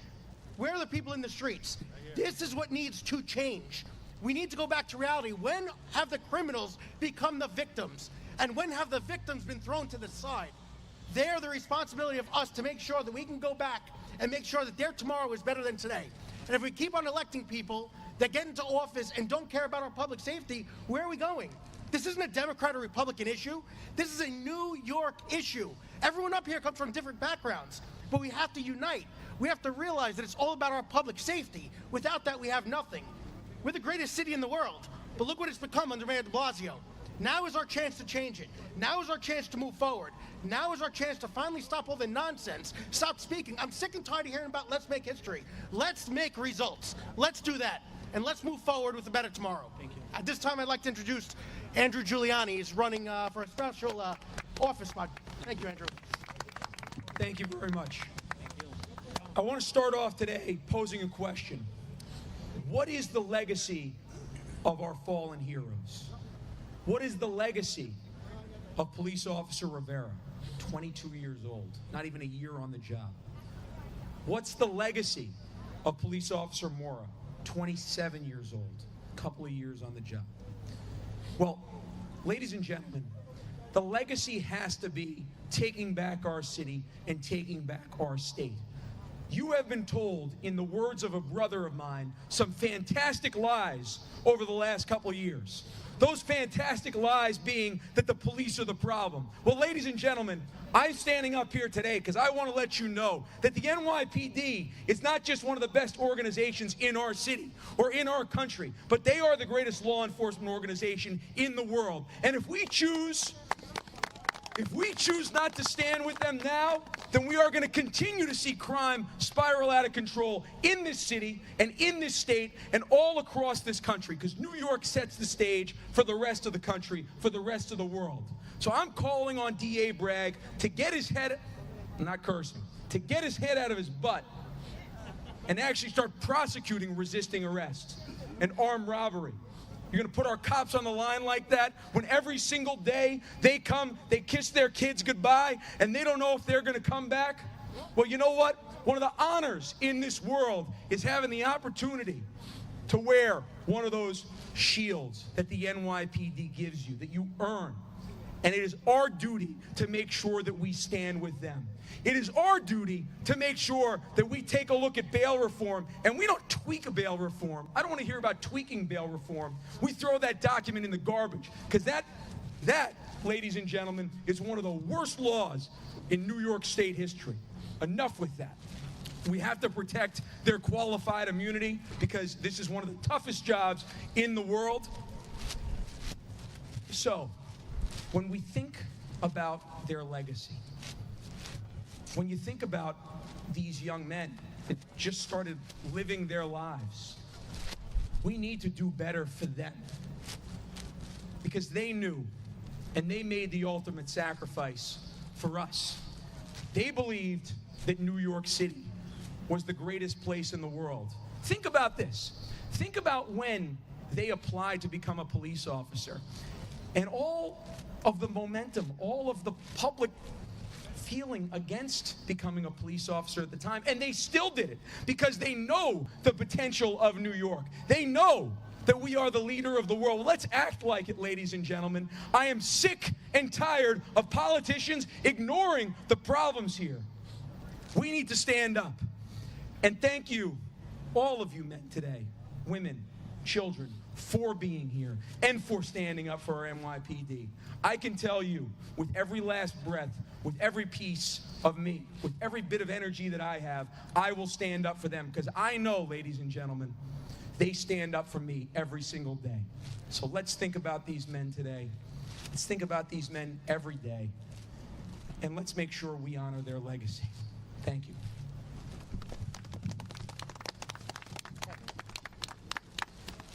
Thank you, Andrew.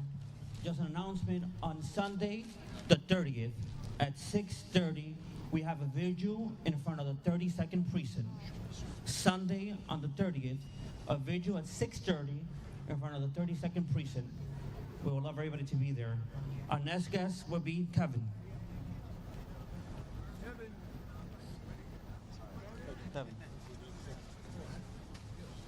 How you doing? I'm Kevin Pazmita, running for Assembly in the 81st District in the Bronx. I'll try to be brief. So I think it's time for the Democratic Party and leadership to understand that the bail reform law has failed. All right, it's time to support our judicial system, which comprises of police officers, DAs, and judges. It's time to back the blue, to make sure our DAs actually do their job and enforce the law, and to make sure that we stop discovery reform to allow our ADAs to do their job. We have to make sure that judges have the ability to do their job with judicial discretion, to make sure that repeat offenders and specific cases don't just get back on the streets. This catch and release system is not working whatsoever, and the revolving door needs to stop. Our parole boards need to stop letting out cop killers and child killers. On the federal and state level, we want to make sure that our borders are being secure. I know that the administration now is currently concerned about Ukraine's borders, but the borders at home matter first. The same rat lines that cartel members, coyotes, and organized crime use to get illegal immigrants, drugs, and guns into our country at the southern border and our northern border, they go straight. They don't just stop there. They come into our cities, okay? So we need to make sure that we coordinate with ICE to make sure that we deport criminals. Lastly, our citizens need to make sure that our elected officials know that we are upset, and make sure that we are having the phone lines ringing and are emailing constantly to make sure that they know how we feel about what the job they're doing, and keep the pressure up all the way till November. These progressives keep on thinking that they're doing a public service, but they are not. We need to make sure that we elect people who are for the Constitution and respect the Constitution. And lastly, we want to make sure that we go against all of these Soros-backed progressives who only seek to dismantle our criminal justice system, to cause chaos in our cities, and to make sure that the public denies their own Second Amendment rights only to federalize the police force. All they care about is centralizing control. Thank you. Thank you. Thank you, Kevin. Next, we're going to have Michael Henry. Thank you all for having me. For those of you that don't know, I'm candidate for Attorney General next year. And the other day, I went by the 32nd Precinct, and the one thing that stood out to me was the diversity of the police force. You've seen a police officer of every background and nationality in that police department. And the one thing when I spoke to one of the detectives, I asked, what kind of guys were Officers Mora and Officer Rivera. And he said they were two of the best kids I've ever seen come on the job. We're in an environment right now where we're not going to have any more Jason Riveras and Wilbur Moras becoming police officers. And this is not just a New York City issue. This goes to the top, because Governor Hochul's first action in office was picking Brian Benjamin, who's been a leading force in the defund the police movement. Attorney General Tish James, who's the chief law enforcement officer in the state, has taken a stand against qualified immunity. She sued the NYPD during the riots of 2020. She's introduced legislation that makes it nearly impossible for a police officer to make an arrest. And then in response to the shootings, when Mayor Eric Adams, who was elected with a pro-law enforcement mandate, tries to take a position and start coming up with policies to fix some of these issues, he gets viciously attacked by people in his own party. This district attorney, Alvin Bragg, He's just one of many right now with these positions. And the problem with Alvin Bragg is he doesn't really see what he did is wrong. He's explaining, he's justifying, but on the day that they stopped the nursing home investigation in New York, in this district attorney's office, he came out in support of elder parole, which means anyone 55 years of age who's been in jail for 15 years is going to be eligible for parole. So now we're going to have the Joel Rifkins of the world, the Colin Fergusons of the world, the Son of Sams, all getting up for parole hearings. Meanwhile, what do we see? We see Yalman Ra, a 61-year-old man who spent 8 months in a coma, die from his injuries. We see Michelle Gao, a senior manager at Deloitte, pushed onto the train tracks. We see Crystal Nieves, a 19-year-old girl working in a Burger King on a Saturday night. She's not running the streets, she's not partying, she's working in a Burger King to be killed over $100. There needs to be a restoration into what's right and wrong. And there also needs to be, we also need to put victims' rights back ahead of criminals' rights, because this isn't stopping. And for all the people that I want to say their names, why doesn't anyone ever say Crystal Nieves' name? Why doesn't anyone say Sergeant Hassan Correa's name? Why doesn't anyone say Yao Men Ra's name, Officer Rivera's name, Officer Mora's name? This is not going to stop if we keep trying to sweep this under the rug and come up with things like white supremacy. They actually are telling Asian Americans they're being attacked because of white supremacy. So I guess now the communications director handling this is Jesse Smollett. People see what's going on. People of every race and nationality are being terrorized on a daily basis, and this needs to stop. And we also need to start showing respect for the people who strap on a bulletproof vest every day and risk their lives for strangers. My father was a police officer. He once spent 4 weeks in a coma saving a baby out of a burning building. I appreciate what police officers do every day on a daily basis. And it's time we all start showing them the gratitude and respect that they deserve, because if not, we're gonna have all the young Jason Riveras of the world not becoming police officers, and you're gonna continue to see this flight of prosecutors leaving district attorneys' offices because they can't try a case, and we have a revolving door of criminals just walking in and out of the courthouses. Thank you for your time, and once again, I appreciate all of you who put your lives on the line on a daily basis. Thank you. Thank you, Michael. Next will be Alexander. Thank you, everyone, and I'd like to thank everybody for being here in this cold day. My name is Alexander Michi, and I'm running for United States Senate against Chuck Schumer. We're here today to protest and denounce another in a series of left-wing ideological lunatic policies. We have a DA who has decided he's taken it upon himself to pick and choose what laws he's going to enforce, therefore putting at risk the lives of police officers and the lives of citizens they have been elected to protect. Now we have to ask the question, why? Why is the DA doing this? What is behind the reasoning? And what's behind the reasoning is that he and other Democrat candidates believe that the rights of criminals and perpetrators are of a greater concern than the rights of their victims. There's also a belief in the system that there is systemic racism in law enforcement, and that because of that, he's decided to stop prosecuting certain laws because it unfairly targets certain people. Well, that's ludicrous, and that's beyond any evidence that's out there. So when we look at the policies that elected officials, especially Democrats, have enacted, what we see is the results. We see the results of 2 police officers that have fallen in the line of duty. We see yesterday in the Bronx at Jacoby Hospital, a person walked in with a gun and shot another patient that was in there trying to get treatment. Now, why are these politicians acting against common sense? What is behind this? Why are there benefactors who bankroll their political campaigns, like George Soros, who bankroll Alvin Bragg? What does he get out of this? He wants to install another 1,000 Alvin Braggs around the country to sow discord, to enact distributive justice, to make up for discrimination as they believe. We must hold these politicians accountable. We must put their feet to the fire. We must ask them to stop enacting policies that hurt the citizens they're supposed to protect. We must put ideology to the side. We have to act as one. We have to protect the people that we, as candidates and as elected officials, are elected to protect.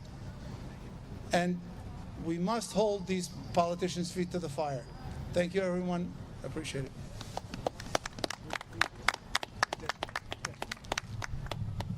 All right, now what else we're gonna have? Desi. Good evening, everybody. My name is Desi Cuellar. I'm running for City Council against AOC. It seems as if it's been about 2 years since the flatten the curve lockdowns were first started. And at that time, I think that there's an odd coincidence that maybe they used that time frame to start implementing things. Okay, so we've been listening to this very long rally there in New York City today, shoring up support for the NYPD, a pro-police rally, remembering the lives of those 2 NYPD officers who were shot and killed this week, Wilbert Mora and Jason Rivera. Their funerals will be a little later this week. I'm Andrew Kraft. Thanks so much for being with us here on your Wednesday night. We want to go out now to Dallas, Texas. An arrest was made today in the synagogue hostage-taking situation for the man who provided the weapon to Malik Akram. Joining me now to discuss all of that is Fox 4 Dallas reporter David Santendri. David, good to see you. What have you learned today? Well, right now, we have learned many things, but one thing we have not learned is how exactly the terrorist found someone to sell him a gun. But the person who admitted to doing so is now in federal custody.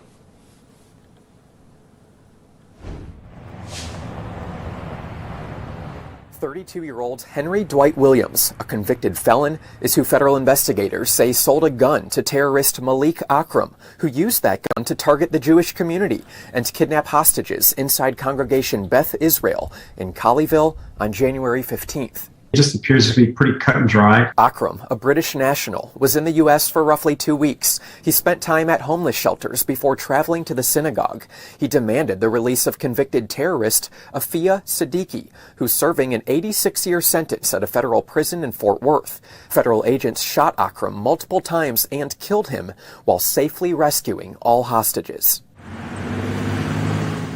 Akram's cell phone records reveal he made contact with a phone belonging to Williams throughout a 3-day period leading up to the hostage takeover, according to a criminal complaint. It's unclear how Akram came to know the Dallas man. Federal agents contacted Williams the day after the synagogue takeover. The complaint says he recalled recently meeting a man with a British accent, but that he couldn't recall his name. Williams was arrested on an outstanding state warrant Monday and gave up more information to investigators, according to the complaint. Williams says he met Akram at a South Dallas intersection 2 days before the hostage takeover and sold him a Taurus model G2C pistol for $150, but that Akram told him the plan was to use it to intimidate someone who was in debt to him, according to the complaint. I don't think you're going to find any connections to him or any connections to terrorism. Hector Tarango, former ATF resident agent in charge in Fort Worth, says the two likely had no previous connection. He was just merely a guy that supplied the firearm. The complaint does not address how the two came together for an illegal gun deal, but Tarango says one of the most popular ways people commonly connect to meet for gun purchases is through online forums. I could tell you that I've been on some of those chat rooms, and it's extremely easy. Public records show Williams' most recent listed address is in this West Dallas neighborhood, and that he was convicted of aggravated assault with a deadly weapon in 2005. As a convicted felon, he's not allowed to possess a firearm, let alone sell one. The complaint does not address how Williams got the gun. The Department of Justice says cell phone records reveal that both the terrorist, Akram, and Williams were in the same vicinity as one another at the time that weapon was purchased, so just some further evidence pointing to that gun being purchased by Akram. Back to you.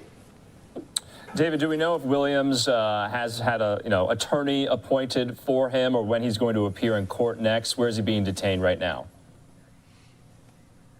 He actually appeared in federal court earlier today. He was arrested on Monday, brought in earlier this week, and was in federal court earlier on. We do not know where he's being detained at this moment in time, but got to believe it's somewhere at a federal facility in this area. All right. David Santandri, we appreciate your reporting on this. We'll definitely be following this story alongside you. Thank you. Okay, right now we do want to take just a quick commercial break. When we come back, we'll be hearing from White House Press Secretary Jen Psaki, taking a number of questions today on a whole host of topics, including the retirement of Judge Stephen Breyer on the Supreme Court. What's going to happen next? Who will Biden replace Breyer with on the bench? All that and more in 2 minutes here.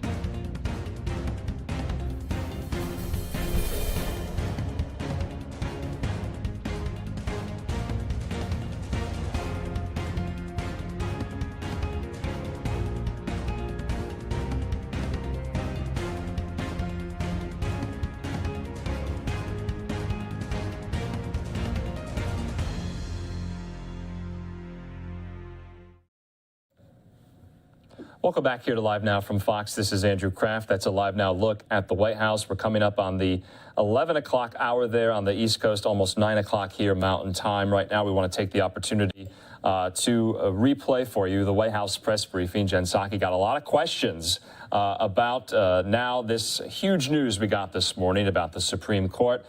Justice Stephen Breyer will be retiring. We don't really know a timetable when his last day on the court will be. He hasn't even made a formal announcement yet. Remember, this just was leaked earlier today by media reports confirming the matter. So Jen Psaki is going to talk about this and a whole host of other topics, including Russia and Ukraine.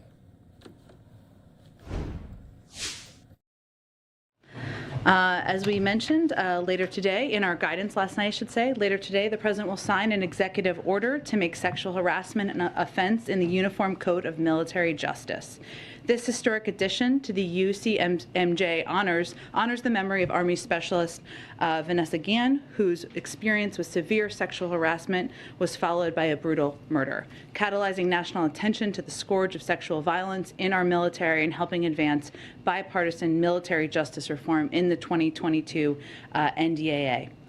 This executive order also delivers on a key recommendation from the Independent Review Commission to strengthen the military justice response in prosecuting cases of domestic violence and fully implements changes to the UCMJ to criminalize the wrongful broadcast or distribution of intimate visual images. The Biden-Harris administration thanks Congress for its bipartisan commitment to pass monumental reforms to our military justice system and codify key recommendations from the IRC, the Independent Review Commission. We also look forward to continuing to work with Congress to support the safety and dignity of our service members. Also wanted to note that today we hit a major milestone in our global effort to be the arsenal of vaccines.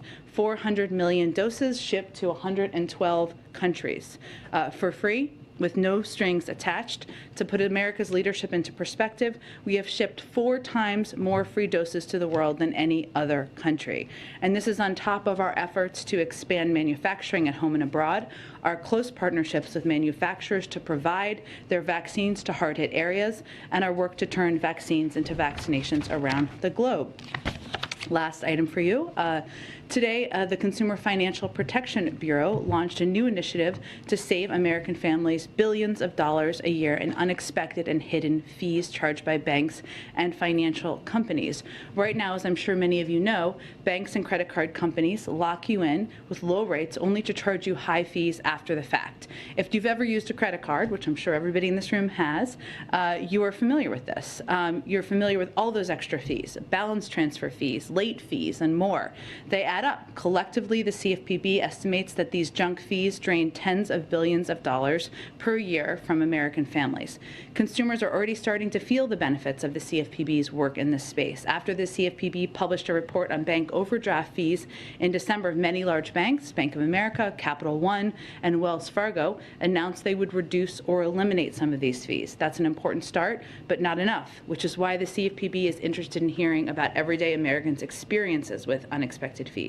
This latest initiative by the CFPB was previewed at this week's Competition Council meeting, and is just one of the ways we are, one of the steps we are taking to go after excessive fees that companies use to hide the true cost of products. From airline tickets to high-speed internet services, agencies are planning internet service fees, I should say, agencies are planning actions over the coming months that will make prices clear up front so that consumers can save money by choosing the best deals for them. Let me say one other thing. I know there is a lot of news out there today, so let me reiterate something that you heard the president say, and I also said over Twitter. It's always been the decision of any Supreme Court justice, if and when they decide to retire, how they want to announce it, and that remains the case today. So we are not going to have additional details. You are always welcome to ask any questions you like at any time, and there's a lot of news out there, but I just wanted to say that at the top. Josh, go ahead. Thanks, Jen. 2 subjects. So let's say hypothetically a Supreme Court justice was to retire and announce it on his or her own terms. Does President Biden plan to honor his pledge to nominate a black woman to the court? Well, I've commented on this previously. The president has stated and reiterated his commitment to nominating a black woman to the Supreme Court, and certainly stands by that. For today, again, I'm just not going to be able to say anything about any specifics until, of course, Justice Breyer makes any announcement, should he decide to make an announcement. Okay, secondly, on Ukraine. Is the White House publicizing the troop buildups and the Russian disinfo efforts in hopes of deterring Moscow? And does the White House think that strategy is working? And are you prepared to release more details about what you say Russia's been doing? Yes, on the last one, as we have it, and I think you have all experienced that in here, also at the State Department and Defense Department briefings, and certainly from briefings delivered by national security officials, senior national security officials as well. I will say, Josh, that we are much more cognizant of the Russian disinformation machine than we were in 2014. And many of you covered, of course, the invasion of Ukraine in 2014. And we have made a decision, a strategic decision, to call it disinformation when we see it. And all across the federal government, various agencies are working together to fight disinformation and correct it. In part, we know, that's because we know that Russia's disinformation operation is highly developed. We are more wiser. We are wiser. The world is wiser than they were in 2021, and Russia has a boundless capacity to misrepresent truth and what it's doing. And some of that tactic from their end is intended to set the predicate for them invading. And we need to be very clear with the global community and the U.S. public what they're trying to do and why. So there's a lot of efforts underway to do exactly that. In terms of whether it will have a deterrent effect, I think our biggest effort on that in that regard is laying out the clear potential consequences. But it is also important, and we think strategically important, to be very clear that what they're trying to convey publicly out there, a lot of that is misinformation, and people need to understand and digest that. Go ahead. Jen, what preparations is the White House engaged in broadly in the case of a Supreme Court vacancy? I'm just not going to detail any of that from here. Not about unrelated to this. You can't detail what. Like, doesn't every White House like to get ahead of this in case of a sudden passing? In the case of Ruth Bader Ginsburg, none of that you can share. I'm not going to detail internal planning from here. No. Okay. Then let me ask you a couple other questions. Is there any scenario in which the president would select his Vice President Kamala Harris for the Supreme Court?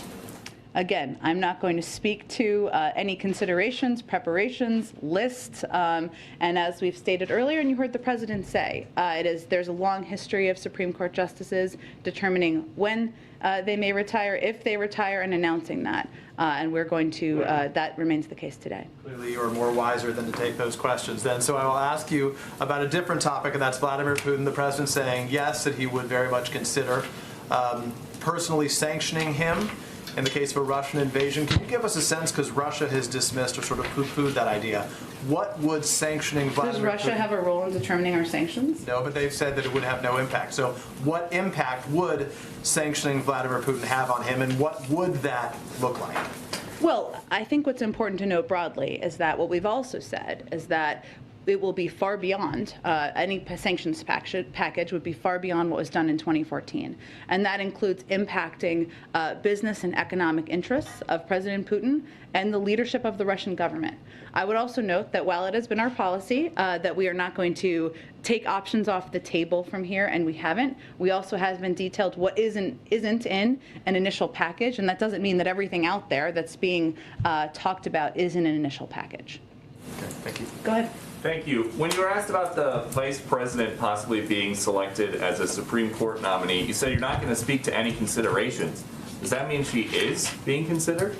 Again, Peter, I'm not going to speak to the reports of a Supreme Court justice retirement that hasn't been announced. So theoretically, would someone who's... Theoretically. I do like that you preface it. I appreciate that. Just wondering, hypothetically, theoretically, would someone who was an attorney general of a large state and who served with many key Senate votes be an attractive candidate to the president for an open Supreme Court seat? I see what you did there, Peter. But the president has every intention, as he said before, of running for re-election, and for running for re-election with Vice President Harris on the ticket as his partner. But again, I will just reiterate that I have nothing more to offer in terms of specifics or information on the reports this morning. Not enough. Would you have another question for yes. me? Go ahead. I know there's other things on your mind, yes. on your list over there. Now that you guys have submitted the written responses to Russia's demands, they are saying, if we do not receive a constructive answer from the West on our security demands, Moscow will take appropriate measures. Is that a threat? Appropriate measures? Well, let me first say that the aggressor here, as maybe you're echoing in some ways or raising, is Russia. Russia has tens of thousands of troops at the border. They have the ability also to make the decision to de-escalate, to bring troops back from the border, to participate in good faith in a diplomatic conversation, and that would certainly be our preference. So them making threats, I think Secretary Blinken had a very good quote, or it made me laugh, that he gave a couple of days ago where he said it was like the fox threatening to attack the hens in the hen house because they were feeling threatened by the hens. But our objective is to give them paths and to take part in a diplomatic conversation in good faith. And as the Russians talk about appropriate measures, if one of those winds up being a Russian cyber attack, like DHS is warning about, would you guys consider that an act of war? Well, Peter, we have talked many times before. First of all, there's no information we have at this point about any imminent threat against the U.S. homeland. We are always prepared for cyber threats from a range of sources, and we have a range of tools at our disposal to use in reaction, and the president reserves the right to do that, but I'm not going to get into a hypothetical. And then on COVID origins, you guys are talking a lot about sanctions for Russia if they dare to invade Ukraine. What about sanctions for China at any point for misleading the world about the early days of the global pandemic? We have used sanctions as a tool as it relates to our concerns about the behavior of a range of countries, including officials in China, but I have nothing to preview for you at this point. Is it possible down the line, though, that they that sanctions would be considered some other form of punishment for their actions in the earliest days of the pandemic. Well, you know, we strongly believe, and the president has been clear and directly clear about the importance of them being transparent and providing data and information related to the origins of the pandemic. But I don't have anything to predict for you in terms of additional actions. So then my last one would be, the president said for months that he had not spoken directly to Xi about the COVID origins investigation. Now he says that he did talk to Xi about it, but nobody else was there. If the president had that conversation, did it work? And is Xi now playing ball? What are you getting at there? Are you suggesting the president wasn't being honest about his own conversation with Xi? No, but the story did change. For months, he was asked about it, and he said that he had not directly asked him about the COVID origins investigation. We don't share every detail of every diplomatic conversation. You know that. The president answered a direct question just a week ago, or I think it was a week ago, yes, and provided that information. Okay. Go ahead. Thank you. When was the last time the president talked to Justice Breyer? Have they had any communication today? I don't have any more details of their communications. I wonder if you can clear this up, because there seems to be some disagreement among some legal scholars. Is it your understanding and the understanding of this administration that the vice president can be the tie-breaking vote to confirm a nominee to the court? I would have to check on the specifics of that. And just one more on the president's Supreme Court commission. I believe they finished their report. They turned it in last month. Has the president had a chance to review this? Might we hear from him on any decision or input that he's had? He has received the report. I don't have any update on his analysis of it at this point in time. Go ahead. Take you somewhere completely different. Okay, let's go there. The China bill. Yes. Which the president last night in a statement said he's heartened by the bipartisan work on the package, which it was in the Senate, not so much in the House. Foreign Affairs Committee Chairman McCall said it was absolutely not bipartisan, will likely garner no Republican support. Are you guys involved in, and if so, in getting this to a bipartisan package eventually? And what are your priorities in that 3,000-page bill, since it is pretty long? And is your timeline the State of the Union? What are you looking at here? Well, I would say first that it did receive extensive bipartisan support in the Senate vote, right, in the Senate version. That our objective is certainly remains ensuring that this passes as soon as possible and the president can sign it as soon as possible. I don't have a new deadline or timeline for you.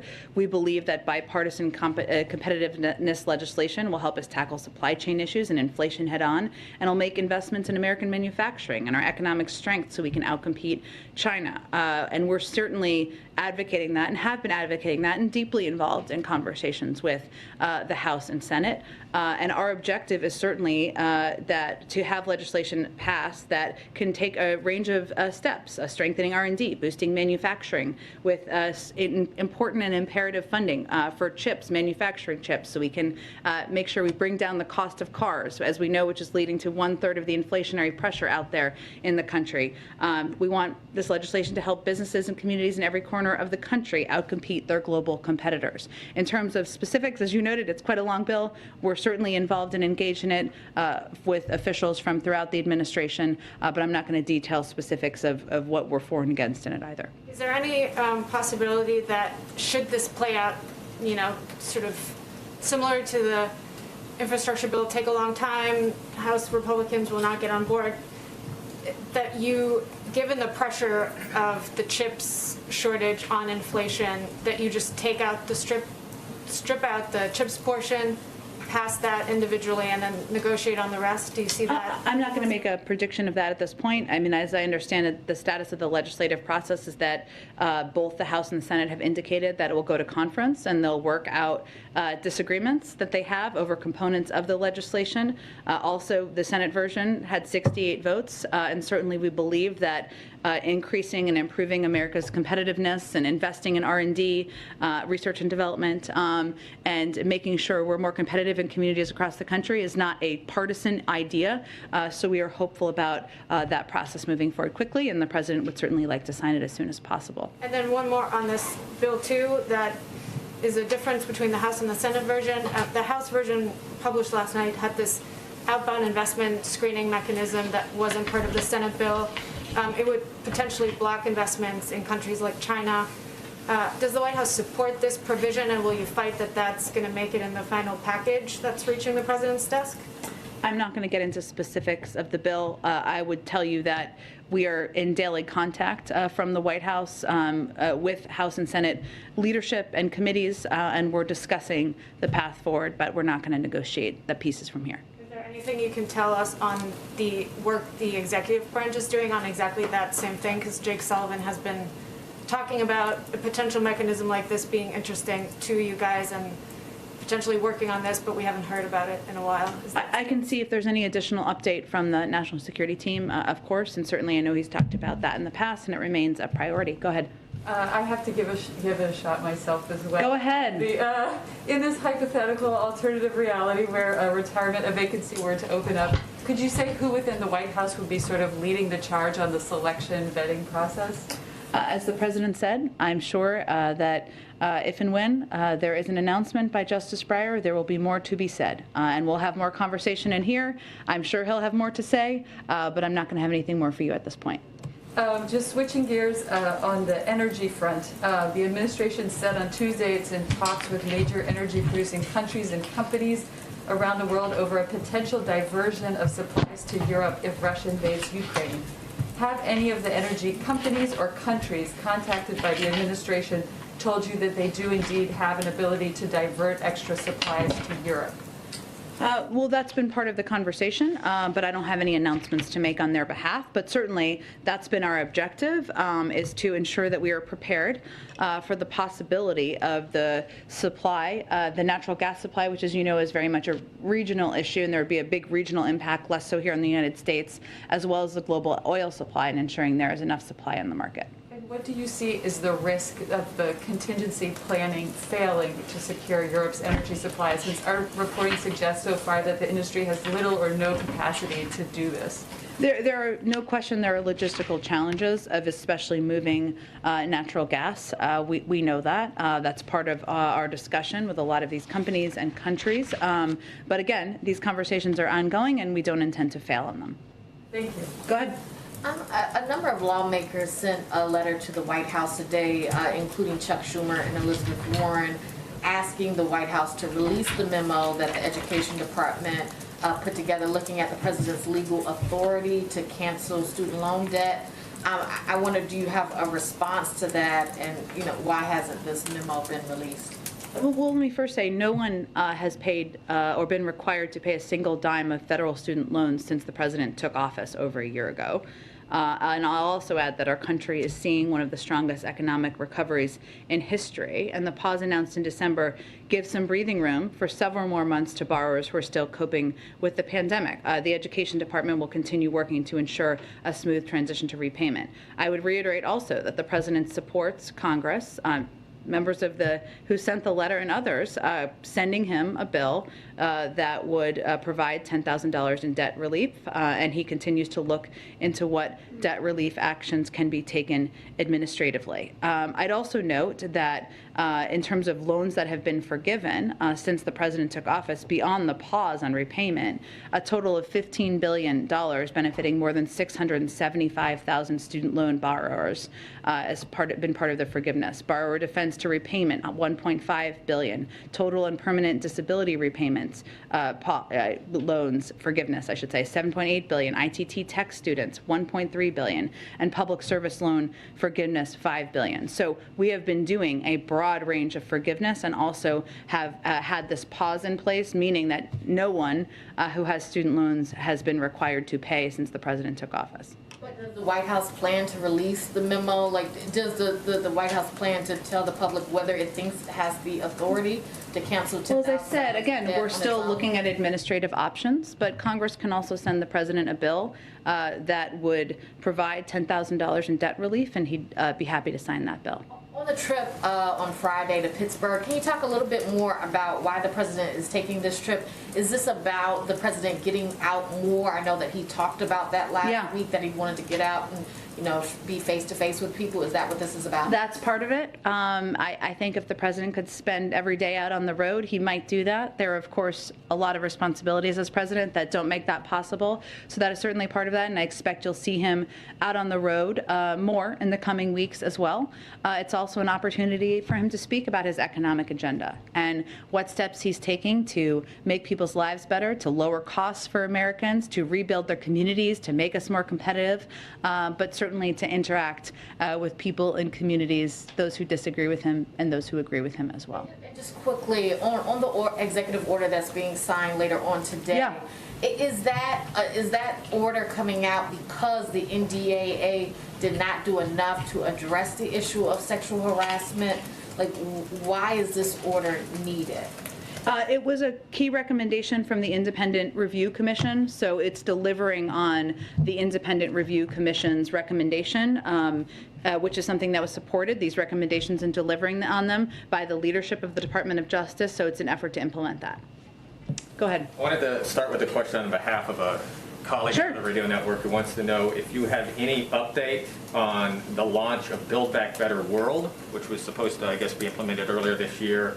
And would Dalip Singh's upcoming trip to Africa include scouting projects for Build Back Better World? I'm happy to check with our national security team. We have talked about Build Back Better World and been working a lot behind the scenes on efforts to launch that around the world. And the president has talked about it on virtually all of his foreign trips to date, but I can get more specifics about Dalip's trip. And on the meeting the president had today with the CEOs about Build Back Better here, is the strategy now with sort of the president talking about breaking it up in chunks potentially, is the plan to bring a new proposal to Democrats in Congress? What does that strategy look like as it relates to kind of the meeting that he had today? Is he trying to get a sense of what the priorities would be from these private sector CEOs? The meeting was not a negotiation. It was not the basis of a negotiation. Those discussions will happen between the 50 members of the Senate who need to support a package, a big chunk, to move it forward. This was an opportunity to hear from business leaders, and I think you heard a number of them speak during the open press component of the meeting, and I know a number of them will be doing interviews, maybe with some of you afterwards as well. What I think was interesting and compelling to the president when we were talking about this last night was that they're all experiencing different challenges as they look ahead to many of them very successful businesses. Some of that is ensuring they can have enough women at a senior level in the workforce, and lowering the cost of childcare and making that affordable is a big issue that the CEO of Etsy has talked about, for example, quite a bit. The CEO of Cummins has talked a lot about climate change, or the climate agenda, and the importance of investing in that moving forward, because those are industries that will grow and have a huge opportunity for our manufacturing industries here in the United States. Those are all components that are part of the president's Build Back Better agenda, but he really wanted to hear from them on their industries, the best way to grow their businesses, the middle class, and how components will certainly impact them. Is that a message the president plans to take to Democrats? Is he going to present something smaller, a big chunk, sort of a more narrow piece of legislation or proposal that perhaps can get unstuck in the Senate? Well, again, I don't have any predictions of the legislative process. This was not a meeting about the legislative process. The president and senior members of our legislative team and senior White House officials are in constant contact with a range of senators, committee members, staffers, and really the point we're at now is determining what components there can be 50 votes for. And that will hopefully include a big chunk of what the president has proposed. But that's what the status of that is. But this was not a meeting to discuss legislative strategy or how to navigate conversations with different senators. Go ahead. Yeah, Jen, I have a couple more on BBB. Ron Klain said last week that you'd like to see BBB legislation approved as quickly as possible. Some Democrats, Representative Jayapal, are saying that March 1st, the State of the Union, is kind of a deadline for action. Does the White House see it that way in terms of the time frame? Do you see the... No, we've not set a deadline. No. And 5 Democratic senators wrote the president and the vice president urging them to keep the child tax credit expansion in BBB. But the president seemed pretty clear in the press conference he wasn't sure that could happen. Is he reviewing that? Could he change his mind? Well, the president proposed the child tax credit extension. He very much wants to see the child tax credit extended, and you've all heard him talk about how proud he is of the expanded child tax credit because of the impact it had on cutting childhood poverty by 40%, for giving people some extra breathing room. And there's some recent studies and evidence that the child tax credit helps working families in the developments and opportunities for all children. So he has long been an advocate. Again, this is the legislative process, right? And there needs to be 50 votes. We need every Democrat to support a package moving forward. I don't have anything to preview or predict for you on that front. That is going to be up to them to determine what that looks like. One more. Should you have a Supreme Court nomination that has to make its way through the Senate, is there any concern that that could crowd out priorities like Build Back Better and make it that much harder to get something done here? Not without getting into any specifics of what may be on the docket. We have to walk and chew gum at the same time here in the White House, and that includes navigating, the buildup of military troops on the border of Ukraine. That includes trying to get an omnibus bill passed and get our competition bill passed. That includes continuing to be the arsenal of vaccines to the world, and we are entirely capable of doing more than one thing at once. Go ahead in the back. Thank you, Jen. I have two questions, two different topics. Okay. First one on Ukraine. Is it about the Supreme Court? No, actually, no. I'm not part of this. This one. The president earlier this week said he talked to all NATO leaders. Canada has offered a $100 million loan to Ukraine and is considering, could be announced this afternoon, further support assistance. What type of contribution does the president think Canada could make to this crisis? Well, we welcome the support of Canada and any country that is contributing to the needs of Ukraine, that is defending the territorial integrity of Ukraine, and defending what we feel is a fundamental value that we share with Canada and a number of countries around the world, which is the fact that no country should be able to invade and take the territory of another country. So we're not going to assess what they should do or not do. Every country has different capacities, capabilities, legal authorities. We recognize that, but we certainly welcome their support for Ukraine. President hasn't asked for arms shipments or troop deployments? I'm not going to get into any more details of conversations. We just recognize that every country has different capabilities, capacities, authorities, and a range of contributions, and doing it in a coordinated way we think is very effective. I'd like to talk about, I have a question about Haiti. Okay. So Canada hosted an international meeting last week. Prime Minister Trudeau has called for immediate action to fix the security situation in Haiti. You know that in the next 2 weeks it would have been the end of President Jovenel Moïse's term if he hadn't been assassinated. What's the U.S. plan, particularly in terms of security, knowing that there's no newly elected president to swear in on February 7th?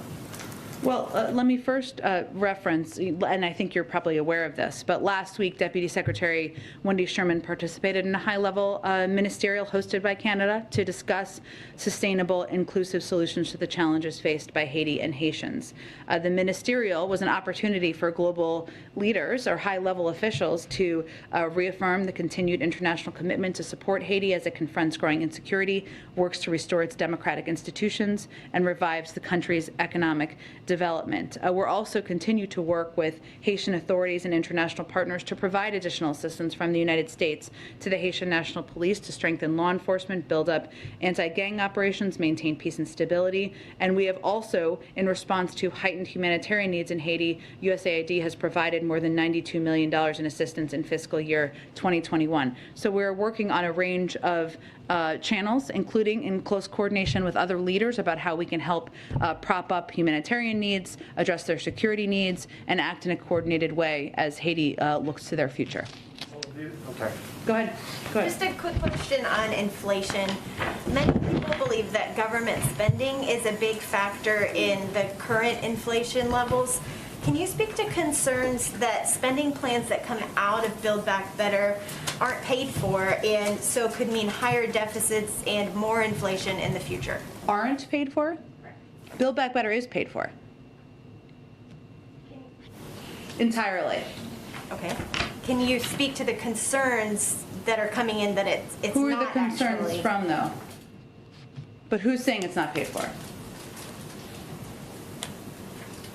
Because there have been a range of economists saying it's entirely paid for, and that has been a priority for the president. It has also been concluded by a number of Nobel laureates and experts from a range of economic experts on the outside that it will not contribute to inflation. So those are the global experts that we would point to, but there may be others suggesting something else, but I don't know who those people are. If those bills do pass, it will not raise taxes? Well, something being entirely paid for means that part of that is the highest income Americans, that companies would be asked to pay a little bit more. That has been part of the proposal and part of reforming the tax system to make it more fair. So they're also not expected to contribute to future inflation then? The Build Back Better bill? Again, it's fully paid for. We would point to Nobel laureates and a range of global economists who have conveyed that it would not contribute to inflationary pressures. Go ahead. Thanks, Jen. I wanted to ask about the impact that President Biden's experience in foreign policy has on his handling of the current situation with Russia and Ukraine. Obviously, he served on the Senate Foreign Relations Committee. He was vice president when Russia invaded Crimea. He oversaw the end of the war in Afghanistan last year. Can you just talk about how those various experiences have informed his decision-making and his thinking on the situation currently with Russia and Ukraine? Absolutely. So one of the lessons learned I talked about a little bit earlier in response to Josh's question, which is the ability and the boundless capacity of Russia to misrepresent the truth and spread misinformation through a range of channels. I mean, they have a range of state-run media channels that are not just prevalent in Russia, but around Eastern Europe, across Europe. You can even find them in the United States. But even beyond that, this is a capacity that we've seen them utilize in 2014 and 2016 and many times in between. So one of the lessons that we have learned is certainly, and the president has learned, is certainly that it's important to call out this disinformation and to make clear to the American public, to the global community, what they're trying to do here and the fact that it is not accurate. They're trying to set the predicate for war. We've done that through a number of means. Last week, the administration announced sanctions on 4, of course, Ukrainian individuals. We also had a briefing, launched a website, released a fact sheet to educate the public on the Russia disinformation ecosystem. The FBI and DHS are coordinated with the intelligence community as well as state and local partners to ensure a common understanding of Russia disinformation and influence activities related to the situation in Ukraine. So that's one part. I'd also say that for the president, and this has been a priority for him since he came into office, building up our alliances and partnerships with the global community, ensuring that close coordination is front and center and is a priority, is something that he has learned through his time in foreign policy as the former chair of the Foreign Relations Committee, of course, as vice president, is imperative. And we believe that's proving to be very effective at this point in time. We've had more than 100, probably way more than that at this point, engagements with NATO partners, allies around the world, and we have a coordinated and strong approach to how we're approaching the buildup of troops on the border of Ukraine. So there are many lessons, but I would say those are 2 of the biggest ones. Right, and can I also ask about the China competitiveness bill that was mentioned earlier? Does the White House want to see Congress finish work on that before Build Back Better? Is there like a priority there in terms of getting that done? The president would like to sign it as soon as possible, but beyond that, I'm not going to get into an order of events. Go ahead.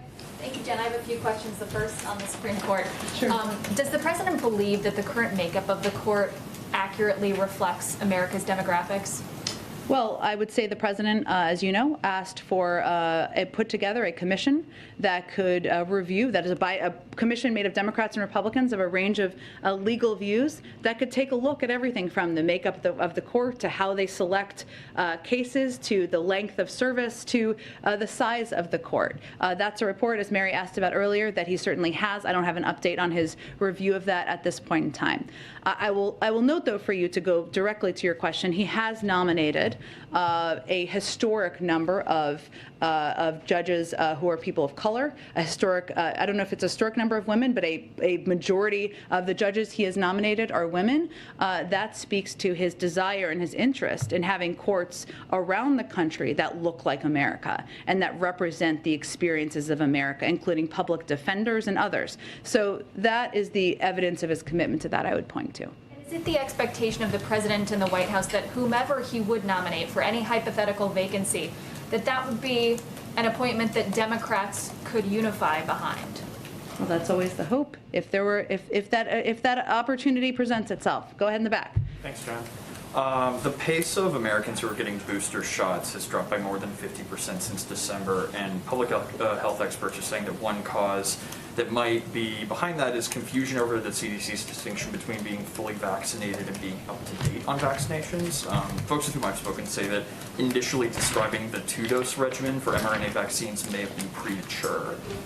Given what we now know about variants and breakthrough cases, was it a mistake to say that people were fully vaccinated back last year before we knew what the virus is going to do next? Well, it was not a decision made by the White House. It was a decision made by our public health experts at the CDC who make those definitions or determine those definitions. They've also said that the term fully vaccinated refers to your primary series. So that means being up to date on your vaccines, which is true if you have kids. I have kids, making sure they're up to date. When they go to the doctor, you ask them if they need any shots. That is true of when you need a booster shot. You need it a set number of months, depending on what vaccine you got, past your second dose. That's something we think American people are more than capable of keeping up to date on. It is also true that we think more people need to get boosters, that boosters are very effective in protecting against serious illness, hospitalization, and that is one of the most effective steps that can be taken. 70% of eligible seniors have gotten their boosters, but certainly it needs to be higher in other age groups. I do have one on the news today. I'm sorry, you got to try. Don't need to be sorry. It's okay. You're doing your job. So, if Justice Breyer were to retire, one of the last cases that he'll face as a member of the Supreme Court obviously will be Dobbs versus Jackson, which court watchers are saying is likely to weaken or potentially overturn Roe v. Wade. If his potentially final opinion ends up being a dissent in the Dobbs case, what is the administration's plan to protect abortion access as best it can beyond trying to pass a congressional remedy, which I think, unless you guys have 10 extra senators lying around, might not be able to beat a filibuster? Well, without speaking to the future of the Supreme Court, what I will reiterate is that the president has been an advocate for codifying Roe. That's something he certainly thinks and hopes that Congress will act on. We've also taken steps and have announced steps in recent days even for HHS to amp up their support for providers across the country, and that's something we will continue to look for ways to do, but I'm not going to make a prediction of the outcome. Thanks, everyone. German Chancellor timing, do you guys have that? Not yet. Hopefully we'll have it soon. Thank you, Jen, any response to the Fed signaling it will raise rates in mid-March? I would just say that the president, obviously the Fed is independent, and we stand by that, as does the president, that the Chairman Powell has indicated his plans to recalibrate in the past, and the president spoke last week to his support for that. Thank you, everyone. Thanks.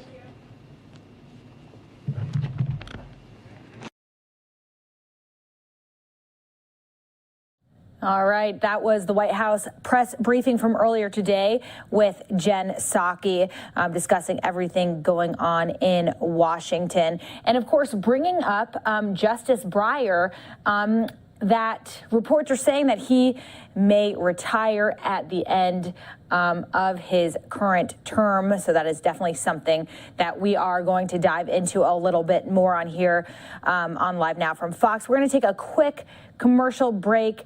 Before we go, though, I'll take you to some Live Now looks from across the country. Here is one of my favorites, of course, Santa Monica Pier.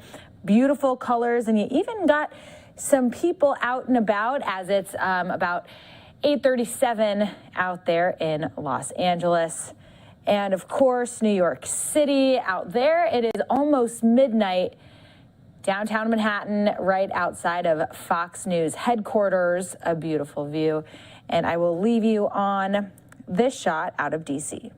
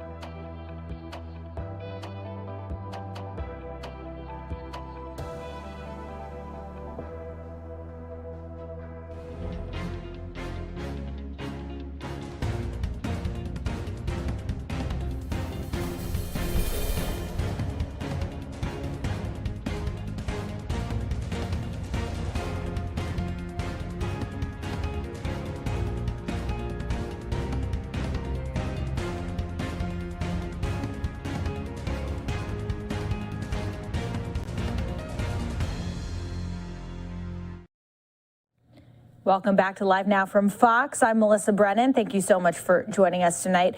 We're going to go into a longer discussion right now about Justice Stephen Breyer, who will retire at the end of the Supreme Court's current term, giving President Biden a chance to reinforce its minority and deliver on his campaign pledge to make history by nominating the first African-American female justice. Now, of course, we don't know if this will happen, as we just heard from the White House press briefing. Only time will tell if this all does play out that way. However, that is what he did say on the campaign trail. Let's go to a conversation that we had earlier today with a law professor discussing what could happen.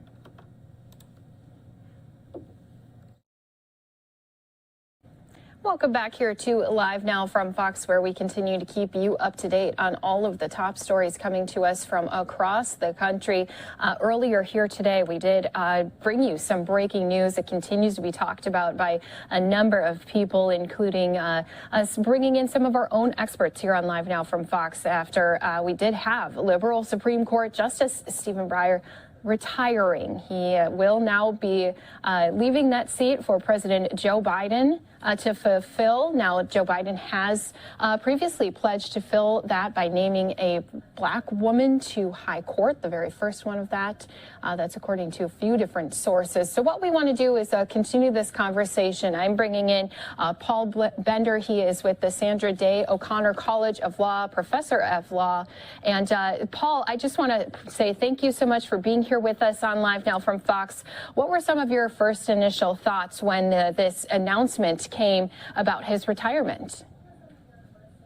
Well, it's something you had to expect because he is aware of what the political situation is, and I'm sure he didn't want to wait so long that President Breyer would not be able to replace him, but that it would be a Republican president replacing him. So I think that's why he's doing it now, to ensure that President Biden has a chance to pick his replacement.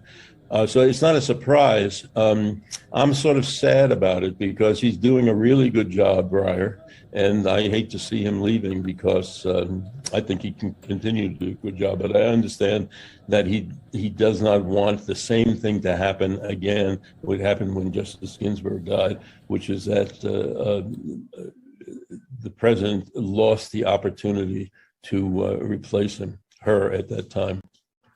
No, that was something I wanted to touch on. I'm glad that you brought that point up. You know, right now we are at a point where the Senate's leaning a bit to the left. Democrats do hold that majority. We also have a Democratic president. And then, of course, a tiebreaker would go to the vice president. So what are your thoughts about not only the timing, but who could possibly be then filling that role? Well, the timing, I think, is important. Breyer has said, and I think it's good and important that he said that he's going to stay the rest of the term if he can. So he'll fill out this term. So all the cases that are being argued now, and there's some really important ones that are being argued, will be decided by the end of the term, and he'll participate in all of those. The new person will start in October with next term's cases. Who it's going to be, I don't think you can tell. You said that the president says he wants to appoint a black woman. There are several black women who would fill that bill, and I'm sure he'll be considering them, and he probably will consider other people as well. But I think the idea of putting a black woman on the court is a wonderful idea because there has never been a black woman on the court. And it also would add another woman to the court, which now only has two women, and I think it ought to be closer to 50-50. It would be better to have three women than two. And when we think about this replacement as well, you know, you think about who's already sat on the Supreme Court. How does that change the dynamics as far as replacing him come the next term? Well, I don't think his replacement by President Biden is going to change the profile of the court. It'll probably be somebody who will vote very much the way Breyer would have voted. What I would like to see is him appoint somebody who could start building a coalition of middle justices on the court. to somebody who Justice Kavanaugh and Chief Justice Roberts could work with, and somebody who could also work with Sotomayor and Kagan. So there would be 5 people in the middle of the court.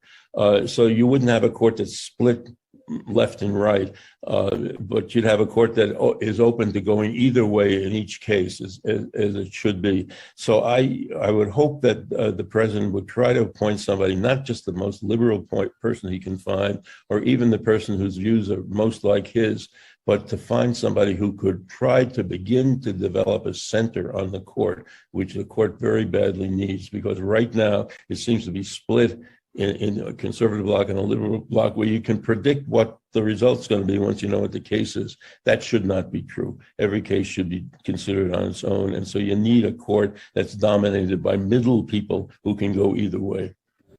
And if we talk about this need for that dynamic, but let's take a look back at his career, being there serving for more than 27 years. I know you said you were a little sad to hear the news of the retirement. Is there anything that stands out to you that he's been able to accomplish, or anything he stood firm on throughout his past 27 years? I'm trying to think of that. There's no particular thing that he's noted for. For me, I've known him for years. He was a few years behind me at law school, and I've known him throughout his career, and I argued before him when he was on the court. His main contribution, I think, has been a very sober, centrist, liberal voice on the court who is willing to listen to all sides and who is not competitive, is not nasty, tries to get along as much as possible. He's tried to build a central coalition on the court. That has not worked. It's not his fault. But he's been somebody who tries to be as moderate as he can be, while pursuing his basic philosophy, which is basically somebody who is a New Deal kind of justice, believes in big government, believes in strong protection of individual rights. He's been very steady about that through his time on the court. And so I think he's done what he wanted to do. But in recent years, he hasn't had the majority. And so I think he'd been trying all his time there, and you can see it every once in a while in a decision. He's trying to find middle ground with the more conservative people.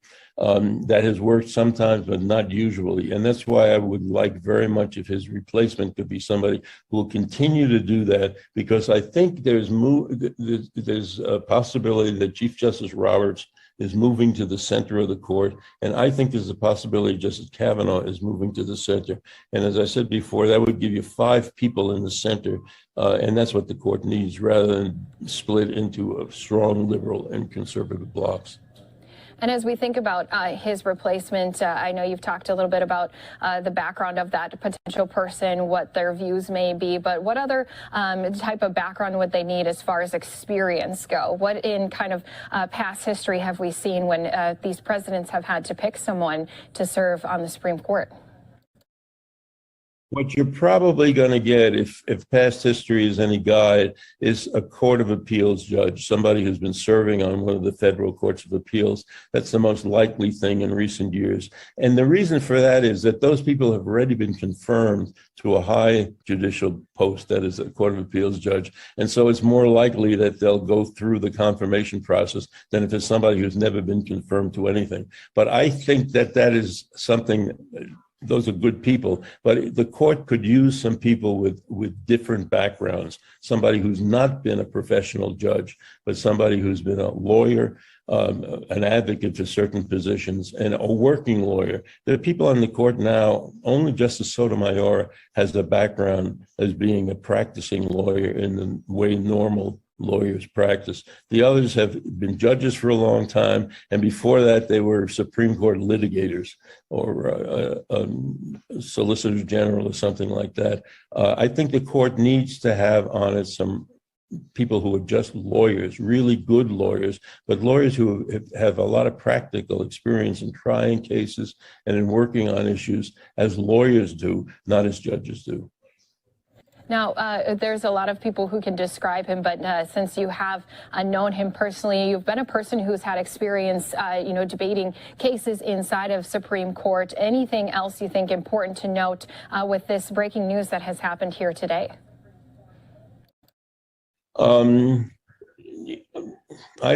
think all you can say about what's happened today is it probably will result in the court staying more or less the way it is with regard to its profile, liberal conservative profile. Well, I was saying before, I would really like it if the appointment could be somebody who could bring people together on the court, in the middle of the court. And I think that the president is capable of doing that. I think he probably wants to have the same thing. So I would like very much for him to appoint somebody, not because they're the strongest liberal possible, but because there's somebody who can work with the people on the court to try to develop a center of the court so that the court is not split as it has been recently.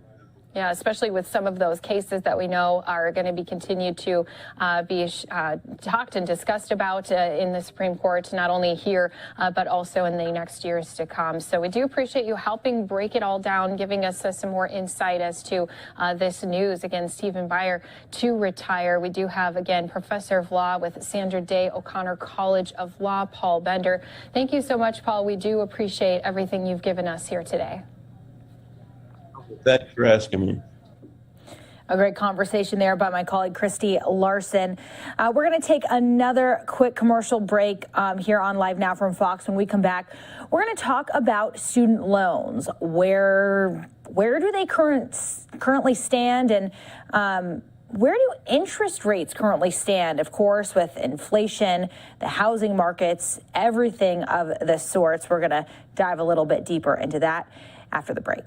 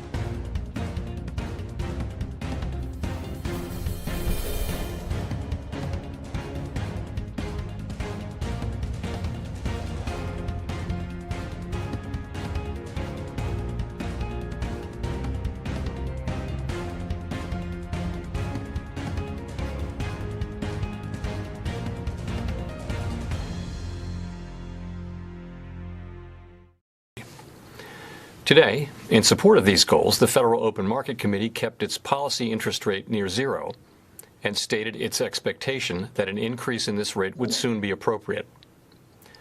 The committee also agreed to continue reducing its net asset purchases on the schedule we announced in December, bringing them to an end in early March. As I will explain, against a backdrop of elevated inflation and a strong labor market, our policy has been adapting to the evolving economic environment, and it will continue to do so. Economic activity expanded at a robust pace last year, reflecting progress on vaccinations and the reopening of the economy. Fiscal and monetary policy support and the healthy financial positions of households and businesses. Indeed, the economy has shown great strength and resilience in the face of the ongoing pandemic. The recent sharp rise in COVID cases associated with the Omicron variant will surely weigh on economic growth this quarter. High-frequency indicators point to reduced spending in COVID-sensitive sectors, such as travel and restaurants. And activity more broadly may also be affected as many workers are unable to report for work because of illness, quarantines, or caregiving needs.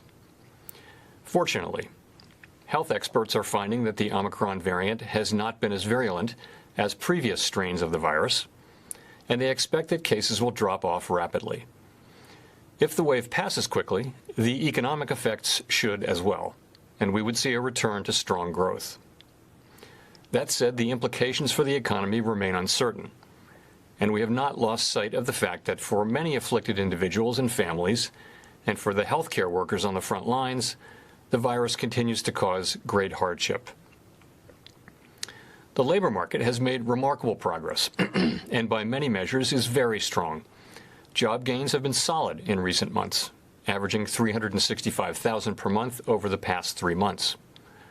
Over the past year, payroll employment has risen by 6.4 million jobs. The unemployment rate has declined sharply, falling 2 percentage points over the past 6 months to reach 3.9% in December. The improvements in labor market conditions have been widespread, including for workers at the lower end of the wage distribution, as well as for African Americans and Hispanics. Labor demand remains historically strong. With constraints on labor supply, employers are having difficulties filling job openings, and wages are rising at their fastest pace in many years. While labor force participation has edged up, it remains subdued, in part reflecting the aging of the population and retirements. In addition, some who would otherwise be seeking work report that they are out of the labor force because of factors related to the pandemic, including caregiving needs and ongoing concerns about the virus. The current wave of the virus may well prolong these effects. Over time, there are good reasons to expect some further improvements in participation and employment. Inflation remains well above our longer-run goal of 2%. Supply and demand imbalances related to the pandemic and the reopening of the economy have continued to contribute to elevated levels of inflation. In particular, bottlenecks and supply constraints are limiting how quickly production can respond to higher demand in the near term. These problems have been larger and longer lasting than anticipated, exacerbated by waves of the virus. While the drivers of higher inflation have been predominantly connected to the dislocations caused by the pandemic, price increases have now spread to a broader range of goods and services. Wages have also risen briskly, and we are attentive to the risks that persistent real wage growth in excess of productivity could put upward pressure on inflation. Like most forecasters, we continue to expect inflation to decline over the course of the year. We understand that high inflation imposes significant hardship, especially on those least able to meet the higher costs of essentials like food, housing, and transportation. In addition, we believe that the best thing we can do to support continued labor market gains is to promote a long expansion, and that will require price stability. We're committed to our price stability goal. We will use our tools both to support the economy and a strong labor market, and to prevent higher inflation from becoming entrenched. And we'll be watching carefully to see whether the economy is evolving in line with expectations.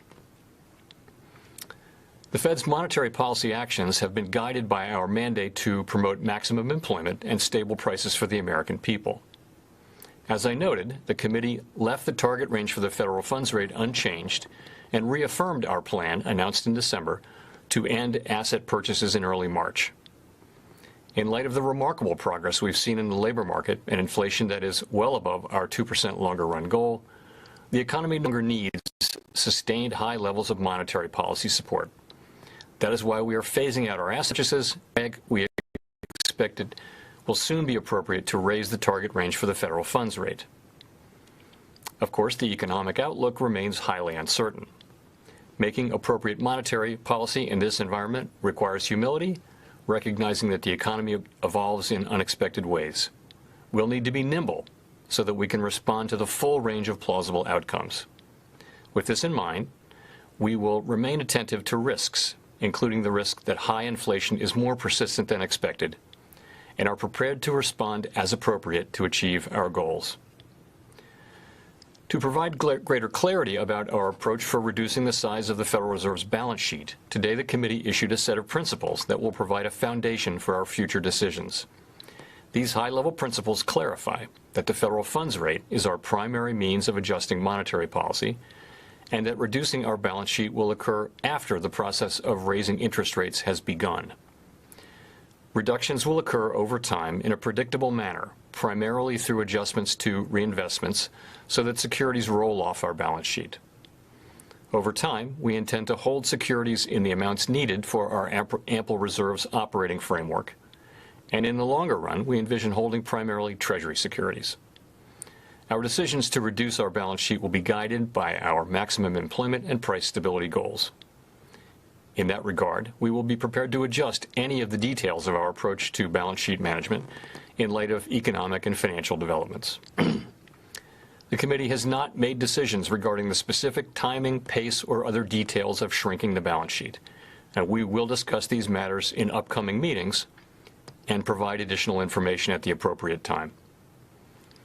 To conclude, we understand that our actions affect communities, families, and businesses across the country. Everything we do is in service to our public mission. We at the Federal Reserve will do everything we can to achieve our maximum employment and price stability goals. Thank you. I look forward to your questions. Thank you. For the first question, we'll go to Chris Rugaber at the Associated Press. Thanks, Michelle, and thank you, Chair Powell.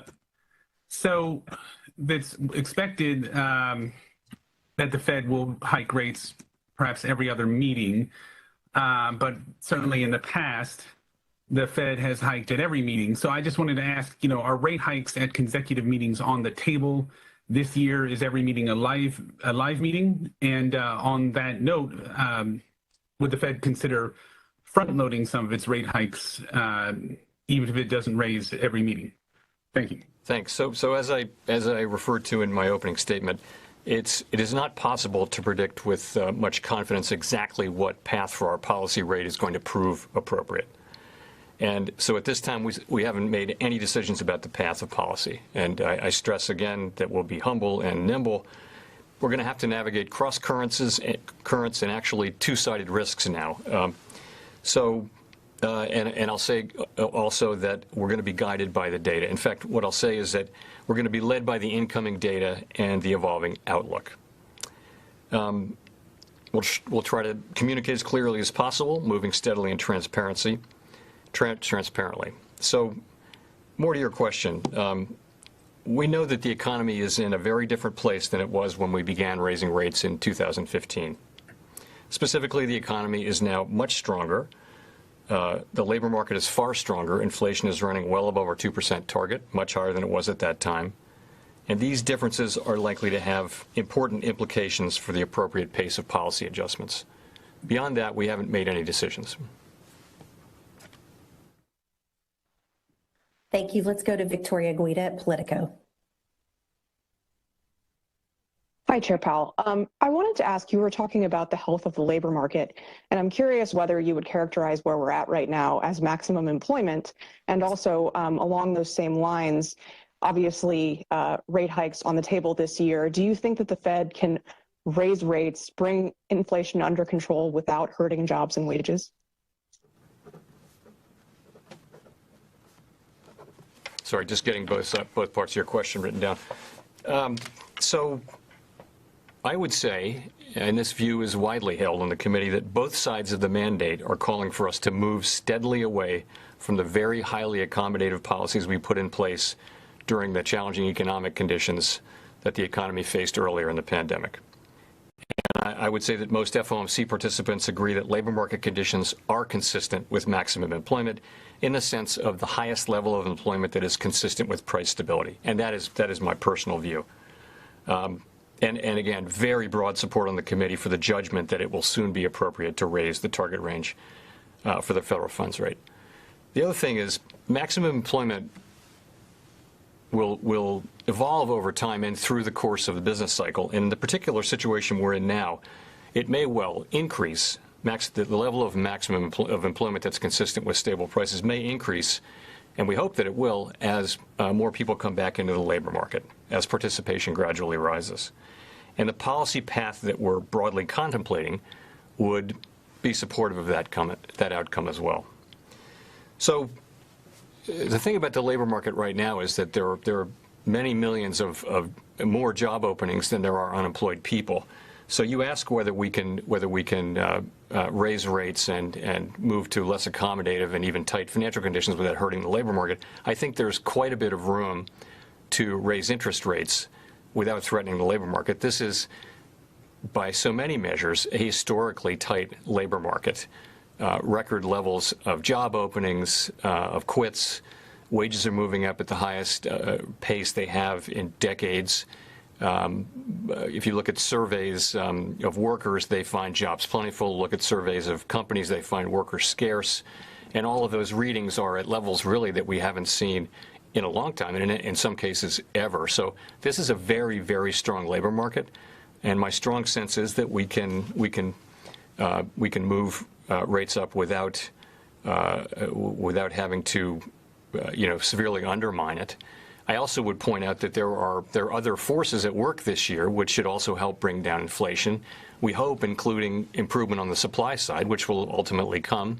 The timing and pace of that are uncertain. And also, fiscal policy is going to be less supportive of growth this year, not of the level of economic activity, but the fiscal impulse to growth will be significantly lower. So there are multiple forces which should be working over the course of the year for inflation to come down. We do realize that the timing and pace of that are highly uncertain, and that inflation has persisted longer than we thought. And of course, we're prepared to use our tools to assure that higher inflation does not become entrenched. Thank you. Let's go to Nick Timrose at the Wall Street Journal. Good afternoon, Chair Powell. Nick Timrose of the Wall Street Journal. I have a couple of questions on the balance sheet. The statement on the balance sheet today calls for significantly reducing your holdings. What does that mean? And then, apart from moving sooner and faster to shrink the holdings, are there any other ways in which you and your colleagues are seriously thinking about recalibrating this process?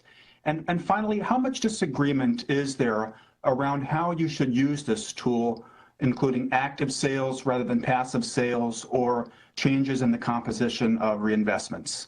Thank you. So I'm afraid to tell you that those are all great questions, and they're questions that the committee is just turning to now. So we had a discussion, as you know, at the last meeting, an introductory discussion of the balance sheet and a teeing up of the issues. At this meeting, we've gone through and carefully put together a set of principles at a high level, and those are meant to guide the actual decisions we'll make about the pace and about all of the questions that you're asking. And I expect that this process will be something that we spend time on in coming meetings. I can't tell you how many, I can't tell you how long it will take, and then, at the appropriate time, we'll provide additional information. So the last cycle when we went through balance sheet issues, we did find that over the course of 2 or 3 meetings, for example, we did come to interesting and better answers, we thought. So we're just in that process now, and at the next meeting, we'll be turning to more of the details that you're asking about. I would say this: the balance sheet is much bigger. It has a shorter duration than the last time, and the economy is much stronger, and inflation is much higher. So, and I think that leads you to, and I've said this, being willing to move sooner than we did in the last time, and also perhaps faster. But beyond that, it's really not appropriate for me to speculate exactly what that would be. But I would point you to principle number 1, which is the committee views changes in the target rate for the federal funds rate as its primary means of adjusting the stance of monetary policy. So we do want the federal funds rate, we want to operationalize that, and we want the balance sheet to be declining in a predictable manner, and we want it to be declining primarily by adjusting reinvestments. So if I could follow on that, raising rates and reducing the balance sheet both restrain the economy, both tighten monetary policy. How should we think about the relationship between the two? For example, how much passive runoff is equal to every 1/4 percentage point increase in your benchmark rate? So again, we think of the balance sheet as moving in a predictable manner, sort of in the background, and that the active tool meeting to meeting is not both of them, it's the federal funds rate. there are rules of thumbs. I'm reluctant to land on one of them that equate this, and there's also an element of uncertainty around the balance sheet. I think we have a much better sense, frankly, of how rate increases affect financial conditions and hence economic conditions. Balance sheet is still a relatively new thing for the markets and for us, so we're less certain about that. So again, I think the pattern we'll follow is to arrive at a timing and a pace and composition and all those things, and then announce that with advance notice, and it will start in the background, and then we'll look to have that just running in the background and have the interest rates again be the active tool of monetary policy. That's at least the plan. I can't tell you much more about any of the very good issues about size, pace, composition, those sorts of things. We'll be turning to all of those at coming meetings. Thank you. Thanks. Now we'll go to Neil Irwin. Thank you, Chair Powell. It's Neil Irwin from Axios. Glad to be back. Sir, I was wondering if the volatility we've seen in financial markets in the last few weeks strikes you as anything alarming or that might affect the trajectory of policy. Conversely, to the degree that financial conditions have tightened some, might that be desirable in some ways in achieving your tightening goals? So, as you know, the ultimate focus that we have is on the real economy, maximum employment and price stability, and financial conditions matter to the extent that they have implications for achieving the dual mandate. And you also know that we look at broader financial conditions, not one or two things, one or two markets. And what we're always asking ourselves is, are we seeing changes that are both persistent and material enough that of a change in financial conditions that they are inconsistent with the achievement of our goals? So that's how we're looking at that. And I don't want to comment on today's financial conditions broadly, but we're not looking at any one market or so. So that's how we're thinking. In terms of what we've seen, I would say this. We said at our last meeting, we published a summary of economic projections, the median participant expected 3 rate increases this year. And, it's 6 weeks, 7 weeks later now. And you have seen that our communication channel with the markets is working. Markets are now pricing in a number of rate increases. Surveys show that market participants are expecting a balance sheet runoff to begin, at the appropriate time, sometime later this year, perhaps. We haven't made that decision yet. So we feel like the communications we have with market participants and with the general public are working, and that financial conditions are reflecting in advance the decisions that we make. And monetary policy works significantly through expectations, so that in and of itself is appropriate. Thank you. Let's go to Howard Schneider. For a year or hi. Thanks, Chair Powell. Howard Schneider with Reuters. So for a year now, the statements reference the benchmarks for this initial interest rate increase. Now that we're approaching that moment, what are the benchmarks going to be for subsequent rate increases? I know you can't stipulate the path, but how should we think about the criteria for the next step and the next step? Well, you're right. We haven't gotten to that point yet. We haven't made a decision yet, and we'll make that decision at the March meeting. We'll make a decision whether to raise the federal funds rate. I would say that the committee is of a mind to raise the federal funds rate at the March meeting, assuming that conditions are appropriate for doing so. We have our eyes on the risks, particularly around the world, but we do expect some softening in the economy from Omicron, but we think that should be temporary, and we think that the underlying strength of the economy should show through fairly quickly after that.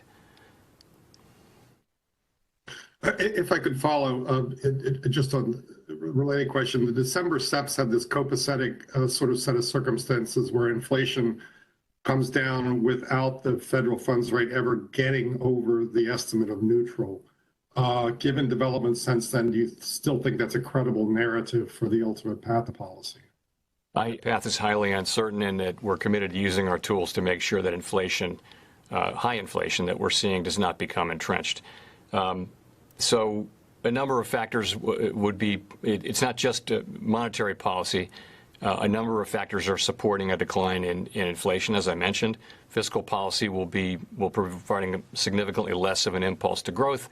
We do expect this year, although we do expect now that it will come slower than we had expected and hoped, that there will be relief on the supply side. So that, too, should lower these supply side barriers, which are a big part of the story why inflation is high. In addition, monetary policy will be becoming significantly less accommodative. So the question is, we'll be asking this question all year long, and that will be, are things turning out as we expect? There's a case that for whatever reason the economy slows more and inflation slows more than expected. We'll react to that. If instead we see inflation at a higher level or a more persistent level, then we'll react to that. And again, we're well aware that this is a different economy than existed during the last tightening cycle, and our policy is going to reflect those differences. Thank you. Thank you. Let's go to Gina Smialek.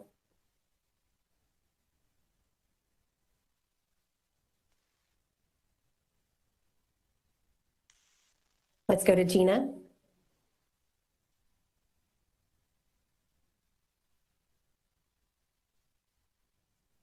Okay, let's go to Steve Leisman.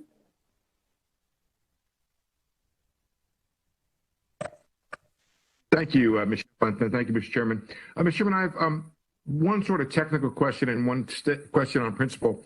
The technical question is, if you're going to discuss balance sheet at next upcoming meetings and you won't begin balance sheet reduction until after you begin rate hikes, it seems to technically mean that you won't or can't begin balance sheet reduction until the summer. Is that correct? That's the first thing. Second of all, you suggested that the with balance sheet running in the background, that you would possibly be raising rates and running off the balance sheet at the same time. That's sort of the technical question part of it. The principal question I have is, you said it's going to be running in the background, but the statement on balance sheet principle says the committee is prepared to adjust any of the details of its approach based on economic and financial developments, which suggests there's something of a reaction function associated to the balance sheet, and it won't be running in the background. So could you give us any a sense of the discussion or staff presentation on what is the reaction function surrounding the balance sheet? Thanks. So let me start by talking about that last paragraph. So you'll remember during the last cycle that this process of building up and then shrinking the balance sheet is a complicated one, and it involves inevitably surprises. And so during the prior cycle, we amended our balance sheet principles a number of times. Now, we didn't intend to do that. Events required us to do so. So we got a pretty robust paragraph there that says we're free to do this at any time. And it doesn't mean we're going to, but if the situation turns out to be different than we had thought, we're not going to stick with something that isn't working. That's all that's saying. It's meant to be quite a general statement rather than a hint. So, I mean, I like to think that our philosophy of the balance sheet is embodied in these principles. So, the idea that, for example, the federal funds rate is the primary means of adjusting the stance of policy, that will determine the timing and pace of reducing the size of the balance sheet to foster the dual mandate, that will begin to reduce the size after we begin the process of raising rates, and on like that. I mean, those are all the things that try to describe how we will proceed. But it may be at a higher level, to try to get at your question. Asset purchases were enormously important at the beginning of the recovery in terms of restoring market function, as they were right after in the critical phase of the global financial crisis. And then after, they were a macroeconomic tool to support demand. And now the economy no longer needs this highly accommodative policy that we put in place. So it's time to stop asset purchases first, and then at the appropriate time, start to shrink the balance sheet. Now, the balance sheet is substantially larger than it needs to be. We've identified the end state as in amounts needed to implement monetary policy efficiently, effectively in the ample reserves regime. So there's a substantial amount of shrinkage in the balance sheet to be done. That's going to take some time. We want that process to be orderly and predictable. And so those are some of the ways I would think this lays out our, the way we're thinking about this. In terms of the timing, I can't really help you. It just says after we get underway. So I would say we're going to have another discussion at the next meeting.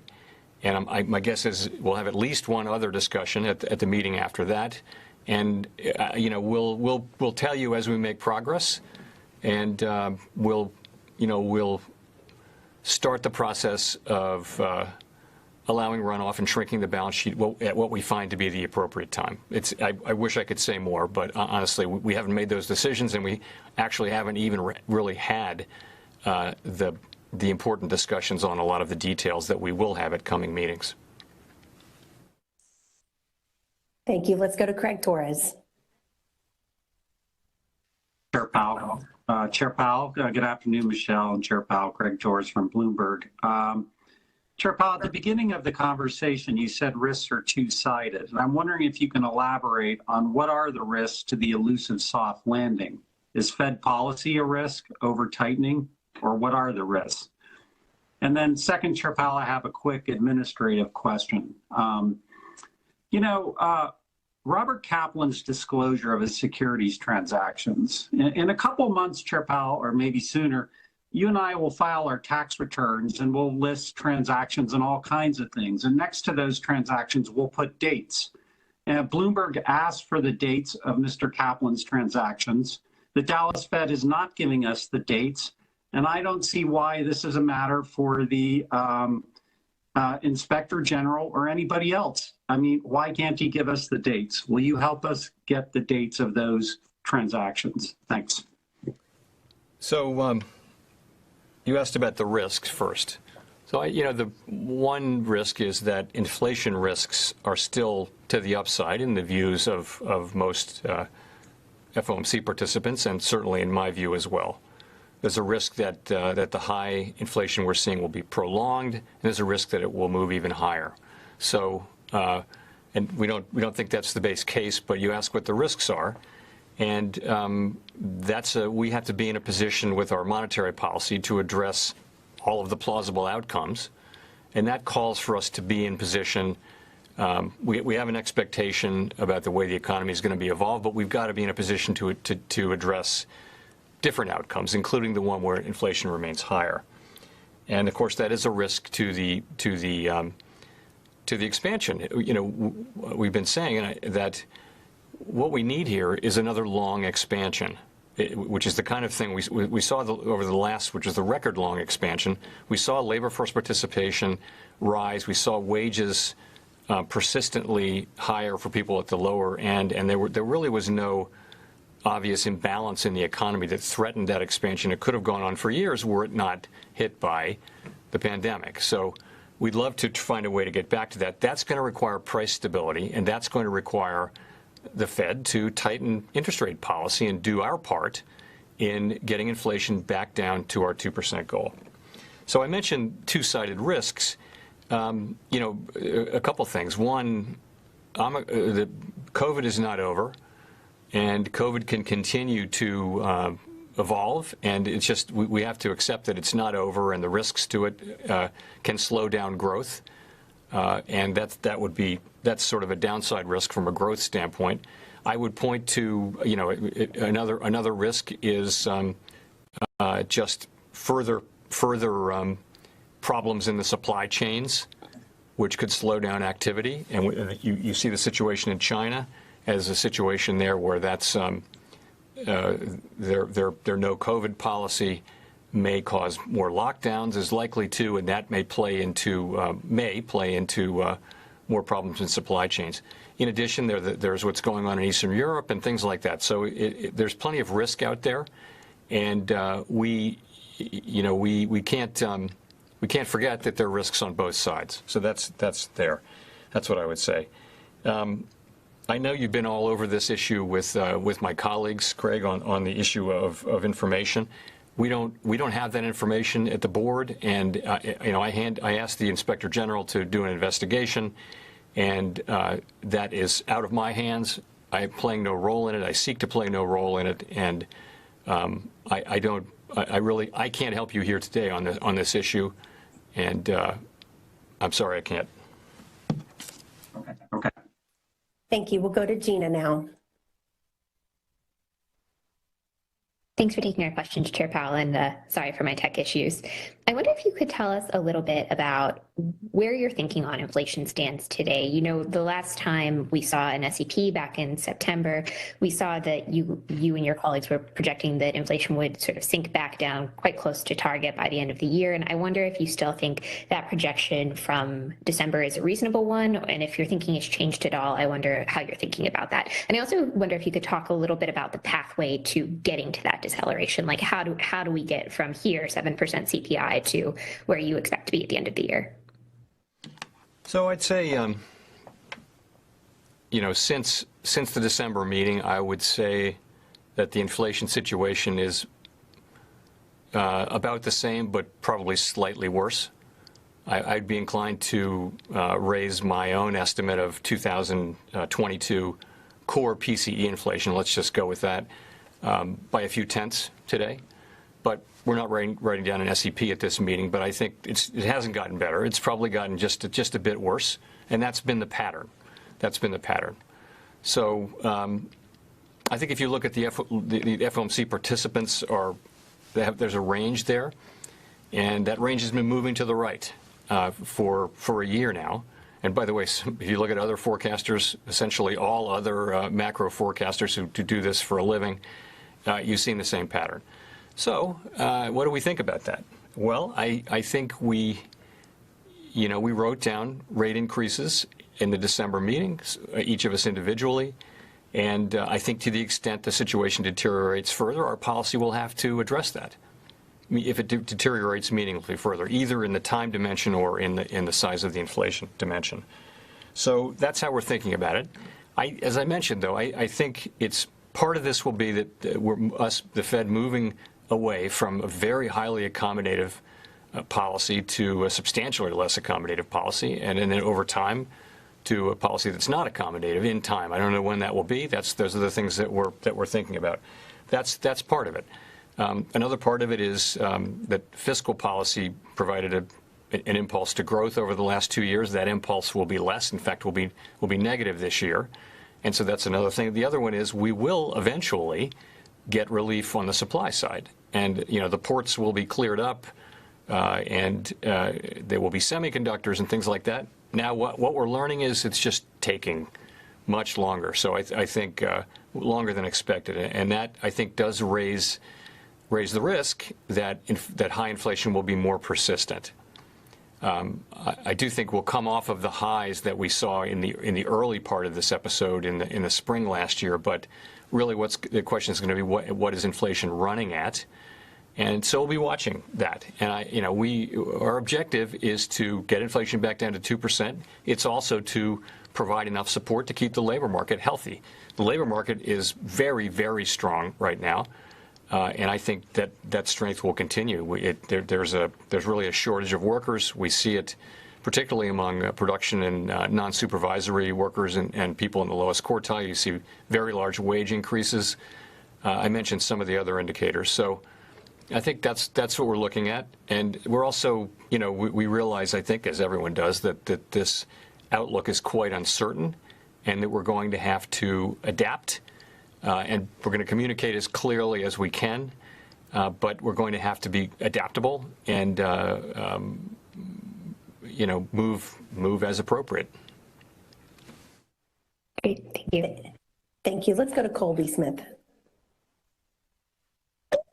Thank you, Michelle. Chair Powell, when you talk about being humble and nimble about the path forward for monetary policy, does that also include the possibility of raising interest rates by larger increments and, say, doing a 50 basis points hike at some point if inflation does not moderate sufficiently? And should we interpret this approach as a departure from the gradual pace that we saw during the last hiking cycle?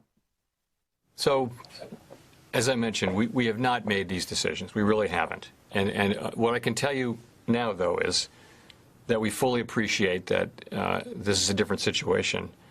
If you look back to where we were in 2015, 16, 17, 18, when we were raising rates, inflation was very close to 2%, even below 2%. Unemployment was not at our estimates of the natural rate, and growth was in the 2 to 3% range.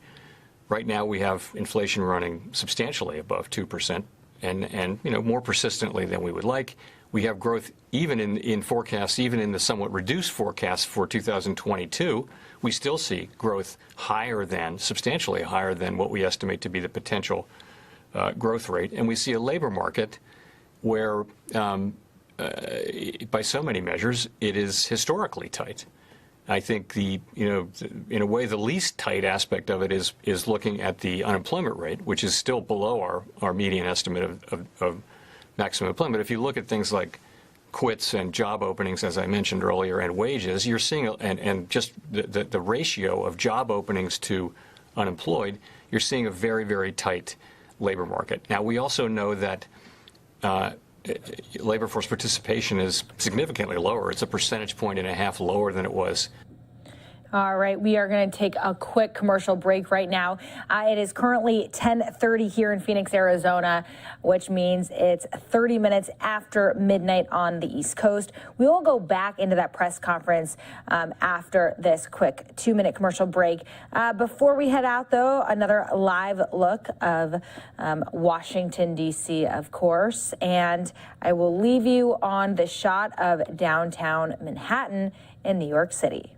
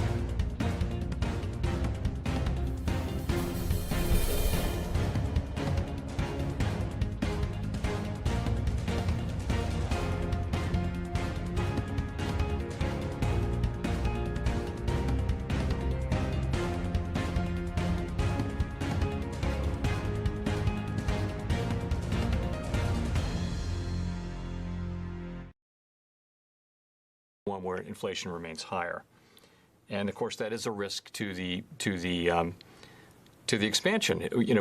We've been saying that what we need here is another long expansion, which is the kind of thing we saw over the last, which is the record long expansion.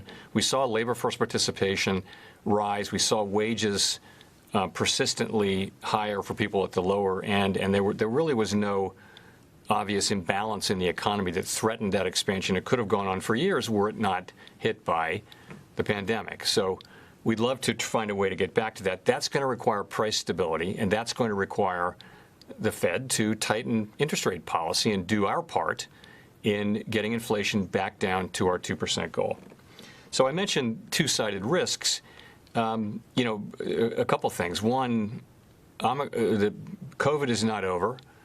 And COVID can continue to evolve, and it's just we have to accept that it's not over, and the risks to it can slow down growth, and that's sort of a downside risk from a growth standpoint. I would point to another risk is just further problems in the supply chains, which could slow down activity, and you see the situation in China as a situation there where that's their no COVID policy may cause more lockdowns, is likely to, and that may play into more problems in supply chains.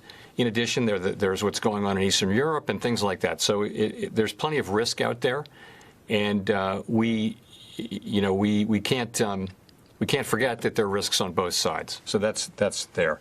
That's what I would say.